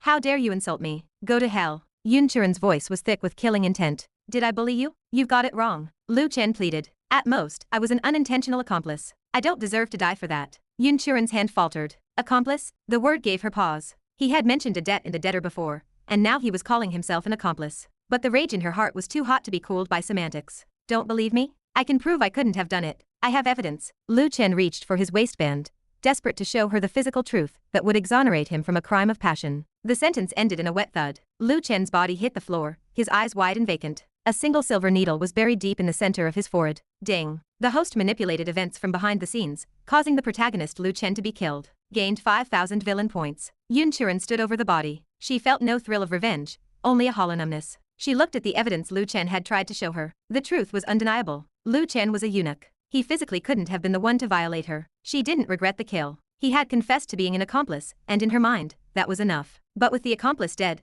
the trail to the real murderer had gone cold. Yun Xuan meticulously scrubbed her traces from the villa and slipped away into the night, consumed by despair. From a hidden vantage point nearby, Wang Haoran watched the villa fall silent. He imagined walking up to the corpse to ask if it felt good to be killed by his own knife, but the question was moot. The genius doctor was gone. Wang Haoran felt a twinge of professional annoyance. Lu Chen's death only netted him 5,000 points. Between the soul protection halo he'd bought to counter Lu Chen's jade pendant and the experience card he'd used for Lu Yan, he was technically operating at a loss. But he had planted two seeds. The medicine Yun Xuan had ingested would soon simulate the symptoms of pregnancy. When Yan Yuntian discovered his beloved sister was carrying the child of a random student, the fallout would be catastrophic. Coupled with the looming crisis involving Feng Rao, Yan Yuntian was headed for a mental collapse. Wang Haoran decided to wait. Yan Yuntian was still recovering from his physical injuries. He needed time to heal so he would be strong enough to provide a truly massive harvest of villain points when the truth finally came to light. The long game was just beginning. Chapter 396. A sleepless night in Qingling. Upon arriving in Qingling, Yun Xuan, Feng Rao, and Yun Fipeng took up residence in Yan Yuntian's sprawling mansion. Although a meteorite had slammed into the front yard, leaving a massive crater in its wake, the impact only damaged a few peripheral structures. The estate was vast, boasting dozens of empty rooms in both the front and back wings. It could easily accommodate dozens of people, let alone their small group. After Yun Xuan fled Lu Chen's villa, she returned to the mansion in a state of despair. She stood outside her bedroom door, shivering. It was already midnight, and the halls should have been silent, yet the sound of muffled voices reached her ears. Wife, the bed in my room has a musty smell. Can I sleep in your quarters? There are so many rooms in this house. Just change to another one. I did, and they're all the same. Can't I just come into yours? No. Really? Just let me in to smell the air, oh? A sudden whimper broke the conversation, followed by the sound of staggering footsteps and a heavy thud. Hey, what did you kick me for? It's the middle of the night, and people are trying to sleep. If you keep knocking on my door and disturbing me, I'll break your neck. The door slammed shut with a definitive bang. Ah, a long, weary sigh echoed in the hallway. Yun Xuan stood frozen, her mind clouded with confusion. She waited for the silence to settle before attempting to slip into her own room. Xuan, why are you back so late? Yan Fipeng stood a short distance away, his voice startling her. Yun Xuan felt a surge of panic, but she forced her expression into a mask of calm. I had things to attend to. It delayed me a bit. She adjusted her collar, desperate to keep the night's events a secret. What sort of things? If there's trouble, tell me. I can help you solve it, Yan Fipeng offered politely. It's nothing, just a small matter. Yun Xuan's response was vague. Fearing he would press for details, she searched for a distraction. Uncle, the relationship between you and Auntie doesn't seem very harmonious. Is something wrong? Yan Fipeng's face reddened with embarrassment. Feng Rao's bedroom was only a few doors down, and it was obvious Xuan had heard the commotion. Husband and wife, It's normal to have a little friction. We'll be fine in a few days. He forced a tight smile, though his heart ached. He and Feng Rao had been apart for nearly a year and he missed her terribly. He had even been hoping to provide Yan Yuntian with a younger brother or sister. However, to his immense frustration, Feng Rao wouldn't let him touch so much as a finger, let alone share a bed. Just moments ago, he had tried to play the rogue and force his way into her room, only to be met with a kick that nearly sent him unconscious. He felt utterly helpless. Feng Rao's martial prowess was far superior to his own. If she didn't want him there was nothing he could do. If it's just a little friction, why did it sound so violent? Yun Xuan pressed. Violent? No, you must have misheard. Yan Fipeng denied it quickly, his pride stinging. He turned toward his door to avoid further questioning. It's getting late, Xuan. You should rest. He hurried away into the shadows of the corridor. Yun Xuan exhaled a long breath of relief. It seemed he hadn't noticed anything unusual about her. She stepped into her bedroom and locked the door tight. The moment the bolt clicked, her composure shattered. She sank to the floor, her back against the wood, as negative emotions flooded her senses. Hot tears tracked down her cheeks. She sat there for a long time, face buried in her hands, weeping in the dark. Eventually, she stood and retreated to the bathroom, scrubbing her skin as if she could wash away the impurities clinging to her body and her soul. For Yun Xuan, the night held no sleep. On the other side of the mansion, Yan Fipeng paced his room. Several times he reached for the door handle, wanting to knock on Feng Rao's door again, but the memory of her cold warning made him flinch back. Feng Rao lay in her own bed, eyes wide and alert. Thoughts of Wang Haoran had created a rift between her and Yan Yuntian. Now that Yan Yuntian had lost the ability to reproduce, the burden of continuing the family line weighed heavily on her. Fengzi Mountain had been passed down through generations, and without an heir, the legacy would die. Previously, she had pinned her hopes on Yan Yuntian. His martial talent was extraordinary, and she believed that by changing his surname to Feng, he could lead the sect. Now, that was no longer an option. The direct bloodline of Fengzi Mountain consisted only of herself and her sister, Feng Yun. Her sister had a daughter with a man from the secular world, but that girl had lived away from the mountains for too long. Feng Rao doubted the girl possessed the necessary talent, or the discipline for martial arts. The responsibility fell squarely on her shoulders. Though she was 36, a martial artist at that age was still in her prime. Her body was strong, and childbearing would be no issue. However, the partner she had in mind was not Yan Fipeng. She frowned in the darkness, wondering if the man in her heart would ever cooperate. He was dense, like a piece of wood, ignoring every hint she dropped. She turned over, contemplating her strategy. Should she speak to him face to face? Should she use a medicinal aid? Or should she simply use her superior strength to turn raw rice into cooked rice? Elsewhere under the clear night sky, Wang Haoran remained blissfully unaware that a woman with a full favorability rating was currently plotting against him. Morning light broke over the city. Wang Haoran and Bian Suwen enjoyed a quiet, sweet breakfast at the hotel before he departed for his classes. Boss, our class is playing a basketball game against the crew from finance class 112 at noon. You want in? Lu Hua hurried over the moment Wang Haoran entered the classroom, a wide grin on his face. Not interested. Wang Haoran leaned back in his chair. Then his eyes narrowed as a thought occurred to him. Who's on the roster for our class? Me, Lu Ming, and Wei Zhihang, Lu Hua said. Just the three of you? How do you expect to play? We called in some ringers from the school basketball team. They'll absolutely crush the class 112 gang. It's a guaranteed win. I just figured you'd want to come along, look handsome, and flirt with the girls while we dominate. Lu Hua's confidence was radiant, which immediately made Wang Haoran suspicious. The basketball court was the classic stage for a protagonist to show off and humiliate others. It was no place for a villain to expect an easy victory. If his instincts were right, a hero was about to emerge and slap Lu Hua right in the face. Boss, you coming? Lu Hua prompted when the silence stretched too long. Wang Haoran glanced at him and gave a slow nod. Count me in. Chapter 397. The setup. Okay, boss. I'll call the heavy hitters from the school team right now, Lu Hua said, reaching for his phone. Even for an amateur game, the standard rules applied. 5 players on the court. Lu Hua's logic was straightforward. Between himself, Lu Ming, and Wei Zhihang, they had 3 spots filled. The original plan involved 2 ringers from the school team, but with Wang Haoran joining the roster, they only needed 1 more. A top-tier varsity player could easily carry the momentum and keep the crowd cheering. If things went south, they could always swap in a bench warmer from the school squad. Don't call the school team, Wang Haoran interrupted. Lu Hua froze, his thumb hovering over the screen. If we don't bring in the varsity guys, how are we going to crush those punks in class 112? Are you looking down on me? Wang Haoran's voice was cool, his gaze unwavering. Lu Hua blinked, realization dawning on him. Boss, you're actually a player? You've got game. Winning won't be a problem. Fair enough. That makes 4 of us. We'll just grab 1 more guy from the class to fill the 5th slot. Any suggestions? Wang Haoran didn't answer immediately. Instead, he studied his friend. Between you, Lu Ming, and Wei Zhihang, who's the best on the court? Me, obviously.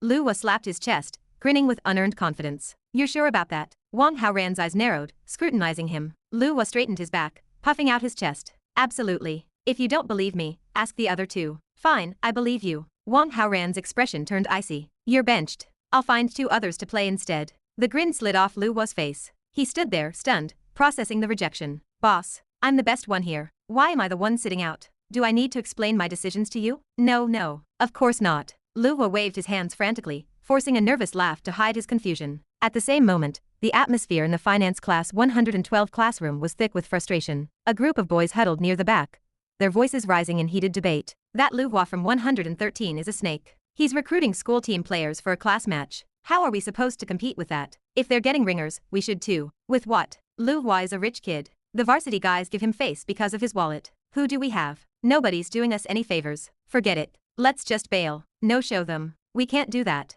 The news is already out. Everyone's talking about it. If we tuck tail now, class 112 becomes the laughingstock of the campus. Where's your pride? Even if we lose, we have to show up. It's just a game. They're the ones being pathetic by calling in pros. If we lose, it's expected. It won't even be embarrassing. Easy for you to say. I'm not going out there just to be someone's highlight reel. Count me out too. The group splintered as several boys walked away, their competitive spirit extinguished. Only 4 players remained, standing in a small, dejected circle. They needed a 5th. Excuse me, classmates. I couldn't help but overhear. It sounds like you're a man short for the game against class 113. Lin Emo stood in the doorway. He had been passing by when the conversation caught his ear, and he sensed an opportunity. He stepped into the room with an approachable smile. That's right, teacher, one of the students replied, noting Lin Mo's age and professional attire. What do you think about letting me fill that spot? Lin Emo offered. The 4 students exchanged skeptical glances. Lin Emo was lean, of average height, and didn't exactly look like a powerhouse in the paint. Are you sure you're up for it, teacher? You're short a player, aren't you? Give me a shot.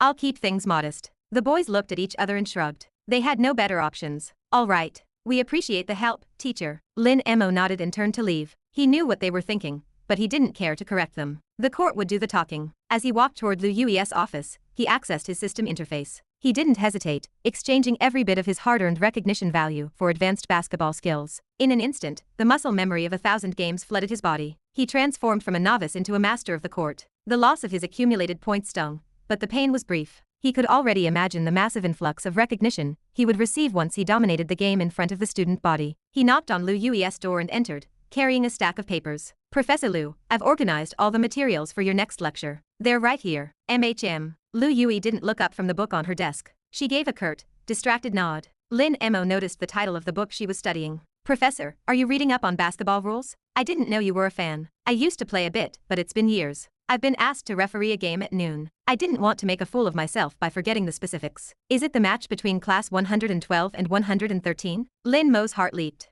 Lu Yui finally looked up. Yes. How did you know? I'm actually playing. I've teamed up with the boys from 112. Lu Yui's brow furrowed. You're a teaching assistant. It seems inappropriate for you to play in a student match. Normally, I'd agree. But Wang Haoran from class 113 is being quite ruthless. He's brought in members of the school team to crush his own classmates. The boys in 112 were so discouraged they were going to forfeit. I only stepped in so they'd have enough people to actually play. Lin Emo delivered the lie smoothly. He knew it was Lu Hua who had made the calls, but pinning the blame on Wang Haoran served his purposes much better. Lu Yui's expression darkened. That boy, Wang Haoran. The distaste was evident in her voice. To her, bringing in ringers for a friendly class match was a sign of a weak, perhaps even shameless character. Seeing her reaction, Lin Emo felt a surge of quiet triumph. The seed was planted. Chapter 398. The audience gathers. Lu Yui's expression tightened for a moment before slowly relaxing. Although she was dissatisfied with Wang Haoran's actions, she had no real standing to interfere with him. If she confronted him and made things uncomfortable,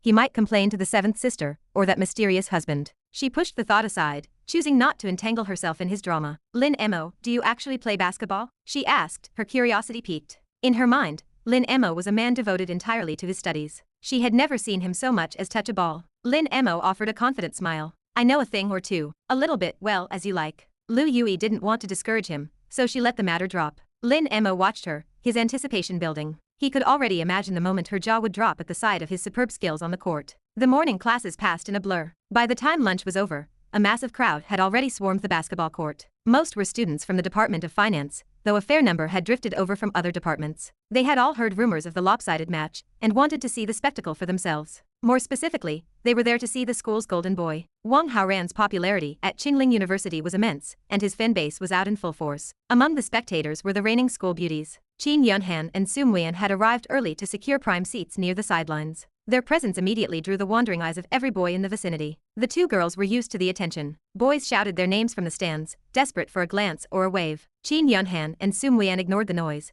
but Qin Yunhan couldn't resist using the commotion as fuel for their ongoing rivalry. Did you hear that? Qin Yunhan leaned toward Sun Muian, a smug grin on her face. There are definitely more people calling my name. I'm clearly more popular. There are more people looking at me, Sun Muian countered effortlessly. That makes me the popular one. Qin Yunhan pouted. Che, we're sitting right next to each other. How do you even know they're looking at you and not me? Because I'm more developed than you. Sun Muian leaned in close to Qin Yunhan's ear, her voice a scandalous whisper. Normally, her reserved personality would never allow such a comment, but the heat of competition with Qin Yunhan always brought out her sharpest tongue. Qin Yunhan froze. Her eyes darted down to the curve of Sun Muian's neckline, and she gritted her teeth in silent frustration. In that specific department, she truly couldn't compete. She looked around for Mu Zhaozhao, hoping to use her friend's even more impressive physique to foul Sun Muian's ego, but Zhaozhao was nowhere to be found. Well, I'm 5'9". I'm taller than you, Qin Yunhan snapped, pivoting to a different angle. I'm 5'6", Sun Muian replied calmly. That's hardly short. Fine. But what about that? You don't have that yet, do you? Qin Yunhan whispered urgently, a mischievous glint in her eyes. Sun Muian blinked, the meaning of the vague question slowly sinking in. Her face erupted in a deep crimson. Have you no shame? She hissed back.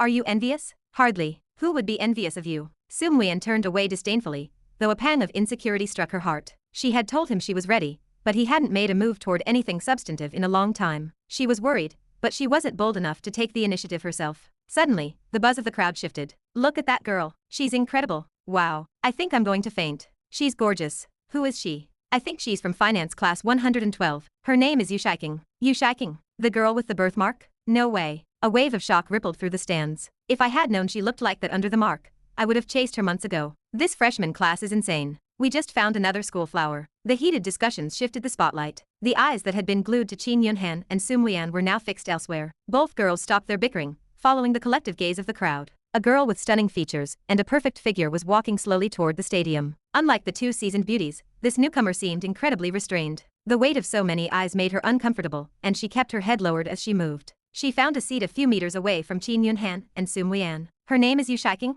She really is beautiful, Sun Muian whispered, unable to hide her admiration. Qin Yunhan nodded, though she couldn't resist a narrow look. She's stealing our limelight. Let her have it. It's better than her boyfriend stealing the limelight, Sun Muian joked. She never enjoyed being the center of attention anyway. You and your big mouth. Don't jinx us, Qin Yunhan complained. What? You think he's some kind of school beauty hunter? You think every single pretty girl on campus is going to fall for him? That's impossible. Sun Muian chuckled at the absurdity of the thought. Fair point, Qin Yunhan agreed. Wang Haoran was attractive, but he already had two of them as girlfriends. The idea of him claiming a third seemed far-fetched even for him. The two girls glanced back at Yu Shiking. Sensing their gaze, Yu Shiking turned her head. Her eyes met theirs, and she paused for a moment before offering a friendly, shy smile. Then, she turned her attention back to the court, her eyes searching the sidelines for a specific figure. She seems nice, Qin Yunhan suggested. Want to go meet her? Go ahead if you want, Sun Muian said. She wasn't nearly as outgoing as her friend. Qin Yunhan stood up and walked over to Yu Shiking, striking up a quick conversation. Within a minute, she was waving Yu Shiking over to sit with them. As the girl sat down, she offered Sun Muian a warm hello. They exchanged names, settling into a polite acquaintance. So, hey, Qin Yunhan said, leaning in with her usual lack of filter. Do you have a boyfriend? Yes, Yu Shiking replied with a soft smile. Sun Muian's heart skipped a beat. She shot a look at Qin Yunhan. See?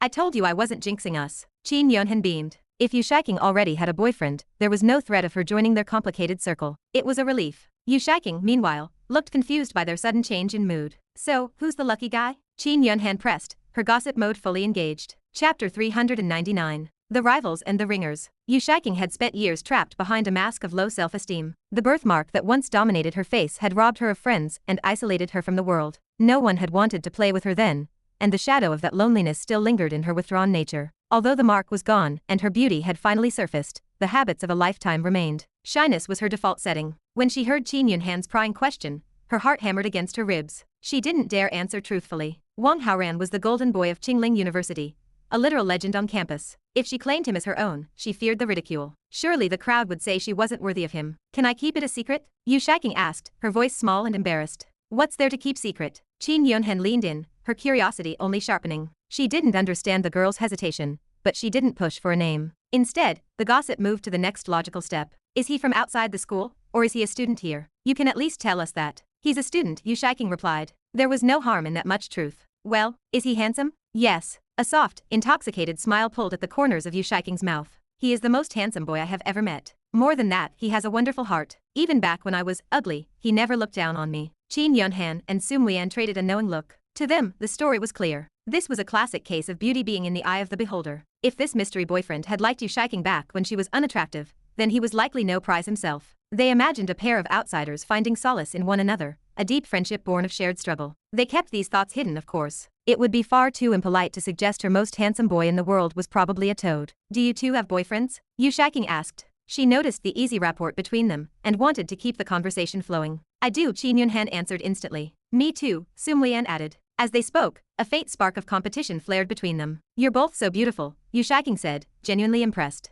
Your boyfriends must be incredibly handsome, right? Of course. Mine is the most handsome man on the planet, Qin Yunhan declared, once again claiming the first word. Mine is even more handsome than hers. Sun Muian stared back at her friend, her competitive streak taking over. She was tired of letting Qin Yunhan win every exchange. Neither of them breathed a word about the fact that they were talking about the same man. If word got out that two school beauties were sharing a boyfriend, the campus gossip mill would devour them. People would claim they were only after Wang Haoran's money. Besides, they had their pride to consider. While men might be common, a man like Haoran was a rare find. Still, being seen as part of a harem would be humiliating. Yu Shiking watched them, assuming they were just playfully boasting. She felt a sudden urge to chime in and insist her boyfriend was actually the best, but her shy nature suppressed the thought. She kept it locked in her heart. The players are here, Qin Yunhan said, her attention shifting to the court. The three girls turned as a five-person team in matching jerseys jogged onto the hardwood. Yu Shiking recognized four of them immediately. They were her classmates from class 112. However, they weren't the reason she had come to watch. Lin Mo scanned the stands. His eyes widened with a mix of surprise and delight at the size of the crowd. The more spectators there were, the more recognition he would harvest once he unleashed his skills. His gaze snagged on the sidelines. Aren't those the freshman beauties, Qin Yunhan and Sun Muian? They're stunning. But who is the girl next to them? I've never seen her before. Lin Mo felt a rush of adrenaline. He couldn't wait to perform, to hear the screams and applause of those three beauties as he dominated the game. I think class 112 is about to lose a lot of face, one of his teammates muttered. He looked at the packed bleachers and felt his scalp tingle with nerves. Is it too late to bail? Another asked. His legs were visibly trembling. They all knew class 113 had recruited varsity players. This wasn't a game, it was going to be an execution. We're here now. Stand tall. Lin Mo stepped forward, playing the role of the steady leader. Class 113 is playing dirty by calling in ringers, but that doesn't mean we can't win. Chin up. As a teacher and their backbone, his words carried weight. The four students managed to find a flicker of fighting spirit. Here come the cheaters. One teammate spat, pointing a resentful finger at a group approaching from the opposite side. Wait, those aren't the varsity guys. And are those girls? Lin Mo's confidence faltered. His heroic energy began to drain away as he processed the side of the opposing team. Is that Zhao Zhao? Why is she on the court? Qin Yunhan stood up, baffled. And Jingjing too, Sun Muian added, her brow furrowed in confusion. The five members of class 113 strolled into the arena with a casual air. I have no idea how to play basketball, Mu Zhao Zhao whispered to Wang Haoran. I'm going to be a total liability. Don't blame me when we lose. She felt heavy enough just running with her own chest. Adding a ball to the mix seemed impossible. I can't play either, Wen Jing added, her voice weak. It's fine, Wang Haoran said, a playful glint in his eye. If you weren't beginners, I wouldn't have asked you to play. To his side, Lu Ming and Wei Zhihang looked like they wanted the floor to swallow them whole. Wang Haoran stepped toward the center of the court, his eyes landing on Lin Mo. He looked the older man up and down, a mocking smile playing on his lips. Yo, this classmate looks a little seasoned. Are you sure you're a student in class 112? What's with the outsider? Lu Ming shouted. You guys so scared of losing that you hired a ringer? Talk about hypocrites. Wei Zhihang added. We didn't have enough guys, so we brought in girls to fill the spots. You guys couldn't even find a fifth student. The four boys from class 112 shifted uncomfortably, their eyes turning toward Lin Mo in unison. Lin Mo's face soured, his expression turning ugly under the weight of the accusation. Chapter 400. Basketball game. The situation in front of him was completely beyond Lin Mo's expectations. However, before Lin Mo could react, Lu Yui walked into the arena from outside. Lu Yui paused, confused by the people standing on Wang Haoran's team. She turned a sharp gaze toward Lin Mo. Didn't you say that Wang Haoran called someone from the school team? Lu Yui said, her tone heavy with displeasure. Look for yourself, are there any people from the school team here? I heard what they said, Lin Mo mumbled, glancing at the four male students from class 112. One of the students immediately stepped forward to correct him. Teacher, we meant that Lu Hua from class 113 called someone from the school team. Yes, teacher, don't throw the blame at us, another chimed in. Teacher, you have to speak with a clean conscience. Wang Haoran was a man of immense influence in the school, a super-rich second-generation heir. Ordinary students like them could not afford to offend him. Seeing Lin Mo shift the blame, they immediately cleared the air to avoid being targeted by Wang Haoran. Hearing these male students speak up one after another, Lu Yui immediately concluded that Lin Mo was intentionally smearing Wang Haoran's reputation. You are an assistant teacher, which means you are still a teacher, Lu Yui said sternly. How can you deliberately smear a student? Being scolded in public made Lin Mo's face turn ugly, but he could find no way to refute her words. He could only mutter, "It's my fault, but the game must continue." Wang Haoran gave Lu Ming and Wei Zhiheng a subtle wink. Lu Ming understood the signal and immediately launched an attack. You, a teaching assistant, do you even have a shred of shame left? We do not have enough people, so we let the girls play. Do you really have the nerve to play against us? I think he's just an old scumbag, Wei Zhiheng said contemptuously. Seeing that there are girls here, he just wants an excuse to play. He probably wants to take advantage of the girls in our class during the game. Is this game still happening or not? An impatient voice yelled from the sidelines. If it's not being played, just scatter. Where are the people from class 112? Hurry up and get someone on the court. The growing crowd around the basketball court began to urge them on. I'll come, one boy called out. I'll go, said another. Several boys from class 112 immediately walked toward the field, eager to take Lin Mo's place. Lin Mo remained rooted to the spot, deeply unwilling to move. Seeing his hesitation, Lu Yui spoke firmly. Go down. Lin Mo had no choice but to leave the stadium in despair. Before walking away, he cast one last lingering stare at Wang Haoran. The familiar robotic voice echoed in Wang Haoran's mind. Ding, the host did not play cards according to the routine, preventing Lin Mo from participating in the ball game. The host receives 1200 villain points. Lin Mo's protagonist halo decreases by 60, and the host's villain halo increases by 60. Wang Haoran accepted the reward with satisfaction. When he first heard Lu Hua mention the basketball game, he guessed that the protagonist who wanted to show off would be the assistant coach, Lin Mo. Therefore, he deliberately chose not to invite players from the school team to help, opting to bring only students from his own class instead. His exact purpose was to leave Lin Mo with no excuse to play. As for bringing the two girls, Mu Zhaozhao and Wen Jing, that was a calculated move to increase the difficulty of the game and give himself more leeway to operate. For this very game, Wang Haoran had spent more than 1,000 villain points to acquire master-level basketball skills. If the rules did not strictly require 5 players on the court, Wang Haoran would have gladly played the opposing team all by himself. Since the rules could not be changed, he chose to carry 2 completely unskilled players alongside 2 decent basketball players. Once a substitute from class 112 took Lin Mo's place, the game commenced at a rapid pace. Mu Zhaozhao and Wen Jing had never even touched a basketball before. Lu Ming and Wei Zhiheng played often, but their skills were thoroughly average. However, none of this hindered Wang Haoran's performance in the slightest. With his newly acquired basketball skills, combined with 100 years of internal energy strengthening his physical body, the 5 players from class 112 stood absolutely no chance. Whenever an opponent took possession of the ball, Wang Haoran snatched it away within 3 seconds. And whenever the ball landed in Wang Haoran's hands, a goal was guaranteed. The scoreboard quickly reflected a completely one-sided trend. The basketball game transformed entirely into a solo performance by Wang Haoran. Around the court, a large crowd of Wang Haoran's fans cheered and screamed continuously. The school beauties, Yu Shiking, Qin Yunhan, and Su Muian, stood right at the front, applauding his plays until their small hands turned red. Lin Mo stood deep within the cheering crowd. His face remained expressionless, but his heart burned with intense jealousy. Ding, the host caused the protagonist Lin Mo to lose his balance and gained 800 villain points. Lin Mo's protagonist halo decreases by 40, and the host's villain halo increases by 40. Suddenly, a sharp cry pierced the air. Ah! Out on the court, the boy who had just replaced Lin Mo stumbled while running, falling heavily to the ground. The game came to an immediate halt. Lu Yui rushed over to inspect the injury, finding the boy's ankle already swollen to the size of a small ball. It was clear he could not move, let alone continue playing. However, there was still time left in the first half of the game. Lu Yui instructed a few nearby students to carry the injured boy to the infirmary,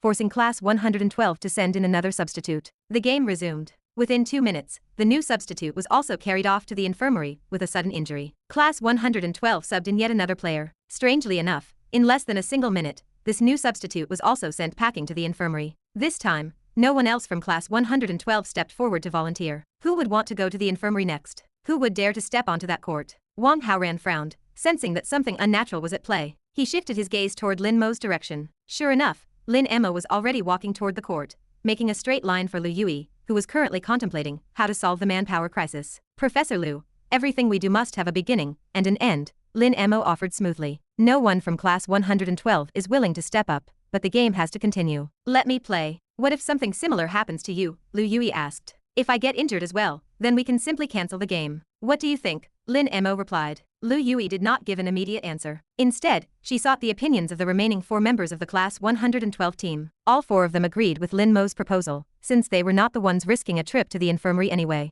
Take a quick break, then we will continue with the second half, Lu Yui announced. Hearing this, the doubts in Wang Haoran's mind instantly cleared up. The protagonist Halo was truly a ridiculous force, manipulating events just to grant this guy a chance to play. Even when blocked at every turn, the Halo could actually injure 3 innocent substitutes, just to recreate an opportunity for the protagonist. The 3 injured substitutes from class 112 were incredibly unlucky. After a brief moment of inward frustration, Wang Haoran began formulating a plan to handle Lin Mo. Although he possessed absolute certainty that he would win the game, Lin Mo's basketball skills would undoubtedly be extraordinary if he was choosing to step up now. As long as Lin Mo played and displayed excellent skills, he would shock the crowd and earn a massive amount of recognition. Wang Haoran refused to let Lin Mo taste even a single drop of sweetness. While pondering his strategy, Wang Haoran scanned the crowd and noticed a beautiful sight near the edge of the court, causing him to take a sharp breath. How on earth did Qin Yunhan and Sum Lian end up getting along so well with Yu Shiking? Wang Haoran pulled out his mobile phone and quietly slipped Yu Shiking a text message. He immediately left the stadium,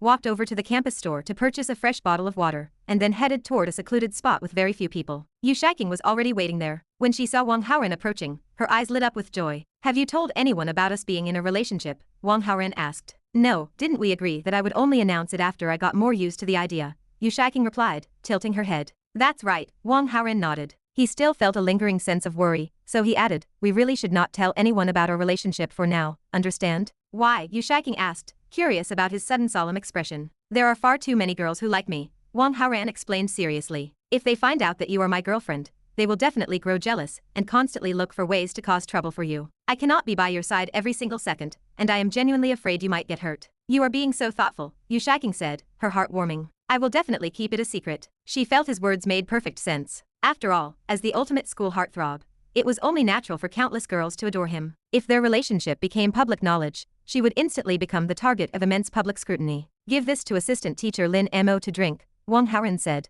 handing over the bottle of water. "Tell him it is a token of appreciation for stepping in as a substitute for class 112. To be continued. Hope you liked today's video. Join the community by subscribing and dropping a like. I'll be back with another update tomorrow. See you then.